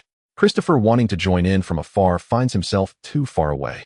He attempts to switch places with Garuba several times, but is shot down by Garuba's glare. Unconsciously, with 4 minutes left in the game, it has entered the substitution time. The Nuggets lead by 5 points, 22-17. The Rockets have kept Green on the court and brought Wang Xiuqing, Xingjing, Christopher, and Martin Jr. into the lineup. Coach Michael Malone, who has been calmly sitting on the sideline, stands up at this moment and approaches the technical area. While preparing for the game against the Rockets yesterday, he received a report from the scouting department. It was a delayed scouting report focusing on none other than Wang Xiuqing, who had just entered the game. The evaluation of Wang Xiuqing in the report was very high, which left Malone in disbelief. If a player who went undrafted is as good as the report suggests, why didn't your scouting department find him? Isn't this your oversight? After reprimanding the head of the scouting department, Coach Malone decided to watch the footage of the previous game between the Rockets and the Lakers. Then he called the head of the scouting department back. The final conclusion is that the team should attempt to trade for Wang, while Wang Xiuqing is still under the radar. Just then a sudden exclamation came from the bench behind him. Coach Malone hurriedly turned to look on the court. Wang Xiuqing was dribbling at high speed, while maneuvering past defenders, almost pinning his teammate Rivers Jr. to the floor. Then Coach Malone saw Wang Xiuqing pass the ball to Green, who was beyond the three-point line. After receiving the ball, Green did not shoot immediately, but charged toward the basket. However, the veteran Jeff Green, guarding the basket, pulled Green's dribbling hand. The whistle blew. Jeff Green was called for a foul. Malone did not pay attention to Jalen Green's free throws, but looked at Wang Xiuqing, who was not far from the midline. Such incredible speed. Watching Wang Xiuqing's dribbling on the computer is absolutely not the same as experiencing it live. Rivers Jr. still hasn't reacted and is staring down, lost in thought. Something's off. Coach Malone immediately called for a timeout. After high-fiving Green and the others, Wang Xiuqing returned to the bench. Silas looked at Malone and shook his head helplessly. He thought he was being overly cautious. Wang Xiuqing received a bottle of water but didn't drink it right away. Instead, he said to Green beside him, "When you catch my pass, you can try shooting a three-pointer. Don't worry if it doesn't go in. What's there to be afraid of?" Jalen Green clearly could have shot a three-pointer earlier, but chose to drive to the basket instead, as he had already attempted 5 shots without making one, even missing one completely. Wang Xiuqing knew that Green's confidence was lacking, at least in this game. Green probably won't attempt another three-pointer. Although during practice yesterday, every pass Wang Xiuqing made to Green went in a real game, the factors influencing a player's mood are still unpredictable. If Green doesn't shoot threes, then Wang Xiuqing's skill card for increasing three-point shooting percentage will be useless. As the timeout ended, the game continued. The Nuggets substituted out Rivers Jr. It seems that it's not just Green who is having emotional issues. Green made 1 out of 2 free throws and the Nuggets secured the rebound for an offensive play. Right after half-court, Martin Jr. seized the opportunity to steal the ball and passed it to Wang Xiuqing before dashing towards the front court. Wang Xiuqing started to accelerate, pulling his defender Campazzo along with him, but after one step, Campazzo, shorter than Wang Xiuqing by quite a bit, is incredibly quick, almost matching Wang Xiuqing's speed, but because of this, when Wang Xiuqing slowed down, Campazzo had already dashed ahead. Wang Xiuqing easily maneuvered past half-court, set a pick with Shungjing, and passed the ball to Martin Jr. On the other side, Martin Jr. jumped with his shoulder down and took a three-point shot. Swish! The ball went in. Martin Jr. looked at his hand in disbelief. He was in great form today, making his first three-point attempt. Fortunately, the Rockets have more than one player who can shoot threes. Although their shooting percentage isn't high, at least they dare to shoot. After a change of possession, the Nuggets finally scored a long two-pointer, but Wang Xiuqing was in the backcourt and Jokic made a long pass to a fast-moving Green down the court. Green jumped up for a powerful dunk, scoring 2 points. This also allowed Green to vent some of his pent-up emotions. The game proceeded smoothly, quickly reaching the last 7 seconds with the Rockets in possession. Wang Xiuqing received the ball. Campazzo didn't dare to speed up recklessly, allowing Wang Xiuqing to advance to the front court. Wang Xiuqing also seemed unhurried. With 3 seconds left, he suddenly stepped to the left, prompting Campazzo to instinctively block to the left. But at that moment, Wang Xiuqing made a bounce pass, perfectly sending the ball to Christopher, who was behind where Campazzo had vacated. Christopher received the ball and immediately took a long two-pointer. Swish! Beep! The sound of the ball going in coincided almost perfectly with the buzzer, signaling the end of the first quarter. The Rockets lead 27-26, finishing the first quarter with a 1-point advantage. Malone looked at Wang Xiuqing, nearly drooling. He is incredibly useful. He really wanted to grab a bowl and shout, "Come to the bowl." If the Nuggets had Wang Xiuqing, he would confidently bet that the team would win a championship within 3 years. Although the Nuggets have Jamal Murray as a versatile point guard, Murray is too fragile. It's uncertain whether he can return this year. If Wang Xiuqing joins the team and complements Murray, the team's strength would increase by at least half a tier. Seeing his players return to the bench, Malone took a deep breath and began planning for the next quarter. At this moment, Jokic, draped in a towel, gazed at Wang Xiuqing from a distance, pondering something. The Nuggets made a change, bringing Porter onto the court. This single substitution significantly improved the hardness of their defense. Standing at 610-inch, Porter forced Green, who excelled in penetrating, to fail several times. On the offensive end, without Jokic on the court, and lacking Maui's playmaking and driving to the basket, the Nuggets' scoring resembled a severe constipation. For 3 whole minutes, neither side managed to score a single point. Strangely, both head coaches seemed to be mere spectators with no intention of calling a timeout, appearing quite satisfied with the situation. On the court, Wang Xiuqing dribbled the ball, made a feint, and drove into the paint. Little Porter abandoned Green and came over to defend Wang Xiuqing. This time, Wang Xiuqing chose to take a jump shot instead of passing to Green. Swish! The ball went in. Wang Xiuqing scored his first point of the day. Little Porter, who jumped high only to fall back to earth with disappointment, could only go to the baseline to inbound the ball. He despised guards who relied on jump shots. "If you have the skills, go on with me. Jump shots are a coward's." The Rockets broke the scoring drought first. The Nuggets began their offensive, passing the ball to Porter, who used his footwork to shake off the defender and then dunked the ball. Basketball is strange. When no one can score, nobody scores. When someone does, that person is the lucky one. At this moment, neither side could find a way to score. At this time, neither head coach was likely to call a timeout. Since they had started scoring, what was there to call a timeout for? After several rounds, the referee had no choice but to call an official timeout to allow the advertisements of the sponsors to play. Jokic stood up and tossed his towel onto the chair, knowing that he would be entering the game soon. In fact, he had been eager to get on the court for a while. He only hoped that the one called Wang would not be substituted out. When the game resumed, the Nuggets finally brought all their main players onto the court. The Rockets also made significant substitutions, with their starters returning. Naturally, Wang Xiuqing was taken off the court. The game seemed poised to enter another level of intensity. However, the reality was that both sides' scoring abilities remained stagnant, and instead their defenses appeared to be quite effective. By the end of the first half, the score was 47-46, with the Rockets still leading by 1 point. After a brief halftime break, the second half mirrored the first, with both sides playing without any passion. If one were to point out any highlights, it would be that during the 10 minutes Wang Xiuqing was on the court in the second half, he helped the Rockets to a lead of 8 points. Moreover, with 2 minutes remaining in the third quarter, he had his first opportunity to compete alongside Jokic. After the Nuggets missed a fast break, Wang Xiuqing grabbed a rebound. Jokic, who had not participated in the offense, stood near the half-court, blocking Wang Xiuqing's path like a wall. Meanwhile, Green had already shaken off Porter and was starting to position himself. In terms of height and wingspan, Porter had several advantages over Green, but in terms of speed, Green made Porter look as if he were standing still. At this moment, Wang Xiuqing took a step forward with the dribble, then executed a move that no one in the arena could have anticipated.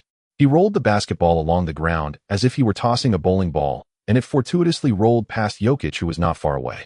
Jokic, moving slowly like an elderly lady, attempted several times to reach for the ball, but couldn't grasp it. He could only watch helplessly as Green bent down to collect the ball and easily dunked it. Coach Malone couldn't help but chuckle at Jokic's antics. However, he quickly turned his attention to Wang Xiuqing, who was pointing at Green. He recognized his teammates' strengths and habits while also understanding the opponent's weaknesses, skillfully exploiting them. "Wang Xiuqing, come to me," Malone nearly shouted. It was simply too enticing, and at just 19 years old, he was a raw gem. Malone believed that if he polished Wang Xiuqing for a few years, the combination of the 7-year younger Wang Xiuqing and Jokic would become the strongest duo in the league. No doubt about it. Malone was so captivated that he lost interest in the game entirely. His eyes were filled with the figure of Wang Xiuqing. If Wang Xiuqing had not returned to the bench, Malone wouldn't even have noticed the end of the third quarter. After laying out the tactics, Malone kept Jokic on the court. He wanted to see more of the scenes where Wang Xiuqing and Jokic played together, even though they were opponents. The two teams continued to struggle. The scores of the Rockets and the Nuggets alternated, with neither able to lead by more than 5 points. Even with Silas substituting Wang Xiuqing, the situation did not change much. This made Silas quite frustrated. How could the Nuggets with such a level compete for the championship? The final attack was approaching, and the Rockets originally had a chance to secure it. But this time Silas directly substituted Jalen Green without calling a timeout. Then a shocking scene unfolded before the audience. The Rockets' power forward would surprisingly led the ball up the court, and when he reached the three-point line and was surrounded, he halted and passed to Gordon. The 191 centimeters tall Eric Gordon resolutely charged toward the paint, only to be blocked by Jokic's impressive leap, sending the ball flying. The game ended with the Nuggets narrowly winning by a point. Both head coaches Silas and Malone shook hands uneasily at the technical table, their grips firm, seemingly conveying a deeper meaning. The players from both sides shook hands in tribute. Wang Xiuqing did not recognize anyone and intended to leave directly, but was blocked by a tall figure. "You played well." Wang Xiuqing looked over and saw it was Jokic. "Thank you, you were also impressive," Wang Xiuqing replied, without hesitation, genuinely believing he had played decently. "Are you from China?" Jokic suddenly asked, a hint of expectation on his face. Wang Xiuqing nodded. "Wasn't it obvious?" "Really, from China?" Jokic's mood visibly changed. "Should I show you my passport?" No, that's not what I..." Jokic unexpectedly laughed casually, putting his arm around Wang Xiuqing's shoulders.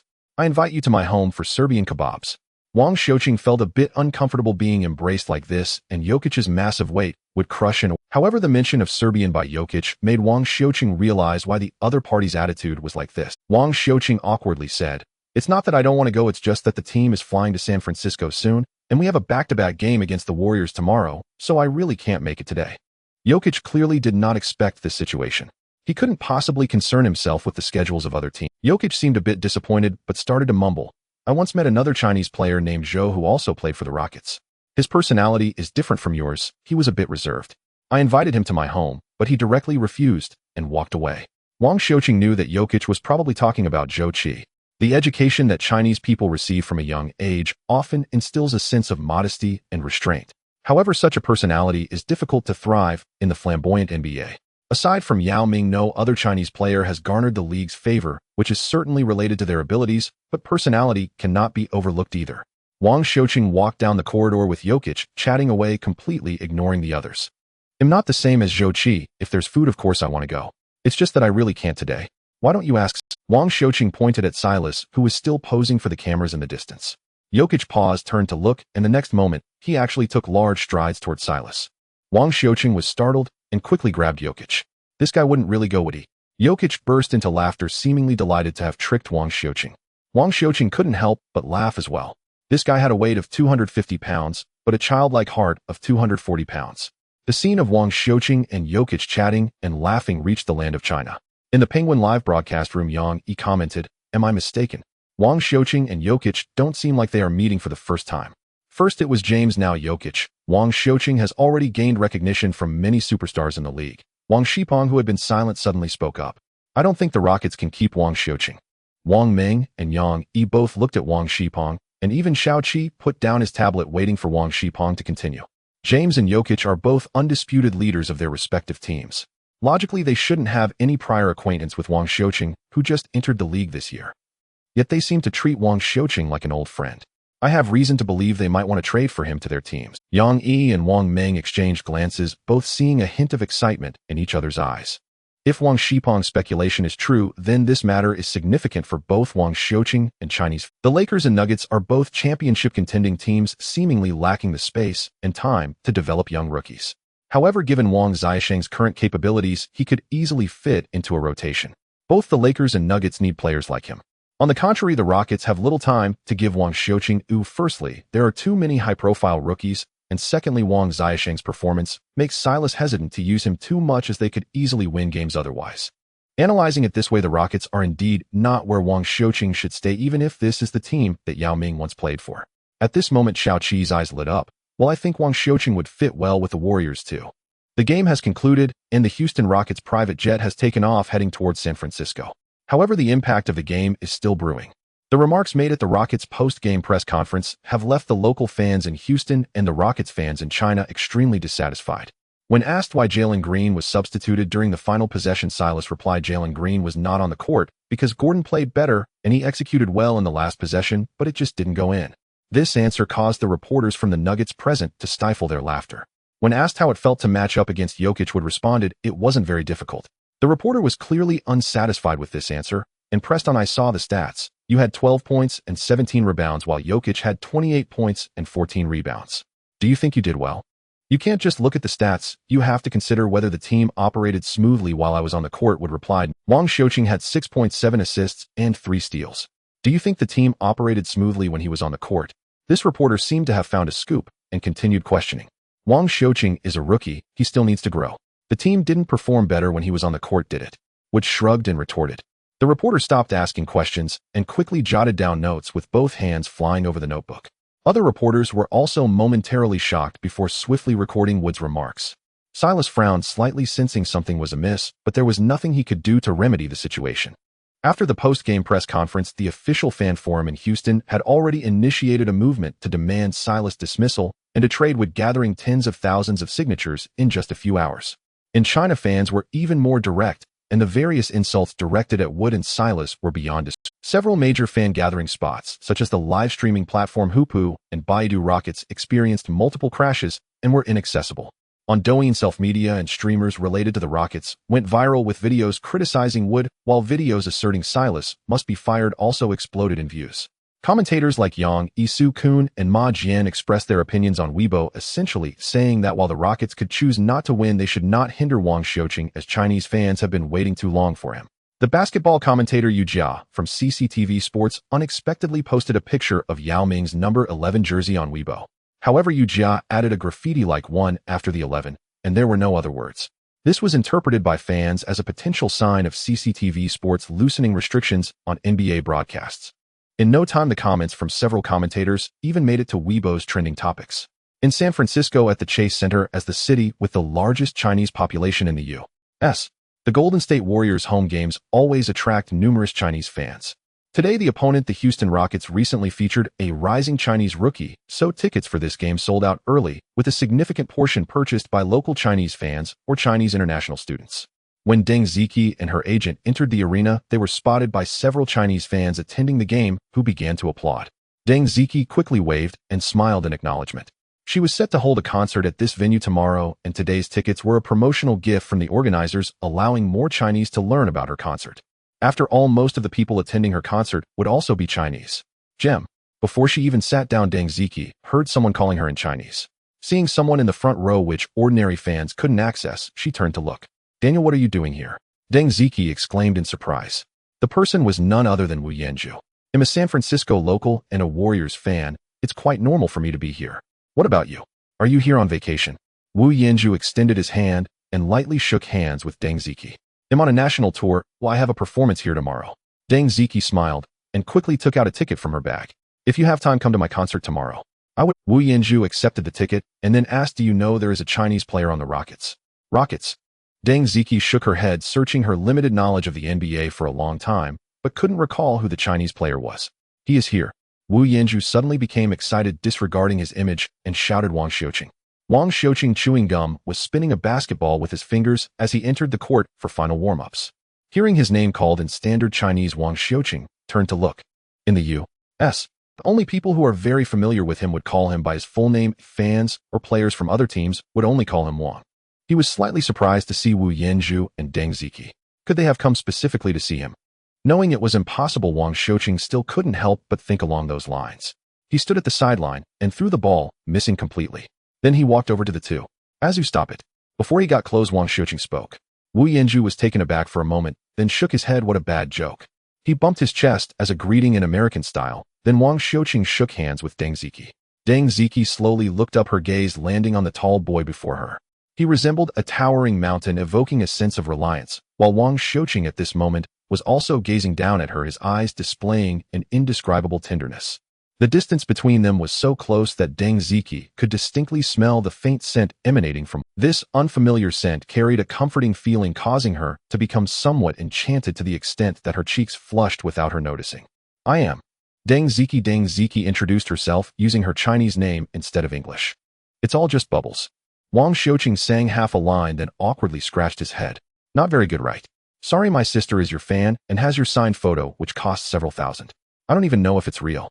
Hearing Wang Xiuqing say he knew her, Deng Ziqi smiled happily. "Do you have time tomorrow? I'm having a concert here. Can you come?" "Tomorrow? Unfortunately, I have to go back to Houston with the team tonight," Wang Xiuqing replied regretfully. In fact, Wang Xiuqing could easily take a leave to stay in San Francisco as long as it didn't interfere with future games. However, he felt that as a rookie, it seemed inappropriate to request leave so soon. Moreover, he was somewhat resistant to spending several hours at a concert venue. "Houston, I have another concert there now." Deng Ziqi looked at Wang Xiuqing with eager eyes sparkling with anticipation. "Then I will definitely come as long as there are no games." Wang Xiuqing agreed this time. Since the other party had already said so, it wouldn't be good to refuse again. "Then let's exchange numbers." Wang Xiuqing took both of their phones and entered his number. After chatting briefly, Wang Xiuqing returned to begin his warm-up. In the TNT studio, Barkley and O'Neal started their regular program again. Today, continuing 3,000. As long as Wang Xiuqing's ball gets stolen, this 3,000 is yours. Barkley placed a stack of cash on the table. O'Neal picked it up and sniffed at the unique ink smell of new money still lingering. After searching in his pocket for a while, O'Neal also pulled out a stack of cash. "You know what, brother? Yao Ming called me yesterday," O'Neal suddenly said. "Yao Ming?" This name made Barkley raise his eyebrows, and he instinctively touched his mouth. "What's going on?" Barkley became interested. "It's nothing much, just that he'll take care of his little brother. When I go to China, he'll treat me to a grand feast in China." O'Neal's bald head tilted back proudly. Yao Ming's character, which rarely sought help from others, was not one to easily make phone calls. "Wang Xiuqing." Barkley looked at Wang Xiuqing, who was shooting three-pointers, but hadn't scored any, then pointed to the 2 stacks of money on the table. "Is this how you take care of his little brother?" O'Neal frowned slightly. Yes, Yao Ming said he should take care of Wang Xiuqing if possible, but here he was betting against Wang Xiuqing. That aside, he was the one betting that Wang Xiuqing would lose. The more he thought about it, the more unsettling it became. O'Neal suddenly spoke up. "How about we switch it up? I bet Wang Xiuqing won't get his ball stolen, and you bet he will." "Impossible." Barkley waved his hand like a fan, directly refusing. "Then what should we do?" "If Yao Ming found out, it would be hard to explain. If he lost credibility with Yao Ming, even his father in heaven." Suddenly O'Neal slapped his forehead. "How about this? Let's pool our money together. Whoever can steal Wang Xiuqing's ball, that person gets the money." Upon hearing this, Barkley found it somewhat interesting. Standing on the same side would also save them from constant bickering. "That's a good idea." Barkley enthusiastically slapped his thigh in agreement, afraid O'Neal would backtrack, and immediately posted the new bet online. Soon this bet sparked quite a response. The live director even took a screenshot of Barkley's bet posted on his personal platform and displayed it on the big screen. The screenshot only disappeared when the match started. The Rockets still sent out the starting lineup of Wood, Tate, Tice, Green, and Porter. Meanwhile, the Warriors deployed their lineup of Draymond Green, Wiggins, Looney, Curry, and Poole. As a long-term injured player, Clay sat on the bench today, cheering for his teammates. Both sides played in an open manner with a rapid pace, but the Warriors maintained a higher shooting percentage, gradually extending their lead to double digits. The two sides began to rotate, with Wang Xiuqing entering the scene alongside his 3 companions, while Jalen Green remained on the court coordinating with him. At that moment, the entire arena erupted in applause, with many fans donned in Warriors jerseys holding up signs depicting the 12 jersey of the Rockets. Wang Xiuqing received the inbound pass, and the opposing Peyton immediately closed in on him. Wang Xiuqing frowned slightly. Although Peyton's defensive skills were commendable, did he not realize that he had already faked out several players? Or was he merely attempting to test his limits? Wang Xiuqing was uncertain, but since the opponent dared to stick close, he would not hold back. Peyton widened his stance defensively, his feet positioned one in front of the other with his front foot awkwardly placed beneath Wang Xiuqing, restricting his movement to either side. Wang Xiuqing chose to move backward. He dribbled the ball behind him and took a step back, creating space between himself and Peyton. Peyton seemed to have anticipated this, ready to close in again. At that moment, Wang Xiuqing made his move. Wang Xiuqing quickly dribbled twice behind his back, feigning a move with his upper body, and just as Peyton's front foot landed, Wang Xiuqing dashed left like the wind. Peyton slid his front foot, instantly widening his stance to try and trap Wang Xiuqing's lower body. But Wang Xiuqing swiftly pulled the basketball back and leaped the ball soaring over the head of the short Peyton, while Wang Xiuqing had already reached the right side. On the bench, Curry was about to shout traveling to pressure the referee. But in the next moment, he saw Wang Xiuqing's basketball flying forward. Then the basketball struck the back of Xinjing, who was standing motionless at the midcourt. Wang Xiuqing arrived just in time, scooping the ball up one-handed as if fishing for dumplings. However, it seemed he had applied too much force, and the basketball flew uncontrollably towards the three-point line. Looney leaped high in an attempt to intercept it, but only managed to tap it, altering its trajectory as it veered right. A red figure appeared there. It was Jalen Green. He soared high, grasping the basketball with both hands before slamming it down into the hoop. Curry sprang to his feet. He had seen this type of play in the Rockets game footage prepared before the match. Kerr crossed his arms, squinting at Wang Xiuqing, who was reaching out for Green in the distance. Indeed, as the team's scouting department had mentioned, he possessed top-notch speed and ball handling skills, and it seemed fortune was on his side. He also had remarkable decision-making abilities. Just moments ago, when he had outmaneuvered Peyton, Wang Xiuqing had nearly traveled as he had taken 2 steps while dribbling the ball over Peyton's head. Yet Wang Xiuqing cleverly used Xinjing's back to create an opportunity for himself, avoiding the possibility of a foul. Making such predictions in such a short time was indeed not something an ordinary player could achieve. However, in this era, lacking three-point shooting ability made it impossible to become a superstar. Kerr did not wish to measure Wang Xiuqing against superstars. The term had first appeared in the scouting report. The game continued with the Warriors attacking. After some quality screens, Moody missed a three-pointer and Green grabbed the rebound, passing it to Wang Xiuqing. This time, Peyton had created a 1-meter gap between himself and Wang Xiuqing. His ankle was throbbing with pain, and he felt he could no longer sprint at full strength, but he couldn't say anything. He couldn't afford to lose face. Green, running forward, turned back to set a screen for Wang Xiuqing, who dribbled forward, and just as Peyton approached again, passed the ball to Green. Swish! Green rose for a three-pointer which swished through the net. Kerr glanced at the clock and abandoned the idea of calling a timeout. To him, Wang Xiuqing's playing style resembled that of Donich, a primary ball handler, where the ball almost always passed through his hands. Unfortunately, Wang Xiuqing lacked three-point shooting, yet his passing ability surpassed that of Donich. While he was pondering this, Christopher intercepted a pass intended for Otto Porter Jr. and began to sprint with the ball without looking at anyone. It was only when he collided with Peyton that Christopher passed the ball to Green, who was outside the three-point line. Green, feeling good, disregarded the defender and took another three-pointer. However, the shot missed, but fortunately Xinjing secured the rebound and tapped the basketball into the hoop. The Rockets scored 7 consecutive points, 33-28. Kerr shook his head, stepped onto the court, and called a timeout. Keep an eye on everyone else. As long as Wang is on the perimeter, let him do as he wishes. Focus on the others and prevent them from receiving the ball. In the last minute, do not let them score again. Kerr held the tactical board, drawing and speaking until the timeout ended. The game resumed. The Warriors attacked, and after several high-quality screens and picks, Otto Porter Jr. sank a three-pointer while Christopher also fouled him. The free throw was successful. A 4-point play. The Warriors led 37-28, extending their lead. With just 27 seconds left, Wang Xiuqing received the ball and slowly dribbled past half-court. Peyton was sweating profusely, seemingly exhausted, but he remained fixated on Wang Xiuqing, remembering Kerr's directive to prevent others from receiving the ball. Wang Xiuqing controlled the ball, observing the time. This time, Peyton did not attempt to reach for the ball, which puzzled Wang Xiuqing, unsure of what scheme Kerr was concocting. With 7 seconds remaining on the shot clock, Wang Xiuqing made his move. He stepped inside the three-point line, preparing to shoot. Positioned right next to Peyton, Peyton instinctively leaped to block.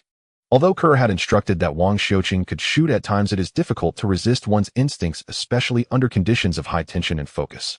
After jumping, Peyton realized that Wang Xiuqing had indeed ready to shoot, but his feet had yet to leave the ground. He saw Wang Xiuqing pass the ball behind him with one hand, and Green coincidentally appeared behind Wang Xiuqing, catching the ball and leaping to shoot. Swish! The three-pointer went in. Beep! The whistle blew. Peyton was called for a foul. Although it was not a full jump, when Xiao Peiton landed, he was already unable to control himself, inevitably crashing into Wang Ziyesheng's cylindrical body, colliding with his shoulder. Green's three-pointer came first, followed by a foul, so Wang Xiuqing needed to take an additional free throw. After landing, it seemed he twisted his ankle again, and Xiao Peiton limped towards the player's tunnel, no longer focused on the game. With 4 seconds remaining in the game, Kerr did not call a timeout. Wang Xiuqing made his free throw. The Warriors quickly inbound the ball, and Moody attempted a logo three-pointer in the front court, but missed. The Warriors lead 37-32, ahead by 5 points. The assistant coach of the Warriors helps Little Peyton back to the locker room, while the players on the bench cannot hide their concern. Little Peyton is the primary perimeter defender on the Warriors bench. To put it bluntly, he is even better defensively than the starting player pool, although he lacks pool scoring ability. You will primarily defend Wang Xiuqing when you go in, Kerr instructed Draymond Green with a serious tone. Curry looked at Kerr in surprise. Having Green defend Wang Xiuqing is the highest form of recognition for him. However, Curry glanced at the Rockets bench, wondering if that not much more robust Hua Xiaoman could withstand Green's defense. Green nonchalantly picked up a towel and stood up. Green replaced Little Peyton while the others remained unchanged. The first attack belonged to the Rockets, with Wang Xiuqing controlling the ball, and Green gave him a step, not sticking closely to him. Green appeared to be a brutish figure without much thought, but in reality, he possessed a high basketball IQ. He dared to confront Durant face-to-face and knew that staying close to Curry would keep him safe. Thus, even though Green frequently got into fights on the court and engaged in unethical behavior unrelated to basketball, getting punished by the league and his team, he could quickly return. Because Curry needed him to shield against the storm ahead. Green had actually watched some footage of the suddenly rising star Wang Xiuqing privately, especially studying the players he had previously faked out. His conclusion was that the more seriously one defended Wang Xiuqing, the more likely they were to fall for his fakes. However, as long as he took a step back, even if he might still get past him, at least he would have enough time and space to correct himself and wouldn't get easily faked out. Moreover, Green believed that Wang Xiuqing disliked physical confrontations and wasn't adept at them, while his own greatest strength was his physicality. Suddenly, Wang Xiuqing accelerated. Although Green was more than an arm's length away, Wang Xiuqing compensated for that distance with his speed and swiftly maneuvered past Green. Green retreated step by step, adjusting his angle to stay directly in front of Wang Xiuqing, not allowing him to disappear from his sight. But Wang Ziyesheng's speed was too fast. Green's footwork couldn't keep up. In the next moment, after a change of direction, Wang Xiuqing was already beside Green, just a step away from completely bypassing him. At that moment, with a thud, Green's shoulder collided with Wang Ziyesheng's, causing the unsteady Wang Xiuqing, who had just changed direction, to lose his balance, and the basketball slipped from his control. Green dove to the floor, pressing the ball tightly beneath him and signaling for a timeout. But just then the referee's whistle sounded. Foul on Green. He sprang up as if propelled by a rocket, leaping high in disbelief and rushing to the referee, who had called the foul, roaring in protest. "I fouled. Did you see clearly? Where did I foul? My hands didn't even touch him." Green shouted, incessantly spitting as he spoke. The referee, uninterested in arguing, simply shook his head with an expression of impatience. Kerr stood with crossed arms in front of the technical area, conversing with the only female referee, Ashley Moyer-Glees. Green definitely didn't move. There was just shoulder contact with the opponent. That can't be a foul, right? Should we put up a net in the middle instead, and everyone can play tennis? He clearly wasn't going for the ball. He had lost his position and couldn't reach it at all, Glees explained to Kerr. Kerr shrugged, chuckling helplessly. Green stopped arguing, having sensed the referee's impatience. A seasoned player like him knew it was time to keep quiet. Fortunately, the second quarter had just begun, and there weren't enough fouls yet to warrant free throws. The Rockets were inbounding the ball, and this time Green gave Wang Xiuqing a step. With little time left on the shot clock, Wang Xiuqing received the ball and stepped into the three-point line, preparing to shoot immediately. Dream on. Green had been waiting for Wang Xiuqing to shoot. He knew Wang Xiuqing had a solid floater, and with time running out, the safest option for him was to drive and then shoot. So he was ready for Wang Ziyesheng's shot. Green soared high, his long, shiny black arms casting a shadow over Wang Xiuqing. However, the Wang Xiuqing in Green's eyes did not jump. To be precise, one of his feet did not leave the ground. Wang Xiuqing retracted his other foot and, seemingly about to shoot, surprisingly let go of the ball, stepping forward half a step before jumping and gently releasing it. Swish. Beep. 2 points scored. Green fouled, and an extra free throw was awarded. Curry leaped up, having seen it clearly from his angle. Wang Xiuqing had definitely made a legal shot, and it was undoubtedly an easy two. He made a legal shot. He definitely made a legal shot, Kerr remarked, seeing it clearly as he protested to Glees on the sidelines. Though one foot had not left the ground, Wang Xiuqing had certainly made a legal play. It was this seemingly innocuous play that allowed Wang Xiuqing to get behind Green, making it impossible for Green to avoid him as he landed, forcing him to push Wang Xiuqing aside. "Are you going to challenge it?" Glees asked calmly. Kerr hesitated. Challenge? For a rookie. Although he was confident of a successful challenge, what would happen afterwards? What if Curry wanted to challenge later? This damn challenge rule definitely needed to be revised by the league. Seeing Kerr fall silent, the referee approached the baseline to allow Wang Xiuqing to take his free throws. Kerr directly substituted Green, who had only played for a minute. In that brief minute, Green had already committed 2 fouls, bringing his total to 3, including one from the first quarter. The second quarter had just started.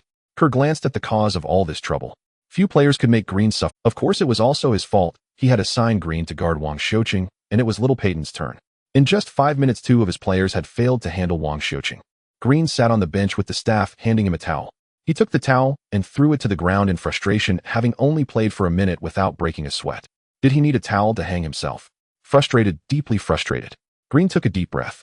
A hand suddenly rested on his shoulder, and Green knew it was Curry. No one else on the team would dare to do that. It's rare to see such an interesting young player, isn't it? Curry said. Green's anger dissipated significantly. He knew Curry was praising that rookie. The last time Curry had praised a rookie like this, it was Donich. Kerr looked at Wang Xiuqing, who was taking free throws in the distance. "Aren't you able to drive? They'll let you drive." Grabbing a nearby player, Kerr covered his mouth and began to whisper instructions. Wang Xiuqing's free throw missed the mark. He clapped his hands, feeling somewhat dissatisfied with himself. The game resumed. His defensive strategy was similar to Green's, allowing a certain amount of space to drive, but preventing passing. Wang Xiuqing tried several times. Whenever he broke through, Moody would double-team the other players, completely ignoring him. Wang Xiuqing made a few throws, scoring about half of them. While it seemed efficient for him, it was the least effective way. This was because passing to his teammates on the perimeter, who had a 3-point shooting percentage boost, was far more efficient than his individual attempts. Moreover, breaking through was quite exhausting for Wang Xiuqing, far less effortless than assisting. He once again held the ball, accelerated, and drove in, with only Xinjing and Bellica under the basket. Bellica didn't come over to help defend, but steadfastly marked Xinjing. As Xinjing ran towards the perimeter, Bellica followed him, completely ignoring Wang Xiuqing. In an instant, the area under the basket was unexpectedly empty. At that moment, Moody behind him actually went to double-team Green. For a moment, Wang Xiuqing found himself alone in the free-throw area. Wang Xiuqing dribbled the ball and leaped high, arms outstretched, the basketball raised in his mind. Bang! A loud crash echoed as Wang Xiuqing forcefully slammed the ball into the hoop. An axe-handle dunk. Applause erupted throughout the arena, with numerous fans of Chinese descent cheering loudly. Even Curry on the sidelines instinctively stood up, his eyes filled with envy. He observed clearly that Wang Xiuqing's palm had already completely surpassed the rim, meaning he had at least 10 centimeters of clearance. Moreover, the hang time was astonishing. The basketball had already gone through the hoop, while Wang Xiuqing was just beginning to descend. Even if he exerted all his strength, he couldn't achieve such an effortless dunk. In 4 minutes, the Rockets had surged with an 11-5 mini-run, bringing the overall score to 43-42, with the Rockets leading by 1 point. Cole couldn't wait for an official timeout, directly stepping onto the court to call for a timeout. Silas glanced at Cole and decided to make a substitution. In Silas' view, this was a sign of Cole's surrender. "Won't take a rest, he'll substitute you out." Silas began arranging the lineup for the upcoming substitutions. Wang Xiuqing accepted the towel with a nod, then draped it over his head. Seeing a few players from the Rockets bench, including Porter, stand up, Cole unexpectedly let out a sigh of relief. "All right, guys, it's time to hit the court. We can't let those rookies make a joke out of us." Cole motivated his players. Curry, Wiggins, Looney, Poole, and even Green all stood up. Letting the Rockets bench perform this well against the Warriors was unacceptable for the Warriors, even though they also had their own bench. The game quickly resumed, with both teams substituting in their starters, following the script as expected. On the sidelines, Deng Ziki asked Wu Yinzu, "Why do I feel like Wang Xiuqing is playing better? Why isn't he on the court?" Wu Yinzu had switched places with Deng Ziki's agent, thus becoming Deng Ziki's commentator, which also allowed her to learn a lot about basketball. Although she quickly forgot again.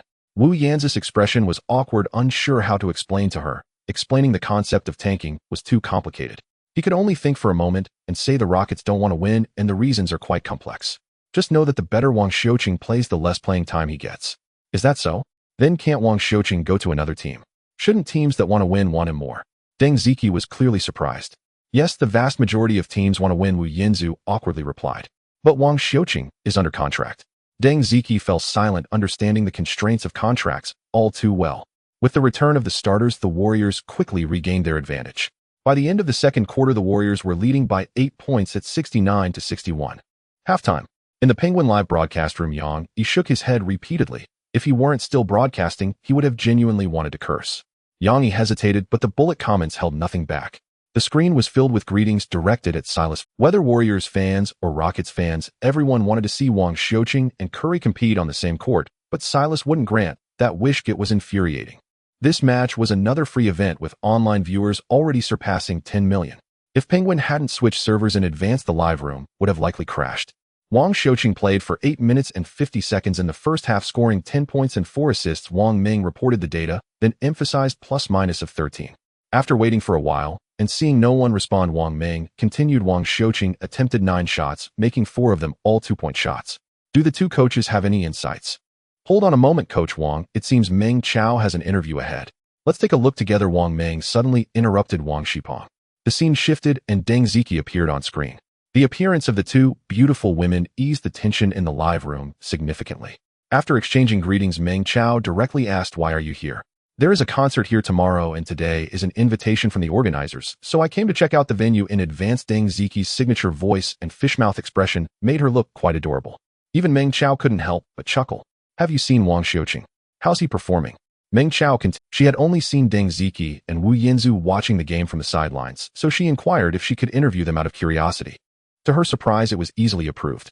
"He's amazing, he's playing very well." Deng Ziqi was at a loss for words on how to describe someone playing well, so she added, "And he's quite handsome." Seemingly finding a like-minded person, Meng Chao instinctively nodded. "Hi, you guys." Just then Wu Yinzu suddenly appeared on screen, smiling and greeting. This was the entrance they had just designed to surprise the fans. And it indeed was a surprise. The fans who had just been typing Deng Ziqi's name in the chat suddenly began to flood the comments with "Azu, stop it." This made Yang Yi and the others laugh. "Are you here for Wang Xiuqing?" Meng Chao handed the microphone over to Wu Yinzu. "Actually, no," Wu Yinzu replied candidly. "I'm a Warriors fan, I'm a fan of Curry. I bought the tickets back when the season started. At that time, I didn't even know who Wang Xiuqing was. But recently Wang Xiuqing seems to have suddenly emerged and is playing exceptionally well. I was supposed to return to China for filming today, but I delayed it for a day just to watch this game. Of course, now I have to delay it for another day to see her concert tomorrow." Wu Yinzu pointed at Deng Ziqi beside him. Although he knew Wu Yinzu wasn't actually Chinese, the use of return made the fans feel good. At least he was earning a living in China and not disparaging it. After chatting for a while, the interview finally ended as players began warming up on the court. Perhaps it was the good mood brought by the two stars. Yang Yi in the live room was finally not as angry. "I wonder if other teams can hear us talking."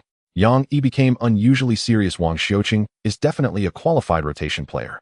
Even without a 3-point shot, his playmaking ability and ball handling skills will undoubtedly benefit the team immensely." So Yang Yi said in a deep voice, "Any team that can trade for Wang Xiuqing, I believe all Chinese fans will become fans of that team, just like the Rockets 20 years ago. Yes, I hope Wang Xiuqing goes to another team." Yang Yi took a deep breath. "I can't pretend anymore. Wang Xiuqing shouldn't be in this terrible team. The Rockets, this horrible team, don't deserve to have Wang Xiuqing." Wang Ming was taken aback by the remark. Although as a host and commentator of a live broadcast there were not many taboos, this was after all the Rockets, and he still had to consider Yao Ming's reputation. Fortunately, the second half of the game started. Wang Ming interrupted Yang Yi, who was like a bomb ready to explode whenever he spoke. "The game has begun, and Wang Xiuqing is actually starting in the second half. This time he will face off against Curry." Indeed, as soon as this was said, both Yang Yi and Wang Xipeng were drawn in. Silas' thought process was truly unfathomable, allowing Wang Xiuqing to replace Porter Jr. as a starter in the second half. This change even left Kerr momentarily stunned. Could it be that Silas still had some plans for the game? Let's not even mention that the Rockets were a tanking team. Even if they played seriously, the Warriors had no reason to be afraid. They couldn't do it even during the 18 Rockets, and now that Harden has left, do they still have any ideas? Kerr was intrigued. The game began, and the Warriors took possession. Curry received the ball, and Green came over to set a screen, blocking Wang Xiuqing completely. Curry executed a step-back three-pointer. Swish! The opening basket was made. Extending 3 fingers, Curry flaunted in front of the Rockets bench while running back. This attack took only 8 seconds. Wang Xiuqing looked at Green. With such a massive body, it would be extremely difficult for him to get around him. Moreover, this guy might just go crazy at any moment. To be honest, Wang Xiuqing was quite afraid of him. If that arm as hard as steel were to wrap around his neck, it would stood at the baseline to inbound the ball. He did not choose to pass to Wang Xiuqing, but rather sent it to the further Green. After receiving the pass, Green gave it to Wang Xiuqing, with Curry defending him. This was the first confrontation between the two sides. Curry also didn't tightly defend Wang Xiuqing. He didn't want to end up like those who had been faked out. During halftime, he had already asked Peyton about it. His ankle was twisted by Wang Xiaoqing's moves, and he might have to sit out for a few games. Curry was on Wang Xiaoqing, but unfortunately Wang Xiaoqing's target was not him. Wang Xiaoqing looked towards Green's direction. Defending Jalen Green was Draymond Green. Wang Xiaoqing exchanged glances with Jalen Green, who had already developed some tacit understanding with him, and immediately came over to set a screen. Draymond didn't want to switch, but Wang Xiaoqing and Green kept exchanging positions. Suddenly, Jalen Green sprinted towards the baseline, and Draymond just barely missed following him. Wang Xiaoqing's pass went through. Jalen Green, still in motion, almost jumped sideways to shoot the ball. It didn't go in. Draymond could almost instantly judge the trajectory of the shot. But the next moment, a swish sound echoed beautifully. The ball went in. Jalen Green extended 3 fingers, mimicking Kai's earlier gesture as he ran back, and exchanged a high-five with Wang Xiaoqing. This was so damn exhilarating. Jalen Green was thoroughly enjoying this game. As the ball changed possession, the Warriors under the cover shot another three-pointer that missed, and Tice grabbed the rebound and passed it to Wang Xiaoqing. Having tasted sweetness, Green immediately ran towards Wang Xiaoqing. Wang Xiaoqing tried a few times and finally found an opportunity. He and Jalen Green almost simultaneously ran in opposite directions, causing Curry to be pulled away by Jalen Green, leaving Draymond to reluctantly face Wang Xiaoqing. In an instant, Draymond stepped back a bit, creating space for Wang Xiaoqing to break through. The fans on the sidelines were astonished. While other players were avoiding Draymond, Wang Xiaoqing actively sought him out. What was the meaning of this? Kerr instantly sensed something was off and wanted to call a timeout, but they didn't have possession. Wang Xiaoqing made 2 quick crossovers and drove into the paint, then slowed down, specifically waiting for Draymond. Draymond refused to shoot. He watched the outside shooting spot, waiting for Wang Xiaoqing to pass back. With no other option, Wang Xiaoqing had to end this offensive play with a floater, but unfortunately, it didn't go in. Wood jumped high and successfully dunked the ball. Turning back to run, Wood shouted at Wang Xiaoqing, "Make your shots accurate, rookie." Wang Xiaoqing shook his head, not taking it to heart, and returned to defense. His extended hand slowly retracted, and Kerr still didn't have the heart to call a timeout right at the start. With Curry controlling the ball, the Warriors executed a pick and roll. After breaking through, he passed to Poole, who scored 2 points against the defense. Kerr let out a sigh of relief. He chose to trust Curry, just like he had done countless times before. For the Warriors' offense was simple: just give the ball to Curry. The Rockets initiated another attack, using the same method to switch onto Draymond. Wang Xiaoqing once again drove in and finally found an open spot outside. Wang Xiaoqing directly passed the ball, only to realize it was Wood. Unlike Green, Wood didn't shoot immediately even when he had an open shot. After receiving the ball, Wood unexpectedly dribbled inside the three-point line. After a few fakes, he attempted a fadeaway jumper. Bang! The basketball hit the rim, and Looney grabbed the rebound, directly passing it to the already sprinting Curry. Curry had no one near him, not even Wang Xiaoqing, who was still inside the three-point line. So he received the ball and drove towards the basket, taking off after 3 steps. All the spectators stood up. Was he going to dunk? This ticket was worth it. Swish. All the spectators sat down again. In the final moment, Kai's jump was not high enough. He could only tip the ball into the basket. Curry shook his head in disappointment. The Rockets attacked again, and Wang Xiaoqing still took almost 10 seconds to switch onto Draymond Green. This seemed to upset Wood, who a few times tried to demand the ball, but Wang Xiaoqing waved him off. After dribbling between his legs, Wang Xiaoqing easily entered the paint, while Draymond was still defending the perimeter. However, this time, because Green was moving, Draymond turned slightly to face Green. At that moment, Draymond suddenly sensed something was off. One arm suddenly slipped under his, and he saw Wang Xiaoqing appear beside him, using his arm to jump up. Bang! That was the sound of the basketball hitting the backboard. Beep! That was the sound of the referee's whistle. Draymond stood there motionless, raising both hands. The referee walked to the scores table and called a defensive foul on Draymond Green. Draymond was stunned, holding his bald head. He really didn't move this time. It was Wang Xiaoqing who came over to draw the foul. He really wanted to shout a few words, but the female referee stood right in front of him, staring at him. It seemed like the moment he spoke, she would give him a technical foul. Kerr was furious, slamming his hand on the scores table and loudly shouting, "Are you blind? Was that didn't even qualify as flopping. Wasn't that intentional arm grabbing?" Kerr saw it clearly. Just moments ago, Wang Xiaoqing clearly had the opportunity to shoot, yet he dribbled the ball next to Draymond Green, taking advantage of Draymond not noticing him and extending his arm to widen his defensive area. Wang Xiaoqing jumped up, shooting over Draymond's arm. What was that if not flopping? What was that if not fraud? Both teams' players returned to the bench while the 3 referees went to review the footage. Kerr kept pressuring the referees, but the referees ignored him. Curry glanced at Wang Xiaoqing as he returned to the Rockets' bench, slightly frowning. He knew Wang Xiaoqing had been targeting Draymond for several rounds just to draw a foul from him. He originally thought this wouldn't happen. He had already warned Draymond about this issue. Yet Wang Xiaoqing still succeeded. He didn't believe the challenge would definitely succeed. Subjective judgment from the referees was most important in such matters, especially for a player like Draymond with a record of misconduct. On the Rockets bench, Wood had just sat down and directly said to Wang Xiuqing, "Rookie, you can't just keep dribbling until the last few seconds to pass the ball. The turnovers will end up being blamed on others." Wang Xiuqing looked at this CBA veteran in surprise. "Was that directed at me? Are you sure that wasn't meant for Porter Jr.?" The young players around Green were also surprised, not expecting Wood to say such a thing. As for Wang Xiuqing's passing, who could compare to Porter Jr.?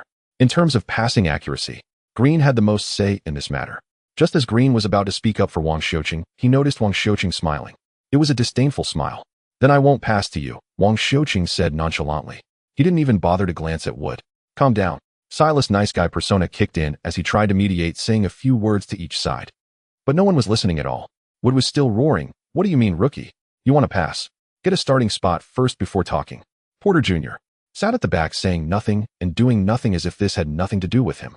Wang Xiuqing ignored him and instead lowered his head, seemingly lost in thought. The timeout ended quickly. After some discussion, the referees made a final ruling maintaining the original call. Draymond Green had committed a foul. Kerr shook his head repeatedly, a helpless smile on his face, to express his protest. Silas thought for a moment, but made no changes. Both Wang Xiuqing and Wood remained on the court. "You all sort this out yourselves." Instead, Green seemed a bit worried, not knowing what to do. The Warriors' Green sat back on the bench, nervously biting his nails. At the free throw line, Wang Xiuqing made his first shot, but missed the second. Wood leaped high, dunking the ball into the basket. "You want me to pass? Rookie," he taunted Wang Xiuqing again as he returned to defense. Wood's voice was not low, and everyone else on the court heard it. Kui's eyes lit up. An internal conflict. The more powerful the enemy, the more internal issues tend to arise. To Curry, the Rockets are just like that right now. Wang Xiuqing's strength clearly won't keep him as a substitute for long. He will soon rise to prominence. Once that time comes, the original starting system of the Rockets will be impacted, and someone will inevitably have to sit on the bench or even be traded. Curry empathizes deeply. Back then, it was because the Warriors decided to cultivate him that they traded away the team's former star Monta Ellis, who averaged nearly 26 points per game. To Curry, Wang Xiuqing's emergence has created a situation for the Rockets reminiscent of that of the Warriors back then. So, Curry looked at Wang Xiuqing.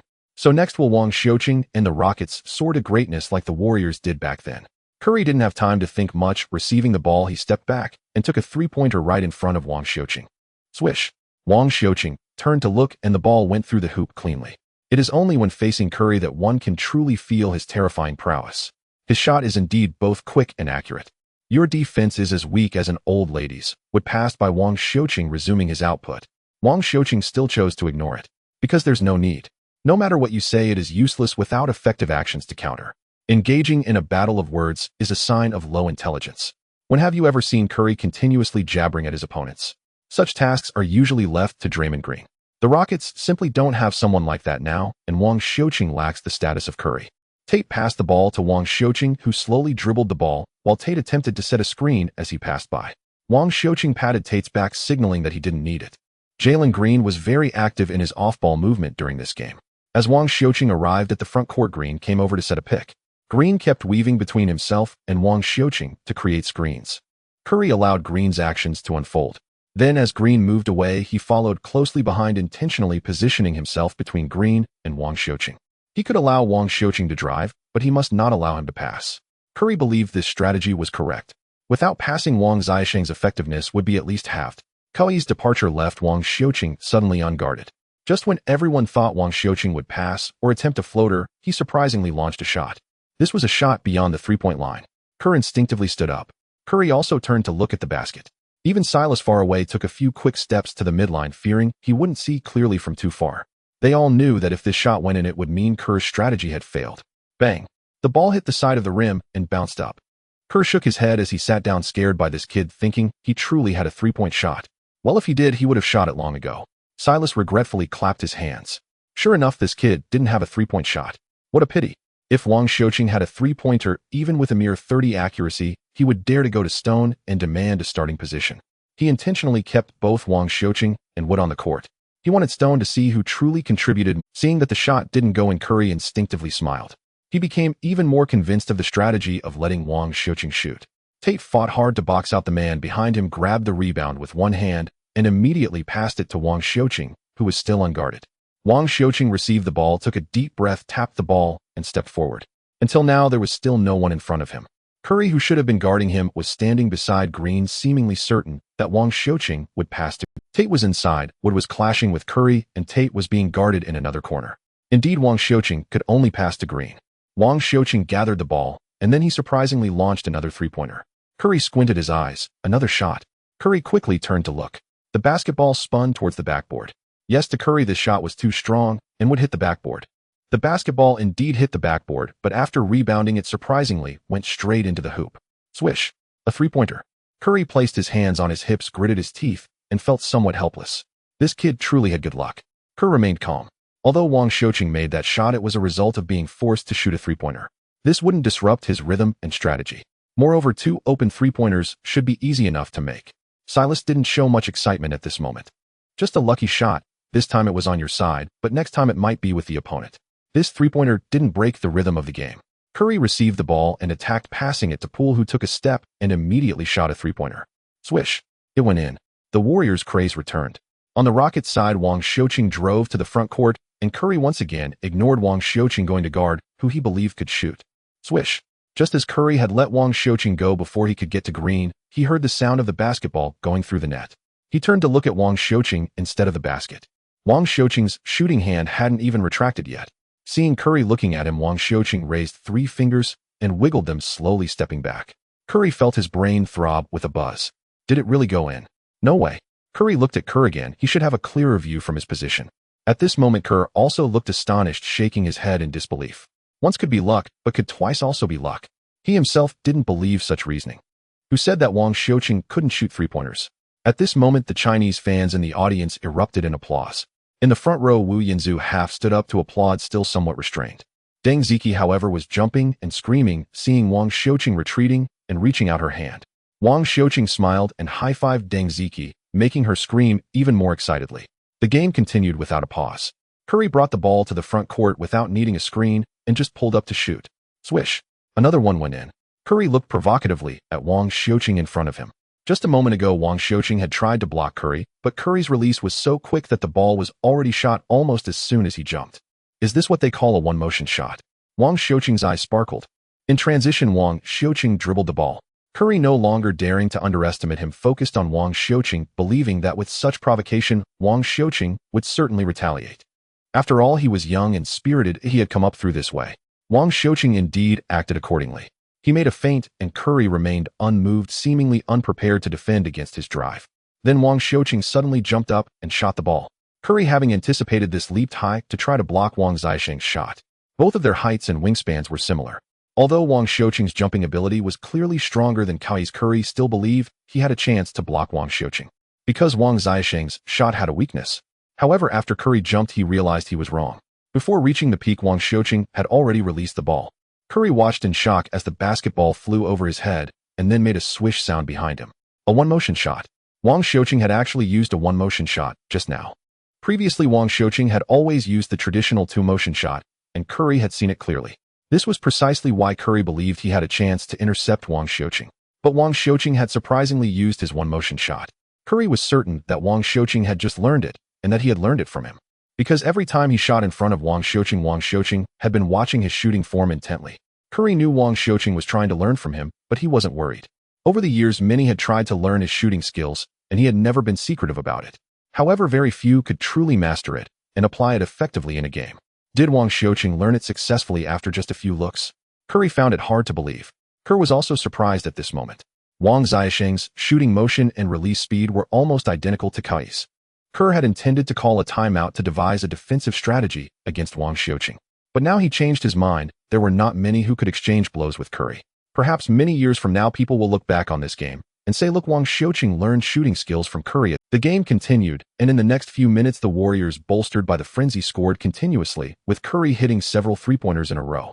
On the Rockets' side, Wang Xiuqing, who suddenly seemed to have unlocked his full potential, retaliated against his opponents with three-pointers as if he were playing with cheats. With 4 minutes left in the third quarter, the Warriors had scored 24 points while the Rockets had surprisingly tallied 22 points.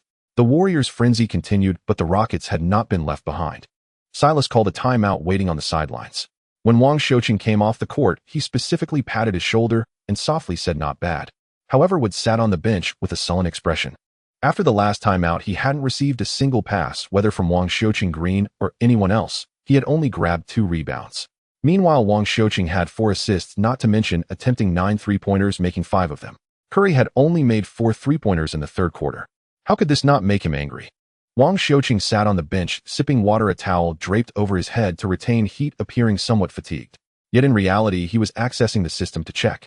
He had found it strange today that no tasks were issued, and it was not until the third quarter challenge from Cole that he finally received a task. Moreover, there was only one task for today.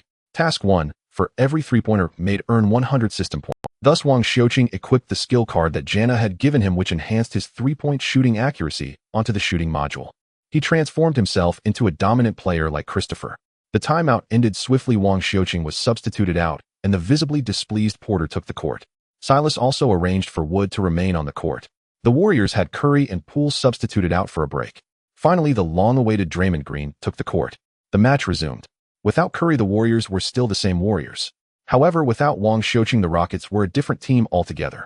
Wood was finally willing to set screens, and Porter was finally willing to pass. Yet astonishingly, the Rockets scored not a single point in 4 minutes. Indeed, not a point at all. It seemed that all of Wang Xiuqing's good luck had been used up. Even Wood's bank shot under the basket could not find its way through the hoop, instead bouncing off to the other side. Christopher Garuba and even Sheng Jing couldn't touch the ball. Young Porter seemed eager to prove himself, but the more anxious he became, the more mistakes he made, inexplicably handing over the ball to the opponents several times. In the final 4 minutes, the Warriors scored 10 points with both drives and shots, instantly widening the score gap to 103-83, leading by 20 points. The game enters a halftime break. The fiery cheerleaders take the stage, but Yang Yi, who usually enjoys watching them, isn't paying any attention this time. Wang Xiuqing scored 20 points in the third quarter. Yang Yi's face flushed with excitement, almost standing up on the table. He made 5 out of 9 three-pointers and had 4 assists. Yang Yi's voice trembled. Who said Wang Xiuqing can't shoot threes? Who said Wang Xiuqing can only play during garbage time? Who said Wang Xiuqing can only drive to the basket? Yang Yi grew more passionate as he spoke. I shouldn't say this, but I just don't understand. A talented star from China, so high quality and clean, without even a tattoo. What are Chinese sponsors doing? The opportunity is right here. What are we waiting for? Yang Yi felt a bit sorry for Wang Xiuqing. Clearly playing so well, yet still being overshadowed by Porter, and still on a 2-way contract. Clearly a Chinese player, yet has no sponsorships. Yang Yi, however, didn't know that the Houston Rockets were busy with away games these days, and the Rockets' office was already overwhelmed. As the cheerleading performance concluded, the fourth quarter began, and Wang Xiuqing took the court once more. Alongside Wang Xiuqing were Christopher Garuba Martin and the bench players of Shengjing. The game started. The Rockets had possession, and Draymond Green stood in front of Wang Xiuqing. Kid, if you have the ability, don't. Before he could finish, Wang Xiuqing dashed past him without regard for the rules. Draymond Green instinctively reached out to grab Wang Xiuqing, but remembering his foul count, he barely stopped himself, letting Wang Xiuqing slip by. Wang Xiuqing nearly reached the three-point line in an instant. Without even steadying himself, he jumped and shot. Swish. Another one in. Kerr was already numb. He just wanted to go back and find that report to see who wrote that Wang Xiuqing couldn't shoot threes. The Warriors attacked with Draymond Green charging into the paint like a tank, scoring with a powerful dunk. Sheng Jing rubbed his chest, his face dark as a storm cloud. Picking up the basketball, he threw it to Wang Xiuqing and ran past him into the Warriors' paint. Wang Xiuqing assessed the situation outside the arc. After Garuba, playing the 4 spot, came over to set a screen, Wang Xiuqing took a step back and jumped with Draymond Green following suit, but Wang Xiuqing passed the ball into the paint. Sheng Jing received the ball and executed a hook shot. Bam! Looney fouled Sheng Jing on the arm, resulting in 2 free throws. Kerr immediately called for Curry. Since Wang Xiuqing entered the game, the Rockets had taken control of the court, which Kerr could not accept. Curry approached the scorer's table, waiting for Sheng Jing's first free throw to finish before he could enter the game. Today's female referee, Ashley Moyer Gracie, stood by the scorer's table, seemingly communicating something with the technical staff. At this moment, Wang Xiuqing slowly walked over. Curry looked at Wang Xiuqing, thinking he was coming over to talk to him. After all, that mid-range shot could be considered Wang Xiuqing learning from him. But what left Curry dumbfounded was that Wang Xiuqing stood right behind Gracie, and as Gracie turned after finishing her discussion with the technical staff, her arm brushed against Wang Xiuqing's chest. Wang Xiuqing exaggeratedly gasped, holding his chest and saying, "Aren't you watching where you're going? You bumped right into my heart. You have to take responsibility." Curry stared wide-eyed, utterly incredulous, his mouthguard dropping to the floor without him even noticing. Wang Xiuqing was flirting again. Yes, again. This wasn't the first time. Curry knew Wang Xiuqing had a history. The last time it was with Lauren Holtkamp, a referee no man in the league dared to provoke, and this time it was Gracie. Gracie was the very referee who had been flirted with by Donich. Today Wang Xiuqing had actually set his sights on Gracie. Curry watched Wang Xiuqing and Gracie like a student paying close attention in class. Gracie first apologetically helped Wang Xiuqing, then upon hearing his words realized he was flirting with her just like Donich did before. Enough.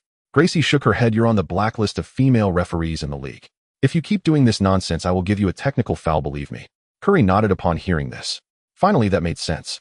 How could the referees allow Wang Xiuqing to flirt repeatedly, making it seem like they weren't doing their jobs? Wang Xiuqing, however, shamelessly continued, then answer me a question.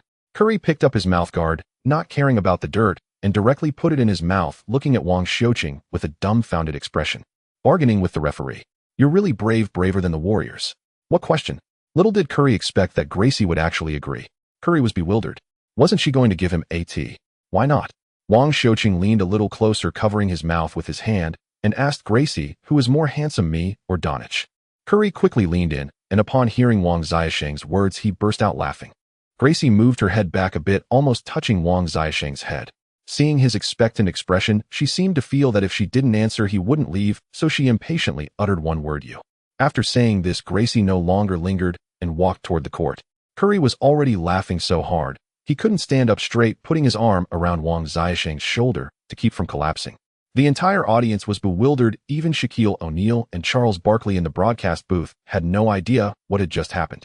To them, it was just Wang Xiuqing and Gracie talking, and then Curry was laughing uncontrollably. Until Sheng Jing finished his free throws and Curry was subbed in, he was still laughing. Instead, Wang Xiuqing looked at Curry with disdain, wondering if it was really that funny. Your sense of humor is way too low. The game resumed. With Curry on the court, the Warriors' scoring ability improved even further. With Wang Xiuqing now able to shoot threes, drive, and pass, Draymond Green didn't dare to touch him, sensing that Gracie was watching him closely. As the game approached the 7-minute mark, Silas called a timeout and substituted Wang Xiuqing out. The entire crowd stood up, applauding Wang Xiuqing, knowing he wouldn't return to the game. The Warriors were still leading by 18 points, and the game had essentially entered garbage time. In the Penguin livestream, the host and guests were no longer focused on the game. For them, this game was over. Yao Ming looked at the data on the tablet in front of him. Wang Xiuqing has scored 26.7 assists and had a few too many turnovers today, 3 in total. Do the two teachers have anything to say? Let me add something, Yang Yi said. Wang Xiuqing made 7 out of 15 three-point attempts with a shooting percentage of 47. In this game alone, Kai's performance was not as good as Wang Xiuqing's. Previously, we said that Wang Xiuqing had no three-point shots and opponents would let him shoot. However, after today, no team would dare to allow Wang Xiuqing to shoot three-pointers anymore. I speculate that the reason Wang Xiuqing didn't shoot three-pointers before might be because he thought, after all, he is an undrafted player and it isn't good to shoot too much. Moreover, he should prefer to be a point guard who can elevate his teammates. But today the Warriors only allowed him to shoot without passing, so Wang Xiuqing had to score for himself. Wang Shipong continued without pause, saying, I must reiterate that Wang Xiuqing is only 19 years old. He still has a lot of potential. However, based on the skills and basketball IQ he has displayed so far, I believe he is already not inferior to Luka Doncic in his rookie year. If we must find a difference, it would be in playing time and team positioning. Luka was treated as a cornerstone from day one, but Wang Xiuqing, due to his undrafted status, can only back up Porter Jr. Not to mention others. Let's talk about Green, who is the Rockets' high draft pick this year. Honestly speaking, has he played better than Wang Xiuqing? Wang Shipong seemed a bit carried away. I actually know that Chairman Yao has been keeping an eye on young Wang. From the information I have received, I can tell everyone that Wang Xiuqing might temporarily not be selected for the national team. I actually think this is a good thing. Wang Xiuqing can focus on fighting in the NBA. I believe that one day those old gentlemen will come to beg Wang Xiuqing to join the national team. Yao Ming detected the complaints and anger in Wang Shipong's words, which were clearly directed at the General Administration of Sport and the Basketball Management Center. Fearing trouble for Tencent Sports, Yao Ming quickly interrupted Wang Shipong and delivered a well-practiced sports protection brand advertisement. In the midst of such discussions, the game between the Warriors and the Rockets came to an end. The Warriors won 120-107 against the Rockets. Wang Xiuqing scored 26 points, including 7 out of 15 three-point attempts, both his shots and hits being the highest in the game. At the post-match press conference, nearly all the media asked questions about Wang Xiuqing. Silas had long prepared his response, which was to smile and play dumb. It seemed like he said a lot, but in reality, it was devoid of substance. At the Warriors' post-match press conference, when a reporter asked Curry why he was laughing so much in the second half, Curry actually laughed again. After laughing for half a minute, Curry said, Wang asked Grayson who is more handsome, him or Donich. Curry laughed again, saying, Isn't that nonsense? Look at how fat Donich has gotten. Does that have anything to do with being handsome? Hearing this, the reporters laughed as well, knowing that Curry was joking. However, Curry was genuinely helpless against Donich, who he couldn't push around at all. As America entered the late night, it was daytime in China, the time when information circulates the fastest. With the end of the game, all the media exploded with excitement. In just an hour, Wang Xiaosheng's 26 points and 7 assists as a substitute skyrocketed to the top of trending topics like a rocket. All basketball streamers and self-media rushed to post various videos titled with Wang Xiaosheng's name, and these videos quickly became hits. If it were just this, it would be fine. The replay of the game between the Warriors and Rockets on Tencent Sports had already cut out Wang Shipeng's inappropriate remarks. However, it was still recorded by quick-handed netizens and posted online. News of the Basketball Association and the Management Center, even Chairman Yao suppressing Wang Xiaoqing, was rampant. Fan gathering places such as Live Bar and Hupu even pinned Wang Shipeng's video to the homepage. The Weibo and official accounts of the Basketball Management Center and the Basketball Association were overwhelmed by fans, forcing them to disable the comment function. But the more this happened, the more fans felt there was an issue. If you don't even dare to respond, how can you claim there isn't a problem? So many fans reported the Basketball Association and the Management Center for corruption and inaction to the National Anti-Corruption Agency. This also led to reports against the Long Inaction Football Association. Clever lawyers immediately recognized the opportunity, and videos collecting evidence of corruption in the Basketball Association and Football Association began to appear continuously. Hupu even had a section manager who created a tutorial titled, "How to Report the Basketball Association and Football Association in 5 minutes." Thus, by noon, the anti-corruption official website could not withstand the massive browsing pressure and even crashed for an hour. It was only in the afternoon when fewer people reported that the website slowly began to recover. But by 6 o'clock in the evening after work, the website crashed again and could not recover as the maintenance staff had also gone home. Wang Xiaoqing habitually was the last to walk off the private jet. Those who were quick on their feet, like Jalen Green and Tate, had already left in the car stored at the airport. This is a private airport where almost all private jets or chartered planes in Houston would stop. Like Fertitta's plane. Bro, I'm here. Wang Xiaoqing was pushing 2 pieces of luggage out when a figure appeared in front of him. The person was Ma Shu's son from the home. He was staying at Ma Wei, the very same Ma Wei. "I thought you had gone back," Wang Xiaoqing said, handing one piece of luggage to Ma Wei while pushing the other. Ma Wei, who looked quite youthful, stood over 1.8 meters tall and was a bit chubby, having just entered the University of Houston this year. "I fell asleep, but am a bit sleepy," Ma Wei said bashfully as he pushed the luggage to the parking lot, opened his SUV, and tossed the things in the back. "My sister is back and my parents are still awake waiting for you to eat," Ma Wei said while driving. Wang Xiaoqing looked at the time. It was already past midnight and Ma Shu's family was deliberately waiting for him to have dinner. He was indeed a bit hungry. The whole team went straight to the airport after the game. Having been out for so long, all 30 to 40 people associated with the Rockets, from players to coaches to team doctors and security, were eager to go home. This is also why as soon as the game ended, they rushed back to Houston without even eating. Half an hour later, Wang Xiaoqing and Ma Wei arrived home. The TV was showing the scores from today's NBA games, and Ma Shu was focused on watching. The meals had just finished cooking, and Ma Yi, along with a tall girl, were bringing the dishes to the table. The girl was wearing tight blue jeans that highlighted her long legs and firm curves. Standing at 1.7 meters tall, she was slender with a slim waist, yet her chest was prominently curvy, sparking a desire to explore. Her hair was tied up in a high ponytail, gently swaying with her steps, giving her a brisk and capable appearance. The girl had delicate and defined features. Upon seeing Wang Xiaoqing, her eyebrows slightly raised, her eyes bright and spirited, and her lips full and rosy, radiating a unique charm. "Mom and Dad, we are back," Ma Wei called out as he just entered the door. Ma Shu and the others stood up to look over. When they saw Wang Xiaoqing, Ma Shu excitedly patted Wang Xiaoqing on the shoulder, saying, "Not bad, you've been playing well these past few games." Wang Xiaoqing smiled, opened his luggage, and took out several boxes. "Ma Shu, this is a Rolex I bought for you in Los Angeles." "Ma Yi, this is a gold necklace I specially bought from a jewelry store in Los Angeles." "Ma Wei, this is for you." Wang Xiaoqing took out another box and handed it to the eagerly awaiting Ma Wei. "Wow, an iPhone 13 Pro Max, bro, you really know me." Ma Wei couldn't wait to run aside to unpack the phone. "You kid just started making some money and you're spending it like this. Your mom will worry about you again when she finds out." Ma Yi frowned slightly, seemingly more worried about Wang Xiaoqing. "Forget it." Ma Shu interrupted his wife, then looked at Wang Xiaoqing, saying, "We will accept this time, but just this once. I take care of you because of my relationship with your father, not for money. I know, Ma Shu, this isn't the first time I've made money. I figured I should show my gratitude to you." Wang Xiaoqing chuckled, seeing Ma Shu smile, which eased his worries. At this moment, Wang Xiaoqing felt the attractive girl was looking at him, so he turned to look. Ma Xiaoxuan, Ma Shu's daughter, and Ma Wei's older sister. You didn't prepare a gift for me, did you? Ma Xiaoxuan's cold voice came through. Ma Xiaoxian had always been very aloof, seemingly uninterested in anything. Perhaps it was her calm demeanor that led her to study law. Wang Xiuqing nodded, saying, Sister Xian, I know you don't like gold and silver, and you're not interested in electronics. You rarely talk, and after so many years I really don't know what you like. You don't know what I like. Ma Xiaoxian retorted. Wang Xiuqing awkwardly smiled. It wouldn't be me, would it? Wait until you grow up before saying such things. Ma Xiaoxian shook her head helplessly, thinking a little kid actually dared to tease her. However, Ma Xiaoxian was indeed somewhat surprised. It had only been 2 months since they last met, and today, she felt Wang Xiuqing suddenly had a very attractive aura. Moreover, Wang Xiuqing had an almost imperceptible scent. Was that something unique to men in sports? Ma Xiaoxian wasn't sure. My sister likes money. Ma Wei, who was examining the phone on the sofa, suddenly looked up and said, Those who study law like money, as they say in TV dramas. Ma Xiaoxian did not refute her brother's words. Wang Xiuqing pushed his luggage into a corner and came in front of Ma Xiaoxuan, saying, I actually do have a gift for you. What gift? Ma Xiaoxian paused before asking, her voice still devoid of expectation. It seemed nothing Wang Xiuqing could produce would ever surprise her.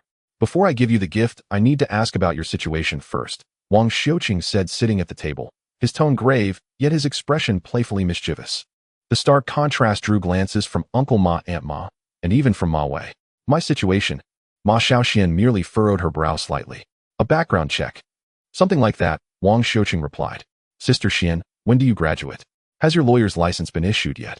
Any professional experience? Ma Xiaoxian had no idea what Wang Xiuqing was scheming, but these questions touched on no sensitive privacy, so there was nothing she couldn't disclose. Barring unforeseen circumstances, I'll complete my master's degree in May next year. I passed the bar exam right after earning my bachelor's degree. As for professional experience, I've interned for over a year at Yangwang Law Firm, the most influential Chinese-American legal practice in the community. Ma Xiaoxian showed no impatience. Anything else you'd like to ask? Truly a scholar, Wang Xiuqing couldn't help but remark. Ma Wei had always claimed his elder sister wasn't normal. After all, who willingly immersed themselves in dense clause-laden legal texts? When Wang Xiuqing first arrived in the U.S., he hadn't thought much of it. Wasn't this just like memorizing vocabulary? Only later did he learn that most U.S. presidents had studied law. If I hired you as my agent, would you accept? Wang Xiuqing lifted his gaze to Ma Xiaoxian and asked abruptly, An agent? You're on a 2-way contract. What do you need an agent for? Uncle Ma interjected almost instantly. Wang Xiuqing's annual salary stood at just over $500,000. Even if the Rockets recently upgraded his 2-way deal to a standard NBA contract, raising his base salary to over $1 million, it still made little sense to divert part of that sum toward an agent. Ma Xiaoxian remained silent, yet her eyes suddenly sharpened as she began scrutinizing Wang Xiuqing, from head to toe then back again, so intently that he grew uneasy. You mean the Chinese market? Ma Xiaoxian immediately grasped his meaning. Though she hadn't returned home in years, her work at the law firm had brought her into frequent contact with Chinese nationals, and she was well aware of China's astonishing pace of development. That was a colossal market, over 1 billion people. Who wouldn't covet it? Wang Xiuqing nodded, pride evident in his bearing. The team's PR department has called me repeatedly these past few days, dozens of calls mostly from Chinese sponsors eager to collaborate. But without an agent, neither the league office nor the Rockets dare hand out my direct number, so everything's been stalled pending my return. So many companies want to partner with you. This time Ma Xiaoxian sounded genuinely surprised. Wang Xiuqing spread his hands. Exactly why I need a brilliant mind like yours, to vet them carefully, sift through the offers, and make sure I don't get taken advantage of. Ma Xiaoxian suddenly rose to her feet. Her eyes, rarely alight, now gleamed with unmistakable intensity. Everyone assumed she loved law, but in truth, she loved the art of negotiation. Watching an arrogant opponent gradually bow to her filled her with profound satisfaction. The whole world knows you're guilty, but I'll set you free. Everyone insists you'll walk away unscathed, but I'll send you straight to prison. That exhilarating sense of standing alone against the world never failed to stir her. Like Robert Kardashian, courtrooms are battlefields without smoke or gunpowder, where gender and age hold no sway. Only skill matters. Now Ma Xiaoxian realized commercial negotiations were battlefields too. You all go ahead and eat. I'm heading upstairs. She rose abruptly and strode up the stairs without another word. Neither Wang Xiuqing nor Uncle Ma found this unusual. Over the years, they'd witnessed this very reaction from Ma Xiaoxian countless times, her sharp, luminous gaze appearing only when something truly captivated her cool, composed intellect. Let's eat. We'll leave her be, Aunt Ma sighed, shaking her head in gentle resignation. the Houston Rockets office building located 7 kilometers from the Toyota Center. After half a month, Daryl Morey finally stepped into his office for the first time. As the team's highest-ranking executive, second only to the owner, he certainly held the right to paid leave. Since the end of last season, he'd overseen the draft summer league training camp and preseason, all without only once the regular season commenced, and just before the Rockets embarked on a 5-game road trip, did Morey finally take his long-overdue fortnight off. He spent those 14 days deep in Africa's most primordial rainforests, hiring only guides and security personnel, switching off his phone entirely, and cutting himself off from every trace of basketball. He'd anticipated a backlog of work, but not this overwhelming volume. No sooner had he entered his office than he spotted over 100 documents stacked across his desk, each formatted differently, each bearing distinct departmental insignia. Clearly, every division had sent him urgent files. While his computer booted up, Morey picked up the topmost document and began reading. His eyebrows lifted in surprise. It was a formal inquiry from the Golden State Warriors, asking whether Chris Clemons might be available for trade. In exchange, they offered a player plus a second-round draft pick. Chris Clemons. Morey murmured, mildly astonished. Had the young man performed exceptionally well lately, enough to catch Steve Kerr's eye? Setting the memo aside, he reached for the next. This one came from the Denver Nuggets, a trade proposal concerning Jalen Green. Morey blinked. Jalen Green. Could that brash raw talent possibly have caught Mike Malone's attention? Puzzled, Morey nevertheless continued reading. The next file was from the Los Angeles Lakers, inquiring about Christian Wood's availability. Morey's brows knotted tightly together. He scratched his bald head vigorously, then turned to the next document. The Dallas Mavericks. He froze. Suddenly the pattern clicked. Every team requesting trades had faced the Rockets recently. Almost all of them, that is. One exception stood out: the Boston Celtics. Stranger still, each team sought different players, but all explicitly stated that should salary disparities arise, they were willing to balance the books using minimum contract players. Something's off. A trained attorney, Morey instantly sensed the cunning behind these veteran executives. Their real target wasn't any of the named players, but rather a minimum salary player on his roster, who had suddenly broken out. Whoever it was, the credit belonged squarely to him, since he'd personally scouted and signed every one of them. Shoving the stack aside, Morey opened his laptop and first pulled up the team's recent game results. Unsurprisingly, every game had ended in defeat. Excellent. Another step closer to the no. 1 overall pick. Next, he reviewed the box scores. From Boston to Dallas, Utah to Los Angeles, and down to Denver, Morey scanned each opponent's roster, searching in vain for the common thread. In every contest, one Rocket had shown flashes of brilliance, only to vanish entirely the following. Then, flipping to yesterday's matchup against Golden State, he scrolled down to the scoring leaders and stopped cold upon seeing Wang Xiuqing's name atop the list. Wang Xiuqing. Who was he? For over a minute, Morey scratched his scalp until faint red streaks appeared, before finally recalling the sole player not selected by him, but personally chosen by the owner. He hadn't been drafted for on-court impact, but for access to the Chinese market. His predecessor, Leslie Alexander, had reaped extraordinary returns from Yao Ming and the vast Chinese fanbase. With such a proven blueprint, owner Tillman Fertitta naturally followed suit, hence Wang Xiuqing's signing. Had this Chinese player actually broken through? Impossible. Morey refused to believe it. Not a single Chinese player under 2 meters tall had ever demonstrated elite basketball ability. He launched the game footage, fast-forwarded to Wang Xiuqing's minutes, and watched intently. Gradually, his astonishment deepened. Unconsciously, he rose from his chair. When Wang Xiuqing drew a foul that sent Draymond Green to the bench, Morey instinctively raised a fist. When Wang Xiuqing sank consecutive threes over Steph Curry, Morey whispered, "Excellent." When he baited and evaded Klay Thompson with effortless grace, Morey allowed himself a quiet, knowing smile. Before he knew it, the video had ended, and Morey, neck stiff from concentration, stood motionless, lost in thought. It must be Wang Xiuqing. There is no need to review the previous footage. Stone has already determined that these old foxes are targeting Wang Xiuqing. The speed and control displayed by Wang Xiuqing in the video left Stone astonished for quite some time. This is definitely not a level typical of a newcomer. He had seen Wang Xiuqing's training appearance, and he was nowhere near as skilled as he appeared in the video. Although it may seem exaggerated, Stone believes that even the peak Iverson's control was about the same. However, Iverson was the first overall pick at that time, while this Chinese player is on a 2-way contract. Since you all desire this Chinese player so much, let's see how much sincerity you have. Stone's immediate thought was not to develop Wang Xiuqing, but to trade him while he was still at a relatively high price, and before more weaknesses were exposed.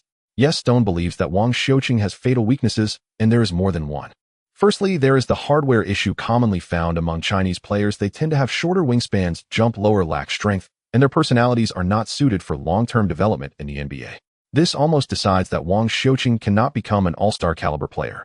Furthermore, there is Wang Xiaosheng's tendency to be overly independent.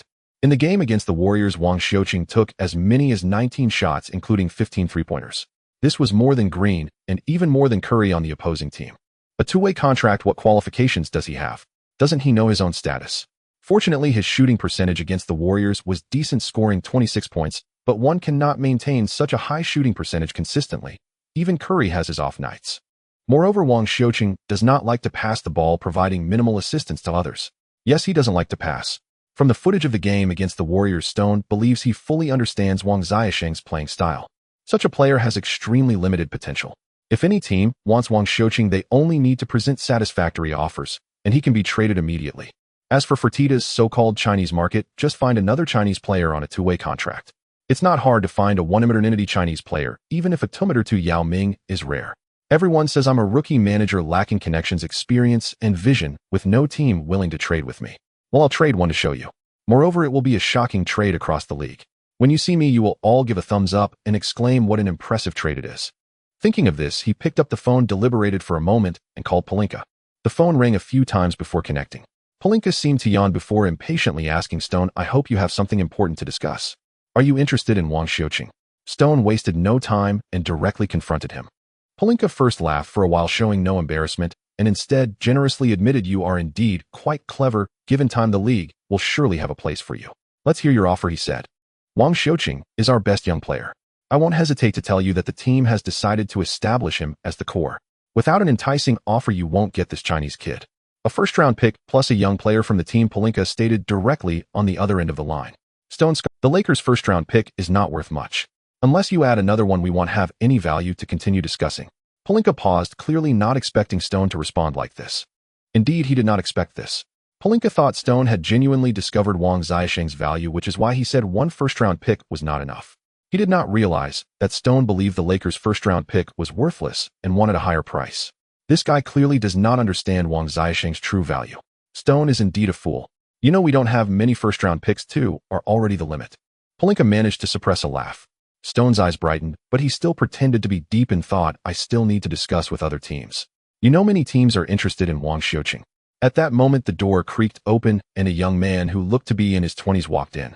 Stone was not angry, but merely nodded as a greeting. Pelinka seemed to struggle for a moment before saying on the phone, I can offer you Reeves along with 2 first-round picks. The Lakers are very sincere. We also want to deepen our presence in the Chinese market. Stone's eyes lit up even more. Although Reeves had played only a few games, he had already gained recognition from most teams in the league, which generally regarded him as having first-round talent. Before the season began, the Lakers had already given Reeves a 2-year contract.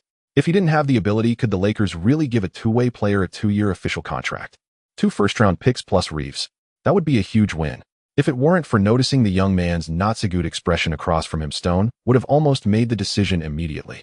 I will consider it carefully. For now, thank you, Mr. Pelinka. Stone hung up the phone wearing a victorious smile. Everyone says I, Stone, am a rookie, that I always lose in trades, even treating a useless player like Porter as a treasure. But you all know nothing. Porter will definitely succeed and will be an all-star in the future. When you find out that I traded for 2 first-round picks and Reeves using a 2-way contract, let's see who will dare to say I can't trade. Patrick, why are you here? At this moment of pride, Stone remembered that there was another person in the room and quickly got up to pour water for the young man. The young man was none other than Patrick Fertitta. When Patrick saw Stone's delighted expression, he knew this guy was likely to be fooled again, just like last time with Porter. Everyone says Porter is a locker room bomb and not to be touched, yet Stone treasures him like a gem. At that time, he looked just as pleased. Are you trading with the Lakers? Who are you trading? Patrick asked after taking the water. Wang Xiaosheng, that Stone said proudly. The Lakers are willing to give 2 first-round picks and Reeves. I didn't immediately agree because you see I have received many trade inquiries and I plan to ask around. There might be even more foolish offers. Patrick's face darkened. More foolish offers. Don't ask. You are the most foolish in the entire league. Dad is right. If I don't come to the team again, it will be dismantled by this fool Stone. Patrick's face turned grim. 2 things. He raised one finger and said, first, I have been appointed the CEO of the team and the appointment notice will be personally delivered by my dad today. Second, Patrick raised another finger. Wang Xiaosheng is not for sale. This is my first order as CEO. What? Stone asked in surprise. He was not surprised that Patrick had been appointed as CEO. After Ted Brown's departure, Fertitta had long intended for Patrick to take this position. It was just that Patrick had been indulged in a life of luxury and delayed. He was surprised by the second matter. Wang Xiaosheng is not for sale. How is that possible? An undrafted player on a two-way contract has no qualifications to be considered untouchable. Fertitta had long said that there were no untouchables on his team, not even Harden. How could Wang Xiuqing become an untouchable? Does your father know about this? Stone asked cautiously. He was unsure whether this was the boss' intention. After all, Patrick was still young and might have thought that Wang Xiuqing being a Chinese player could bring profit to his family, which is why he made this statement. This is my intention, Patrick replied directly. You should watch the last few games of Wang Xiuqing starting from the game against the Celtics, which was during the time you were on vacation. Patrick deliberately emphasized the word vacation, seemingly expressing his dissatisfaction. Stone sighed in relief. Indeed, this was Patrick's own intention. I just watched the footage of the game against the Warriors. Wang Xiuqing is good, his speed and control are quite impressive, but he tends to be too independent, rarely passes the ball, and takes too many shots. Even when others have better opportunities, he still chooses to shoot himself, and his physical attributes are somewhat average. Patrick shook his head, seriously speaking each word clearly. I'll say it again, you should start watching from the Celtics game, and then we can talk, Mr. Raphael Stone. Stone was not angered by Patrick calling him by his name. He simply realized that Patrick was seriously asking him to watch the footage. Fine, it would be futile to argue with Patrick, so he decided to do it for the sake of his father. Thus Stone sat down in front of the computer. Patrick did not leave. He moved a chair to the window, enjoying the breeze, while smoking a gold-plated cigar worth several thousand. This cigar was taken from his father, and he usually wouldn't indulge. But today was his first day on the job, so a little luxury was permissible. As time passed, Stone's expression became increasingly animated. He covered his head, shook his head, and then suddenly stood up. Patrick still did not look at him, as if he had anticipated his reaction. An hour later, Stone finished watching the footage and even replayed some of the exciting highlights. Wang Xiuqing can jump from the free throw line for a dunk. Does that mean he has poor skills? Wang Xiuqing averages 7 minutes and 4 assists per game. Is he playing solo? As soon as Patrick finished speaking, Stone instinctively shook his head. After watching the footage, his perception of Wang Xiuqing changed. Stone somewhat regretted not watching all the footage before making the decision to trade Wang Xiuqing. From his first appearance, Wang Xiuqing had improved in almost every game. When Jalen Green and Wang Xiuqing were on the court together, they wore smiles. Yet when he was with Porter Jr., they appeared serious, as if their future was uncertain. Doesn't this indicate something? Stone admitted he underestimated Wang Xiuqing's potential and strength, yet he still didn't believe Porter Jr. was significantly better. Porter Jr.'s defense is better. Yes, Stone finally found a reason to say Porter Jr. was superior to Wang Xiuqing. Call Silas. Wang Xiuqing needs to play at least 25 minutes per game. He should be groomed like a lottery pick and paired more with Green and Sheng. Patrick stood up, returned the chair to its original position, and finally instructed, believing that Stone could handle the remaining matters. Watching Patrick leave, Stone did not immediately call Silas, but instead reviewed all the documents on his desk. Everything is related to Wang Xiuqing. Stone was astounded. How could a rookie cause all departments of the team to be so busy? Among these documents were offers from other teams wanting to trade for Wang Xiuqing, suggestions from Silas for him to start, updated reports from scouts, and a request from the team doctor for a full medical checkup. The Rockets hadn't been this busy over a rookie in a long time. In the half-month I've been away, has Wang Xiuqing become the target for all teams? Stone still found it hard to believe. Though he couldn't trade Wang Xiuqing, he still wanted to know how much he was worth. So he found the phone number for Warriors manager Myers, and feeling a bit anxious, dialed it. He feared that the other party would offer Wang Xiuqing at a high price, making him look foolish, especially recalling Pelinka's earlier compliments. That would feel like a loud slap to his face. Dear Mr. Stone, I heard you went on vacation. How was it? Myers' call was quickly connected, and there were sounds of cutlery clinking as if he was dining. No need to waste time. The Lakers just offered me 2 first-round picks and Reeves for Wang Xiuqing. Stone was not in the mood to beat around the bush and got straight to the point. The Lakers? Myers sounded slightly surprised, followed by the sound of him moving in his chair. Myers seemed to have changed locations before saying, You sound a bit unhappy. Don't believe a word that old fox Pelinka says. As long as LeBron is with the Lakers, they won't have good assets for a trade. Before Stone could respond, Myers sighed. Let me be straightforward. Oh, what do you think of Kuminga? Kuminga? Stone was momentarily taken aback. Kuminga was this year's 7th overall pick, coming from Ignite, with a height of 2.1 meters and an impressive wingspan. Using Kuminga to trade for Wang Xiuqing. Stone felt his head buzzing. Had these guys gone insane in just half a month? No matter how good Wang Xiuqing is, can he reach the ceiling of a player like Kuminga, who is compared to Leonard? If it weren't for Patrick's orders, he would have seriously considered agreeing right away. He'll think about it. Stone hung up the phone, his brows furrowed. What is happening in the NBA? Have I stepped into a parallel world? After some thought, Stone made another call. Hello, Mr. Stone. You called me. It must be good news, right? Tim Connolly's voice came through the phone. Does Denver want Wang Xiuqing? The Warriors and Lakers have both made offers. If Denver doesn't have better assets, trust me, Connolly, you'll see news tonight about Wang Xiuqing leaving Houston, Stone said straightforwardly. Connolly sounded flustered, as if looking for something, and the sound of papers rustling soon followed. Trust me, I don't want to use other players to cover up our interest in Wang Xiuqing. Never mind, that's pointless. Just tell me what assets you want. You should be the one making an offer, Stone corrected. You know we're aiming for the championship. We can't touch the main roster or Jokic will eat me alive. But I can offer you first-round picks 2022 and 2024. How about that? Stone sneered. If the Lakers' first-round picks were worthless, then the Nuggets' first-round picks were trash. With the Nuggets' strength, they would be contenders for a long time to come. Their own first-round pick is no different from us. If that's the best you can offer him, hanging up, Stone sneered, not bothering to hide his anger. What if we give you Murray? Connolly's voice came through again. Stone was startled and instinctively stood up from his chair. Jamal Murray averaged 21 points and 5 assists last season as a near all-star player. Most importantly, he had a three-point shooting percentage of 48, only slightly behind Kai's 42. You could say Murray is the perfect point guard for the Houston Rockets, even compared to Stone's favored Porter Jr. Stone thought Murray was better. The only downside is that he is a bit fragile. But if he weren't fragile, Connolly wouldn't consider trading Murray. Maui's salary is over $30 million. If you give me a little more, you can pass Wall's contract to me. Of course I won't give you a first-round pick, Connolly said calmly. He believed Stone would surely agree. This offer was enough to trade for an all-star. Only that fat Jokic seems to have a fondness for this Chinese player. Next year Jokic can sign an extension early, and to avoid any surprises, the boss said, he would meet any request Jokic has for reinforcements as long as there is space. Stone's heart felt like it was being scratched by a cat. If the 24-year-old Murray could join the Rockets, their rebuilding process would be almost halfway complete. Patrick, oh Patrick, do you know what you've done? Stone admitted Wang Xiuqing has great potential, but if compared to Murray, he would still choose Murray. Stone felt that he needed to call the boss. This matter was too important to let Patrick's whims and personal preferences cause the Houston Rockets to lose the opportunity to accelerate their rebuilding process. Just as he thought to inform the other party to consider it, Stone was about to call the boss when the phone rang and the caller ID showed it was the boss, Fertitta. Hello, boss, Stone quickly answered. Has Patrick gone to the team? Fertitta's voice came through. Yes, he just left me. He said you appointed him as CEO. Yes, if there's something you're unsure about, just ask him. After saying that, Fertitta hung up without giving Stone another chance to speak. Fertitta's message was clear. Patrick's word was final for the team.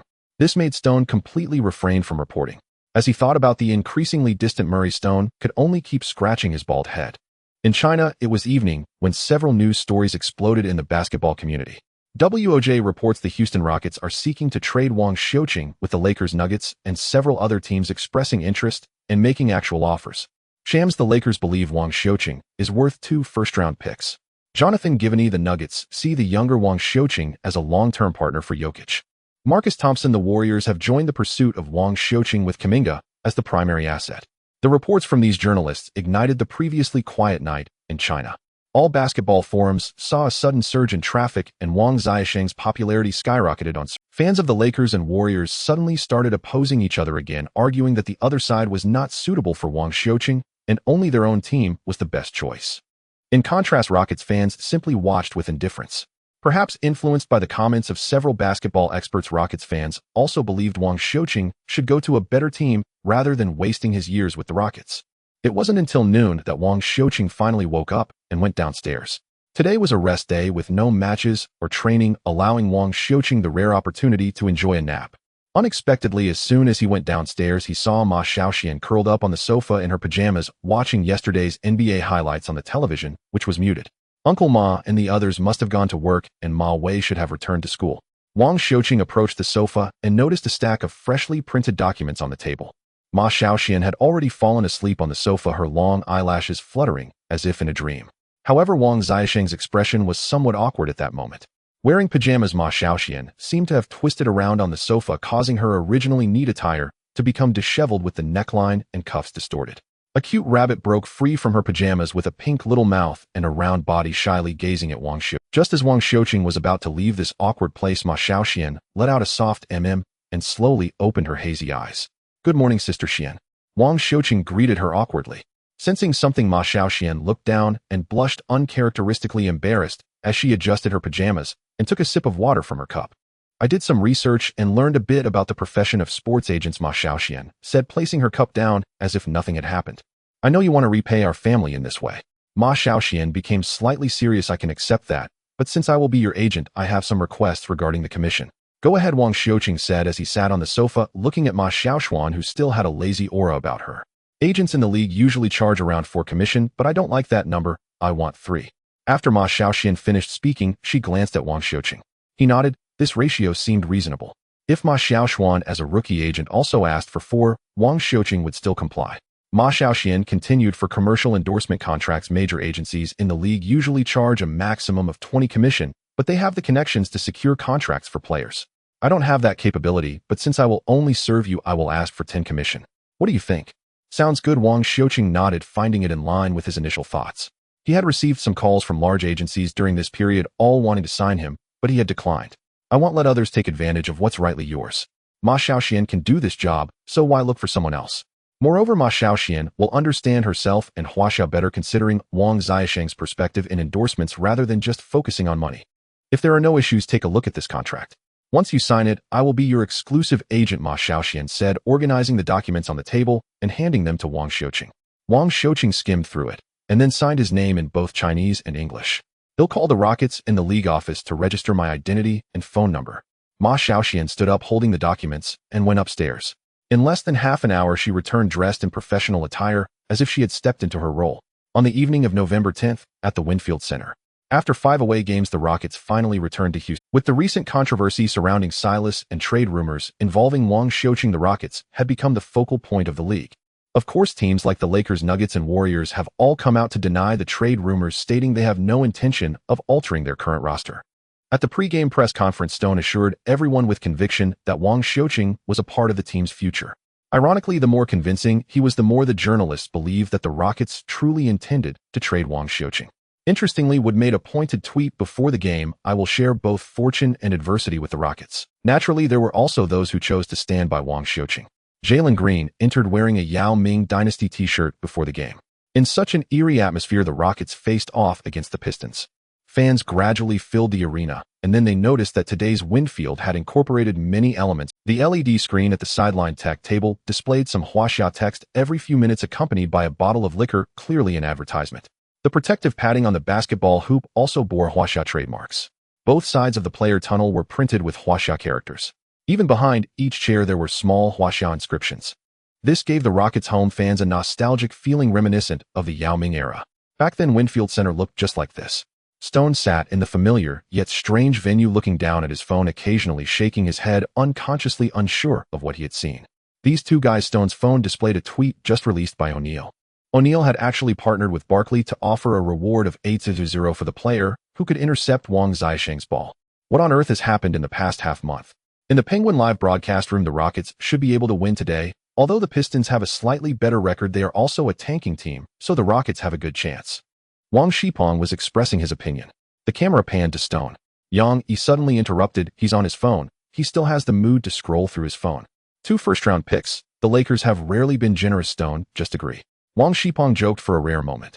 The game has started. The host Yao Ming reminded. On the court, the Rockets still fielded the lineup of Tate Porter Jr., Wood, Green, and Tice without changing the roster. Wang Xiuqing, at the center of public opinion, sat calmly on the bench, whispering with Xin Jing, who was dressed casually. However, it was evident that Wang Xiaosheng's spotlight overshadowed the 2 main characters of the match, the first overall pick Cunningham and the second pick Jalen Green. The Pistons lineup was also quite young, with Cunningham and last year's 7th overall pick Killian Hayes starting, the only veteran being the 27-year-old Grant. As the game began, the 2 teams displayed completely different styles of play. Cunningham from the Pistons played in a dominant style resembling Doncic, directing his teammates' movements and showcasing passing skills befitting a number 1 pick. On the Rockets side, the entire team intentionally gave Jalen Green more ball possession and shooting opportunities, but Green, who excelled in explosiveness, was not suited to be the focal point. He preferred to be the assassin, the one delivering a lethal blow to the opponent. The Pistons lead 15-11 by 4 points. Green sat on the bench, panting heavily, letting the sweat drip down. Green thought Silas was talking about him, as he had only scored 2 points from free throws in the last few minutes, so taking a break was quite normal. However, when Green looked up, he found Wang Xiuqing standing up, tucking his jersey into his shorts. Strangely, Green felt much calmer inside. As the timeout ended, the Rockets substituted out Porter Jr. and would bringing in Wang Xiuqing and Martin. Seeing Wang Xiuqing come onto the court, the fans in the arena suddenly erupted in intense cheers, startling Stone, who was playing on his phone. Is it really that serious for you all? When did this kid become so popular? Stone looked up, and it wasn't just the fans from China. Even the American fans were applauding. American fans are notoriously picky, and there aren't many international players they accept. Moreover, among the home fans, some were already wearing the 12 jersey. Stone felt as if he hadn't walked for half a month, but rather for half a year. The game resumed. After receiving the ball, Wang Xiuqing kept a distance of more than an arm's length from Cunningham. Now the entire league knows that to avoid falling for Wang Xiuqing's feints, one must maintain a certain distance. Thus, Wang Xiuqing slowly crossed half the court while Cunningham retreated. Stone frowned at the sidelines. Wasn't Cunningham going to try to intercept the ball? Letting Wang Xiuqing pass half the court without any pressure. And also $8,000 is not a trivial, especially for these rookies just entering the league. Outside the three-point line, Green set a screen for Tice and quickly burst away from his defender. Bang! Almost as soon as he stood at the corner, Jalen Green received the pass from Wang Xiuqing. Before the defender could get there, Green jumped up and shot. Swish! Three-pointer, it's in. Green intentionally ran past Cunningham, taunting, "Come on, number one pick." Green is a player with a lot of pride. Although the two have known each other for a long time and have teamed up to win nearly all international championship titles in their age group, Green has never considered himself weaker than Cunningham. Green believes he should be the number one pick. It's not about the money, it's about pride. Therefore today, Green wants to prove one thing. I am stronger than you. Cunningham didn't look at Green, but rather at Wang Xiuqing, who was walking back. What a nonchalant pass. But the timing was just right. If earlier, Green wouldn't have been in position. If later, the defender would have arrived. At this moment, Stone nodded, but unlike Cunningham, he was watching Green. Green's shot was both decisive and accurate. It seemed that his previous missed shots were just due to poor form. A good player must possess the ability to self-adjust. Like Green, he quickly returned to form. The Pistons attacked with Cunningham dribbling forward while Wang Xiuqing employed tight defense. Others wouldn't dare to guard him closely, but he dared to defend against others. However, Cunningham, who stood 2 meters tall and weighed at least 200 pounds, had Wang Xiuqing pushed aside several times with his shoulder. It's true that his model is Donish. The two are quite similar in height and weight. As they reached beyond the three-point line, Cunningham turned his back to Wang Xiuqing, gradually grinding his way inside before suddenly passing to Grant. Grant received the pass and scored 2 points, even drawing a shooting foul from Tice. Unfortunately, the free throw missed, but Tice grabbed the rebound and passed it to Wang Xiuqing outside the arc. This time, after receiving the ball, Wang Xiuqing accelerated directly with a long high toss from backcourt. Cunningham instinctively reached out but couldn't touch it. The basketball flew directly into the frontcourt, landing right beside a figure in red. It was Jalen Green. After catching the ball and taking one step, Green took off and executed a windmill dunk. The crowd erupted, cheering and applauding for the play. Cunningham slowly returned to receive the ball and directed his teammates to position themselves. Green passed by him again, his expression one of provocation. Upon reaching the frontcourt, Cunningham set a pick with a teammate, grinding his way into the paint before taking a long 2-point shot. Bang! It missed, and Tice and Stewart fought for the rebound with the basketball flying toward the baseline. The referee deemed that Stewart was the last to touch the ball, giving possession to the Rockets. Tice applauded the referee's call and then took the basketball. Seeing Cunningham guarding Wang Xiuqing closely, he passed it to Green on the other side. At this moment, Wang Xiuqing suddenly accelerated. Cunningham, who was already behind, preventing Wang Xiuqing from receiving the ball, turned just in time to realize that Wang Xiuqing had crossed half the court. Green hardly stopped the ball. He received Tice's pass and directly passed it to Wang Xiuqing. Facing Stewart, who was standing beyond the three-point line, Wang Xiuqing maintained his speed and almost instantaneously reached Stewart's side. Then he executed a crossover, weaving through like a gust of wind. Then Wang Xiuqing jumped up, holding the ball above his head, drawing back the bow before slamming it down. Bang! A battle axe dunk. The crowd once again stood up, cheering and applauding. This game was incredibly exhilarating. Pistons head coach Dwayne Casey paced on the sidelines, noticing that Cunningham showed no signs of panic and abandoned his thought of calling a timeout. Wang Xiuqing's appearance indeed brought a change to the Rockets, primarily evident on the offensive end. However, in terms of defense, Casey didn't believe he could help the Rockets. As long as Cunningham was on the court, the Pistons' offense would not stagnate. Bang! While Casey was pondering, the Pistons' three-pointer missed. Tice, who was stuck under the basket, grabbed the rebound again. The Pistons' starting center Stewart was only 2.03 meters tall, and Tice hadn't faced a center of similar height in a long time. Seeing Wang Xiuqing asking for the ball, Tice protected it well and waited for Wang Xiuqing to come take it before he ran forward. This time, Wang Xiuqing wasn't in a hurry. He dribbled forward slowly, but Cunningham still didn't attempt to intercept the ball. Although he desperately wanted that $8,000, he didn't think he had the ability. Stone sat in the stands, secretly relieved. Before the draft, the Rockets had actually wanted to select Cunningham and even attempted to trade for the number one pick with the Pistons, but they simply wouldn't budge. Now it seems Cunningham is just average, not stronger than the undrafted Wang Xiuqing. In fact, on the court, Wang Xiuqing appeared to be orchestrating the team's plays even better. However, in terms of defense, Stone still believed Porter Jr. was better. He communicated with Silas yesterday about allowing Wang Xiuqing to play more minutes, but Porter Jr. would still remain a starter, and that couldn't change. Stone believed that as long as he was given enough time to develop, Porter Jr. would be the first all-star, perhaps even a superstar on the team. Just as he was thinking, the game took a sudden turn, and Stone instinctively stood up. At that moment, Wang Xiuqing had just crossed midcourt and unexpectedly threw the ball toward the paint. No one understood what Wang Xiuqing was trying to do. It seemed like a potential turnover. The basketball flew high, likely heading out of bounds, and everyone gave up on jumping to intercept. But strangely, the basketball hit the timer perfectly. Then the ball bounced back into the court. By the time everyone reacted to grab the rebound, they discovered that the figure wearing the 12 jersey had already soared into the air, reaching for the basketball with one hand. Cunningham, who had been feeling uneasy, suddenly recalled that Wang Xiuqing had made a few coincidental passes earlier, prompting him to move towards the paint and advance. At this moment, he was right in front of Wang Xiuqing. Without a second thought, Cunningham jumped up, reaching for the basketball with one hand. With a loud bang, both hands nearly met the basketball simultaneously. This moment seemed to pause. Everyone was watching this scene. Everyone wanted to know who would grab this ball. Cunningham was confident. He believed in his strength and didn't think this guy, barely over 1.9 meters, could overpower him. This confidence was built from spending 5 hours a day in the gym. However, Cunningham's previously firm gaze changed almost instantly. He realized Wang Xiuqing was rising higher, already surpassing him by a head. No, it wasn't that Wang Xiuqing was getting taller, it was that he was descending. Cunningham was already falling, but Wang Xiuqing remained suspended in the air. Impossible. Cunningham nearly shouted. He couldn't believe anyone could hang in the air for this long. As Cunningham's hand descended with his body, he had lost the chance to contest the ball. In the air, Wang Xiuqing effortlessly pushed the ball past Cunningham and dunked it into the hoop. With a loud bang, the crowd erupted in astonishment. Beep. At the moment when the audience erupted in astonishment, the referee's whistle blew. Cunningham committed a foul, resulting in a free throw. The Fengtian Center was like a boiling cauldron, with all the fans cheering and applauding for the stunning dunk. Dozens of comic boards featuring Wang Xiuqing brought in by the fans were shaken up. Cunningham placed his hands on his hips and shook his head, not even entertaining the thought of defending himself. The image of Wang Xiuqing in midair lingered in his mind. It was simply unscientific. Wang Xiuqing stood at the free throw line, received the basketball from the referee, turned slightly, and then shot. Clang. It missed. Wang Xiuqing felt helpless. His free throw accuracy was indeed a bit low. He had tried using a skyhook technique for free throws, but it did not significantly improve his success rate. If it weren't for the embarrassment, Wang Xiuqing would have wanted to grab a urinal.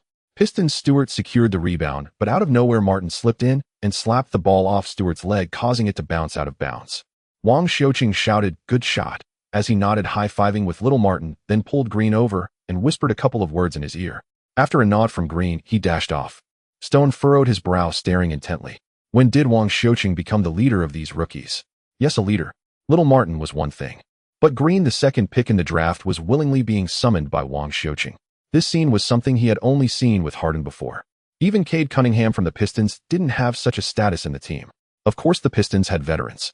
Wait, could it be that Silas allowed Wang Xiuqing and Green to play together for this reason? Was not letting Wang Xiuqing and Wood Gordon play together meant to create conditions for him to become a leader? Then why couldn't Green be that leader? It seemed no one in the team had ever stated nor dared to say who the cornerstone was. Yet Wang Xiuqing just naturally stood out. Stone rubbed his head, increasingly feeling that leaving for half a month was a mistake. At this moment, Tice was standing out of bounds to throw in the ball. Everyone started to run. Green and Wang Xiuqing suddenly sprinted toward the three-point line, with Green setting a screen for Wang Xiuqing, who found half a step of space. Tice forcefully launched the ball out. Wang Xiuqing leaped to catch it, and just as he landed, he accelerated into the three-point line, then jumped with the ball. Cunningham swooped in from the side, attempting to block Wang Xiuqing's shot. But Wang Xiuqing surprisingly passed the ball backward in midair. Jalen Green appeared there like a ghost, receiving the ball, jumping, and shooting. Swish.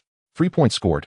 After Wang Xiuqing took the court, the Rockets surged with a small run of 12-3, leading their opponents by 13 points with a score of 27-14. Looking at the score on the big screen, Stone gasped. Can Wang Xiuqing really bring such a significant change to the... But to be fair, during the last 12 points for the Rockets, Green scored 8 points alone, making him the most deserving of credit. However, it was strange that he did not score a single point in the first 6 minutes, only managing 2 free throws. Where was the problem? Stone already had an answer in his heart, but he was unwilling to believe it. He pulled out his phone, sent a text message, and put it away, looking towards the Rockets bench. The timeout had ended and Green remained seated on the bench, likely replaced by Silas for a rest. In his place were Christopher and Garuba, who substituted for Tice. Wang Xiuqing, along with Martin and House, was still on the court. The game continued. After the Rockets replaced Green, it seemed no one could score efficiently. In fact, both Martin and Christopher had gained some shooting opportunities and reaped rewards. Coupled with Wang Xiuqing's occasional floaters, the Rockets led 37-26 as they entered a timeout with 6 minutes left. Wang Xiuqing returned to the bench, draping a towel over his head. Green extended his fist and bumped it, with Wang Xiuqing straightening his jersey in preparation to return to the game. Meanwhile, Porter Wood and veteran Gordon were finally ready to take the court. Stone watched them and noted the score at this moment. He simply could not believe that the team's main roster, even with Wang Xiuqing, was performing worse than the bench. But the reality was just that. As the first half concluded, the Rockets ended up leading by a single point with a score of 50-49. Yes, leading by 1 point. This meant that after Wang Xiuqing left the court, the Rockets scored 13 points while the Pistons scored 23. Hee. Stone couldn't help but laugh. What had he just witnessed? The Rockets starters were responsible for conceding points while the bench came in to score. It wasn't that the starters were playing poorly, rather. Stone didn't want to admit it, but judging by the first half, the bench played better than the starters. But could Christopher, Garuba, and Martin really be stronger than would Gordon and Porter? Absolutely not. The only explanation left was Wang Xiuqing. Another piece of evidence was Green.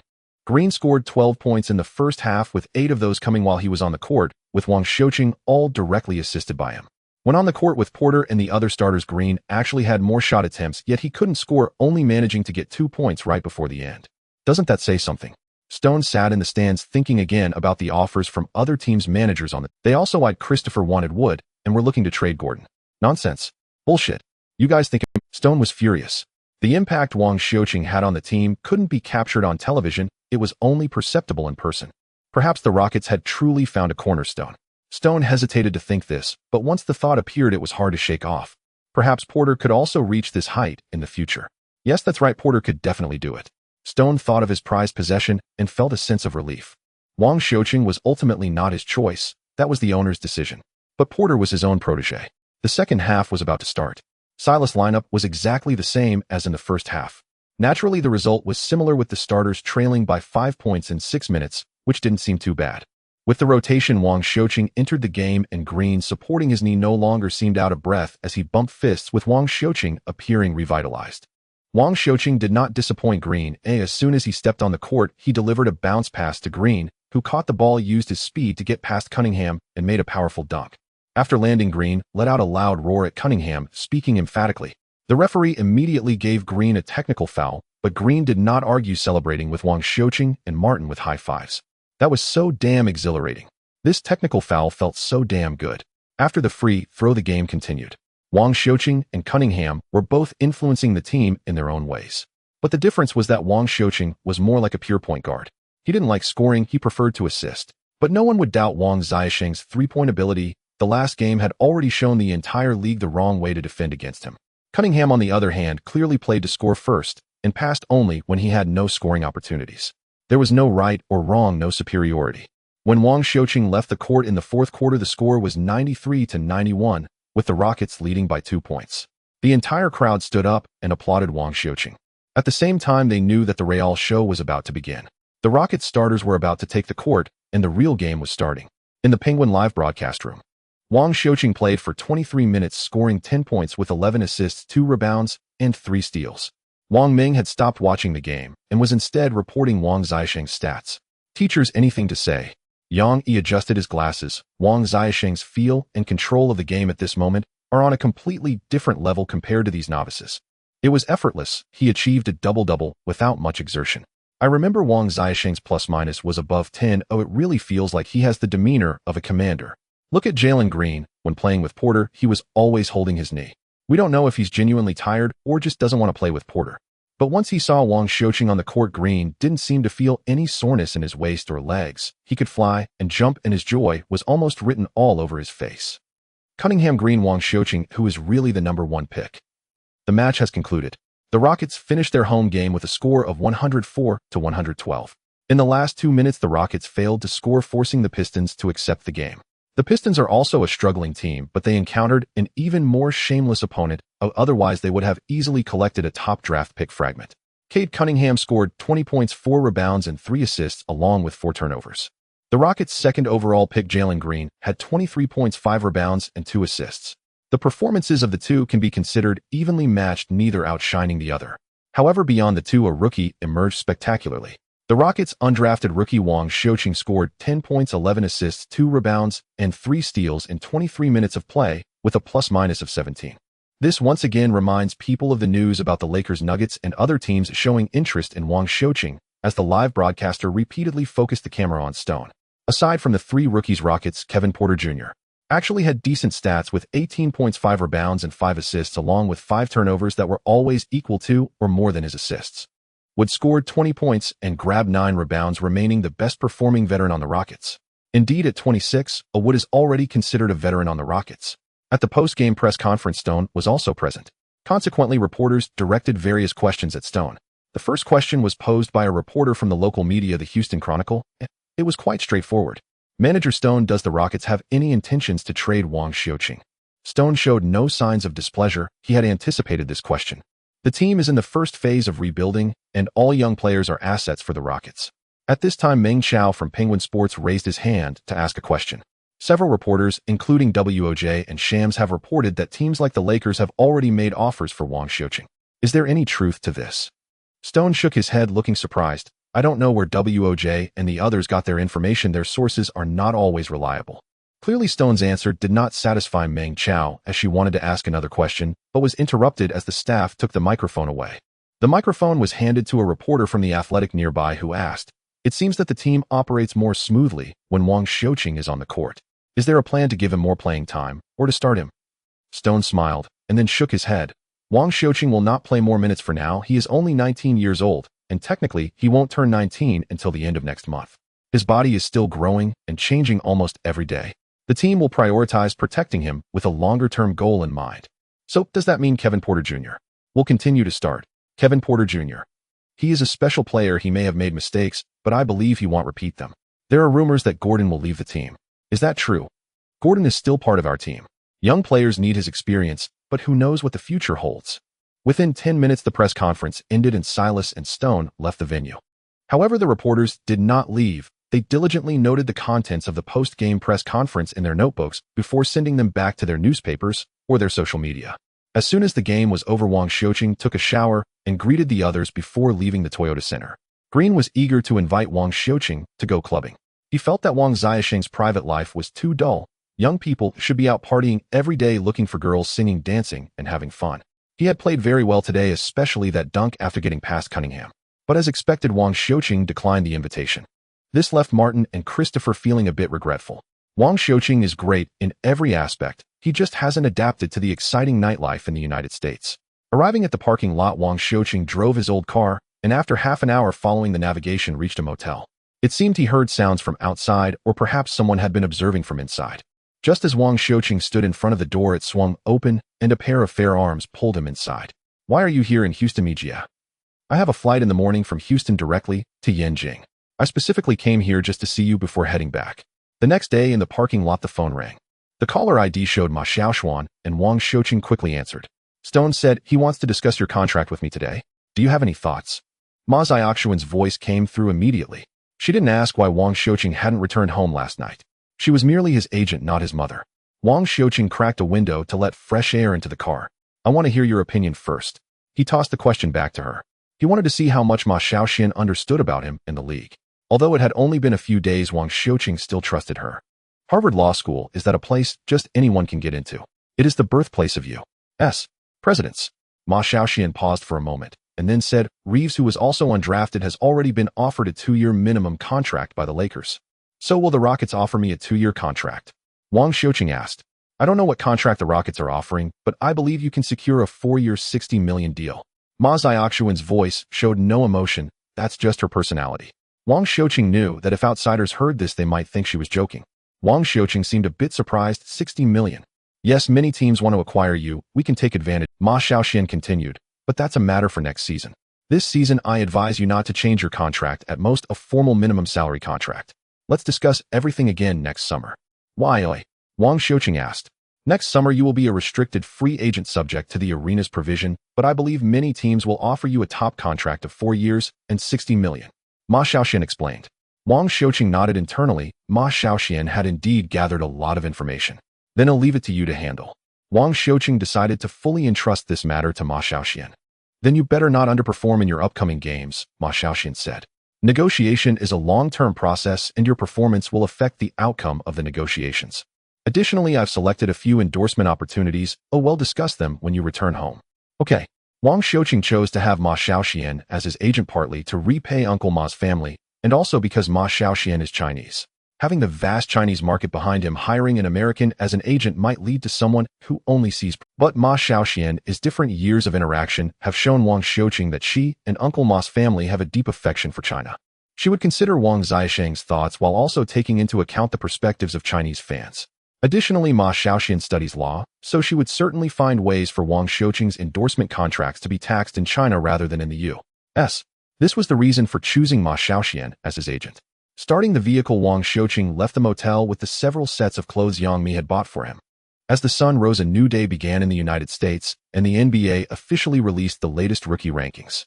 Although the same familiar faces were still there, Wang Xiuqing unexpectedly surged into the top 3. In the latest rankings, Knight Mobley has secured the top position with averages of 18, 3 points, 8, 3 rebounds, and 2, 3 assists per game this week. Surprisingly, the rookie in second place is neither the first overall pick nor the second, nor is it the consistently outstanding Barnes. Instead, it is the undrafted player Wang Xiuqing from the Rockets who ranks second on the list with averages of 12 points, 9, 5 assists, and 2, 1 steals. In third place is Barnes from the Raptors, who has averaged 11 points, 8 rebounds, and 4 assists this week.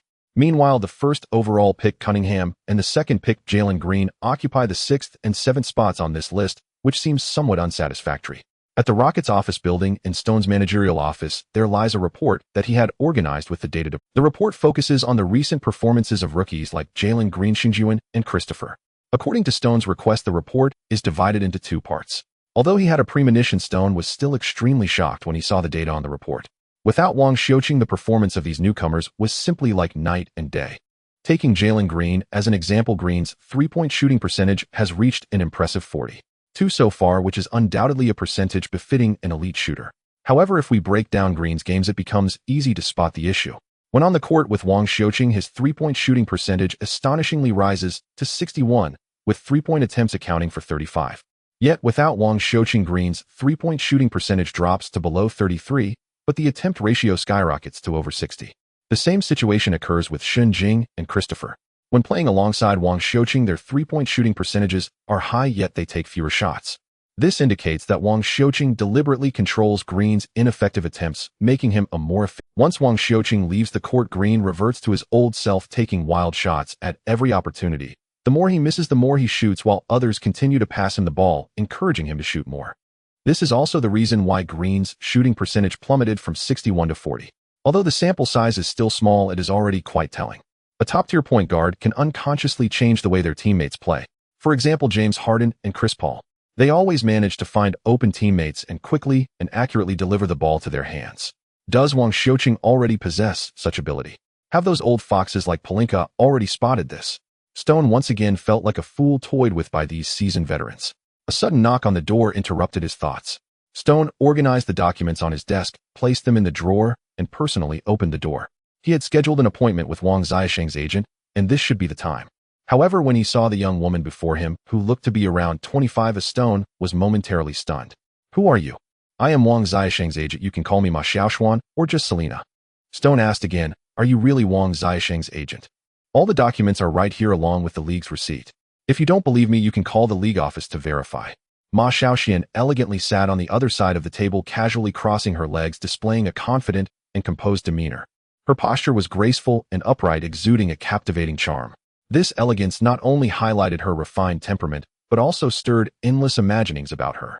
Hearing this, Stone's surprise slowly transformed into an inward delight. What could such a young woman possibly understand? Wang Xiuqing was still a child, even failing to find a proper agent. "This isn't my fault, though I recommended several major agencies to him, but he declined." Stone coughed lightly to mask his smugness, thinking he could save his boss some money. "I'm sorry, it's not that I don't believe you, I just didn't expect you to be so young." Stone smiled, pulling out a document. "This is the new contract I drafted. Take a look, and if there are no issues, we can have Wang Xiuqing sign it." Ma Xiaoxian picked up the document and skillfully flipped to a certain page, then asked 2 years at the minimum salary. "Are you sure?" Ma Xiaoxuan's voice was calm, devoid of excitement, dissatisfaction, or even fluctuation, leaving Stone unsure of her true thoughts. Stone hesitated for a few seconds. Not receiving any further response from Ma Xiaoxuan, he awkwardly chuckled and retracted the document. I must have taken the wrong one, my apologies. He pulled out another document, placing it on the table, and then sliding it toward her. Ma Xiaoxian flipped it open again, and Stone heard her seemingly sigh. 4 years for 8 million. The last year is a team option. Yes, is there a problem? Stone asked. When Zhou Qi was with the Rockets, he didn't even have a contract this high. What problem could there be? Ma Xiaoxian stared at Stone. This offer was merely equivalent to a contract for a second-round pick in a lower tier, but Wang Xiaosheng's performance on the court placed him among the top 10 rookies this year. Ma Xiaoxian was not speaking aimlessly. As of today, Wang Xiaoqing ranked second on the NBA rookie leaderboard. How could Stone merely offer him a 4-year contract slightly above the minimum salary? Ma Xiaoxian found this an insulting offer. If it weren't for her concern about Wang Xiaosheng's standing in the team, she would have wanted to walk out right then and there. She came today simply to see what offer Stone would make to Wang Xiaoqing. She and Wang Xiaoqing had already decided not to change the status quo this year, discussing everything during the summer offseason. This year, the Lakers gave Reeves, who went undrafted, just a 2-year minimum salary. Stone explained, seemingly having anticipated Ma Xiaoxuan's reaction. He had already prepared his reasoning. So you think Reeves and Wang Xiaoqing have similar abilities? Ma Xiaoxian sneered. Then why did the Lakers offer to trade Reeves and 2 first-round picks for Wang Xiaoqing? Stone was momentarily taken aback and then chuckled a couple of times. That's just a rumor, hasn't the Lakers denied it? I have many things to do today and don't have much time to waste here. With that, Ma Xiaoxian stood up. If you need anything, please call me. After saying this, Ma Xiaoxian checked the time and gracefully left with her bag, leaving Stone momentarily stunned, still full of words. She just left like that. Stone hadn't expected this woman to be so decisive. Even if you disagreed, you should at least provide your own offer. So how much do you think Wang Xiaoqing is worth? Stone stood up and asked as Ma Xiaoxian placed her hand on the doorknob. 4 years for 46 million. Ma Xiaoxian paused in her steps, but did not turn around. Stone was both amused and infuriated. Not to mention his own teammate Green. Even this year's #1 pick Cunningham only received a 4-year 45 million contract. Ma Xiaoxuan's implication was that Wang Xiaoqing's contract should be greater than that of the first pick. Are you joking? Stone said, shaking his head. This time Ma Xiaoxian did not respond and opened the door. Do you believe I won't give Wang Xiaoqing a standard contract? Stone shouted at last. But the only response he received was the sound of Ma Xiaoxian closing the door. Ignored, Stone slammed his fist on the table in frustration. Outside, Ma Xiaoxian smirked slightly. Stone was getting anxious. If your opponent becomes anxious in court, it means you are close to winning. Wang Xiaoqing is on a 2-way contract. If Stone is willing to offer Wang Xiaoqing a contract larger than Cunningham's, Ma Xiaoxian would persuade Wang Xiaoqing to sign, as he could earn more money a year earlier. However, if the other party refuses, then it's obvious that Wang Xiaosheng's worth would not be the same. Of course, all of this is predicated on Wang Xiaoqing consistently performing well, not just having a fleeting moment of brilliance like Lin Shuhai. I don't know if this offer complies with the rules, let's just consider it compliant. On the evening of the 12th day, the Rockets faced the Trailblazers at home. Rockets legends Olajuwon and McGrady were also present, chatting with Stone on the sidelines. From time to time, they pointed towards Xingjing on the court. It was said that Xingjing had been learning footwork from Olajuwon while he was sick. That young man is impressive, just a bit short. If only he could grow a little taller, McGrady said, pointing at Wang Xiaoqing, who was shooting a 3-pointer from the perimeter. Upon hearing this, Stone seemed to recall Ma Xiaoxian and suddenly felt a pang of toothache.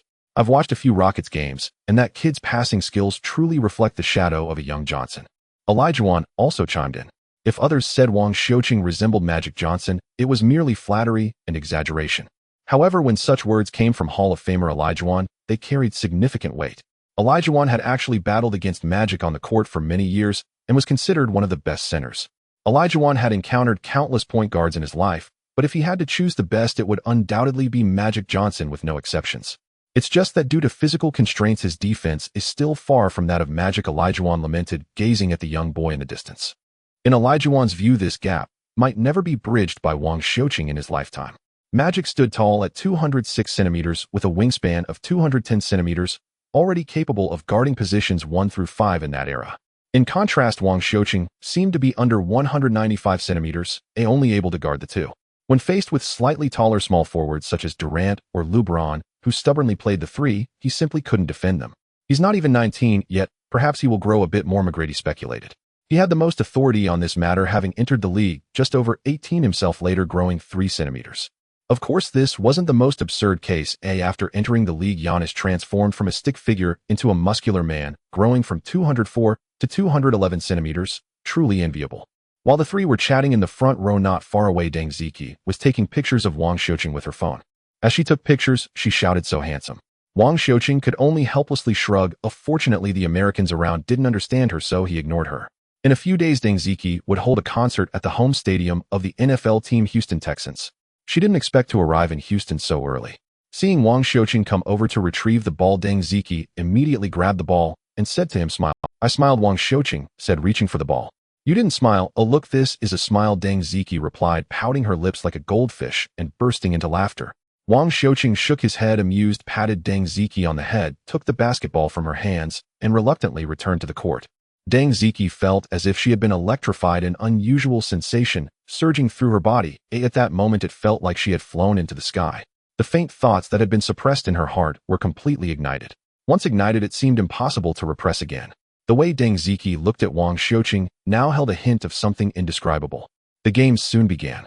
The Rockets still deployed a lineup of Porter Jr., Wood, Tice Tate, and Green. On the Trailblazers' side, led by their cousin Lillard, were Covington, Nurkic, McCollum, and Powell. Right from the start, the Blazers took control, with Lillard sinking a three-pointer.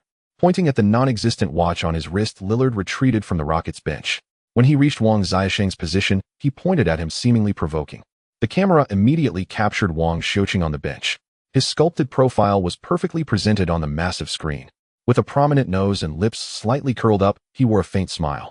His eyes were deep and bright, like the most brilliant stars in the night sky, exuding a mysterious and captivating aura.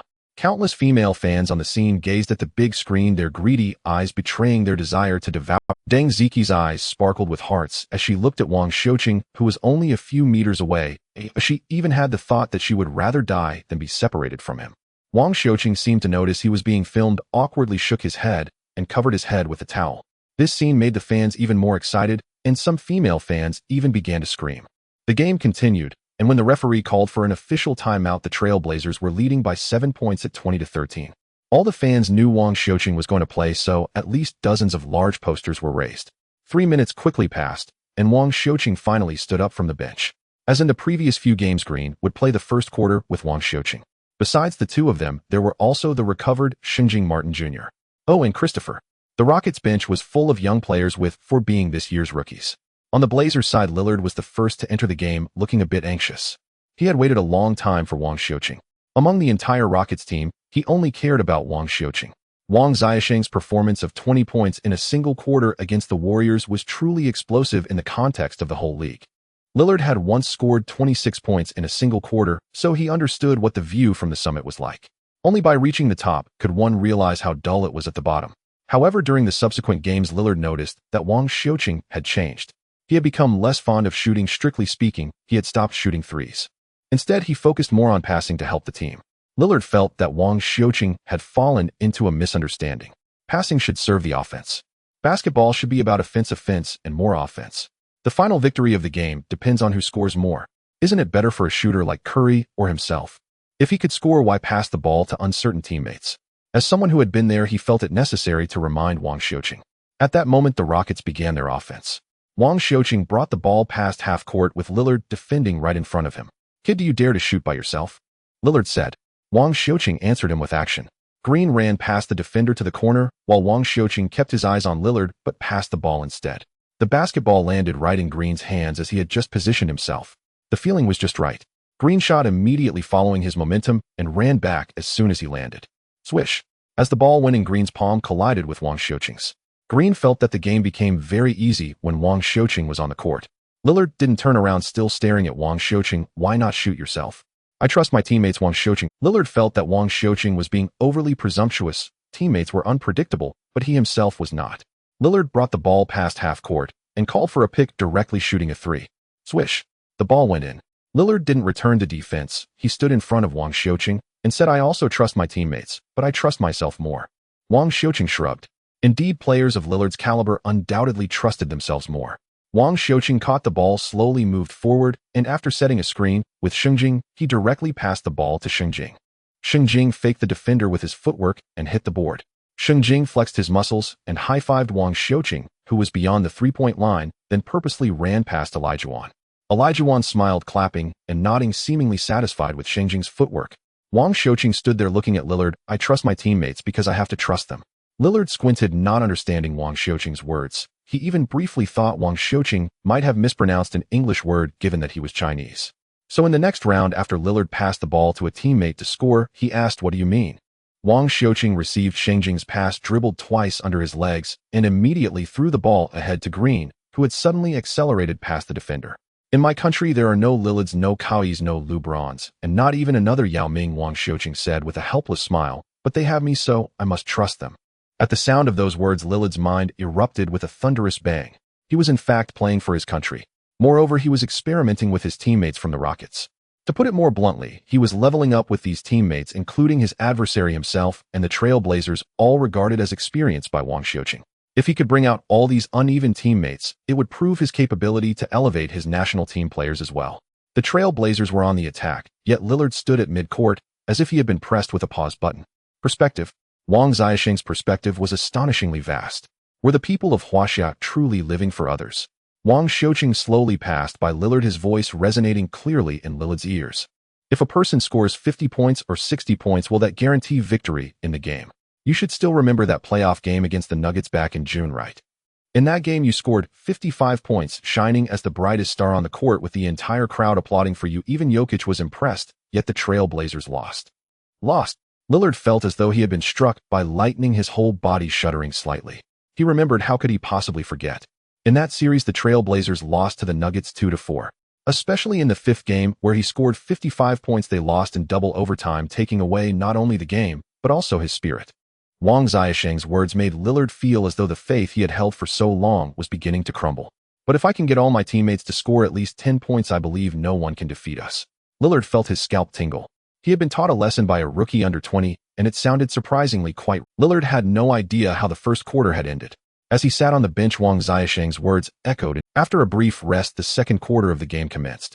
Lillard sat on the bench resting and did not enter the game. Meanwhile, Jalen Green of the Rockets also took a break. On the court, Wang Xiuqing led the all-bench lineup. Although they were substitutes, the quality of the game was by 5 rookies dashed around the court running and jumping, leaving the not-sooled veterans of the Trailblazers gasping for breath. In less than 5 minutes, the Rockets surprisingly surged to a 148-mini lead. Billups had no choice but to call a timeout. He glanced at Lillard and saw the fighting spirit returning to his eyes, so he brought Lillard and a few starters back into the game. Billups did not know what Wang Xiuqing and Lillard discussed, but after Lillard left the court, he appeared dazed for several minutes, seemingly not focused on the game. Fortunately, it soon passed. The game resumed with no substitutions for the Rockets, still led by Wang Xiuqing and his teammates. Lillard drove to the basket, and after a screen, he was just a step away from the three-point line when he launched a shot. Swish. It went in. Lillard smirked, turning to Wang Xiuqing, saying, "Almost got you wrapped around. We didn't win the game because my scoring wasn't enough. 55 isn't enough, it should be 65. And if that's not enough, then 75. You guys better step it up, huh?" Wang Xiuqing chuckled as well. Lillard was right. As a shooter, one should possess such spirit and mindset. But he also had his own principles. Receiving a pass from Shangjing, Wang Xiuqing dribbled forward, faking out Lillard, who was trying to intercept the ball. Wang Xiuqing entered the paint and released a shot. McCollum jumped from a distance attempting to block, but midair Wang Xiuqing deftly altered his motion, passing to Christopher, who then scored with a soaring two-pointer. Swish. The ball went in. The Rockets couldn't defend against Lillard's scoring. The Trailblazers also struggled to contain the Rockets' team play. For a time, both teams were neck and neck. It wasn't until the Rockets substituted in their starting lineup that the Trailblazers gradually gained the upper hand. If one only watched the highlights without seeing the full game, it would be hard to notice the significant gap between the two lineups of the Rockets. The fans in the Rockets' home crowd were already accustomed to this. The starters were responsible for giving up points while the bench was in charge of closing the gap. It was quite normal. Thus, at halftime, the Trailblazers led the Rockets by 10 points, 55-45. On the sidelines, McGrady and Elijah shook their heads in disbelief. They could understand the team's poor performance, but was this method truly beneficial for these young players? Seeing the Rockets players heading to the locker room, McGrady unexpectedly stood up and jogged to the bench to grab Wang Xiuqing. "Hey, T-Mac," Wang Xiuqing exclaimed upon recognizing McGrady hurrying to greet him. For the vast number of Chinese fans, McGrady's status during his time with the Rockets was only second to Yao Ming, perhaps even eclipsing stars like Kobe. McGrady did not disappoint the Chinese fans. In the final stages of his career, he came to China, joined the Qingdao Eagles, and began his retirement tour. The miraculous 13 points in 35 seconds became a cherished memory for countless Chinese fans. Gesturing for Wang Xiucheng to wait, McGrady approached Silas and said something to him. Silas smiled and nodded, leading the assistant coaches away from the bench. "I got Silas to give you a 10-minute break. Come over here," McGrady said, taking off his jacket and tossing it onto a bench before retrieving a basketball from the scorer's table. Wang Xiucheng was puzzled but followed along. The fans who were preparing to take a break and grab a snack curiously watched as McGrady and Wang Xiucheng remained on the court. In the Penguin livestream room, the host and guests who were originally going to take a break surprisingly did not cut away from the live footage. Yang Yi curiously remarked, "McGrady has kept Wang Xiucheng around. It must be something he discussed with Silas. What is he up to?" The answer would soon be revealed. McGrady took the ball to the free throw line, scored, then personally retrieved the ball and tossed it to Wang Xiucheng. "Your free throw technique is terrible. Don't even compare it to Yao. Oh, it's barely at Shaquille O'Neal's level," McGrady shouted loudly. During the halftime break, the venue was filled with booming music, making it nearly impossible to hear normal conversation unless one was very close. Wang Xiucheng scratched his head awkwardly. In the first half, he had 5 free throw opportunities, but only made 2, which was indeed subpar for a point guard. What surprised Wang Xiucheng was that McGrady wanted to personally teach him how to shoot free throws.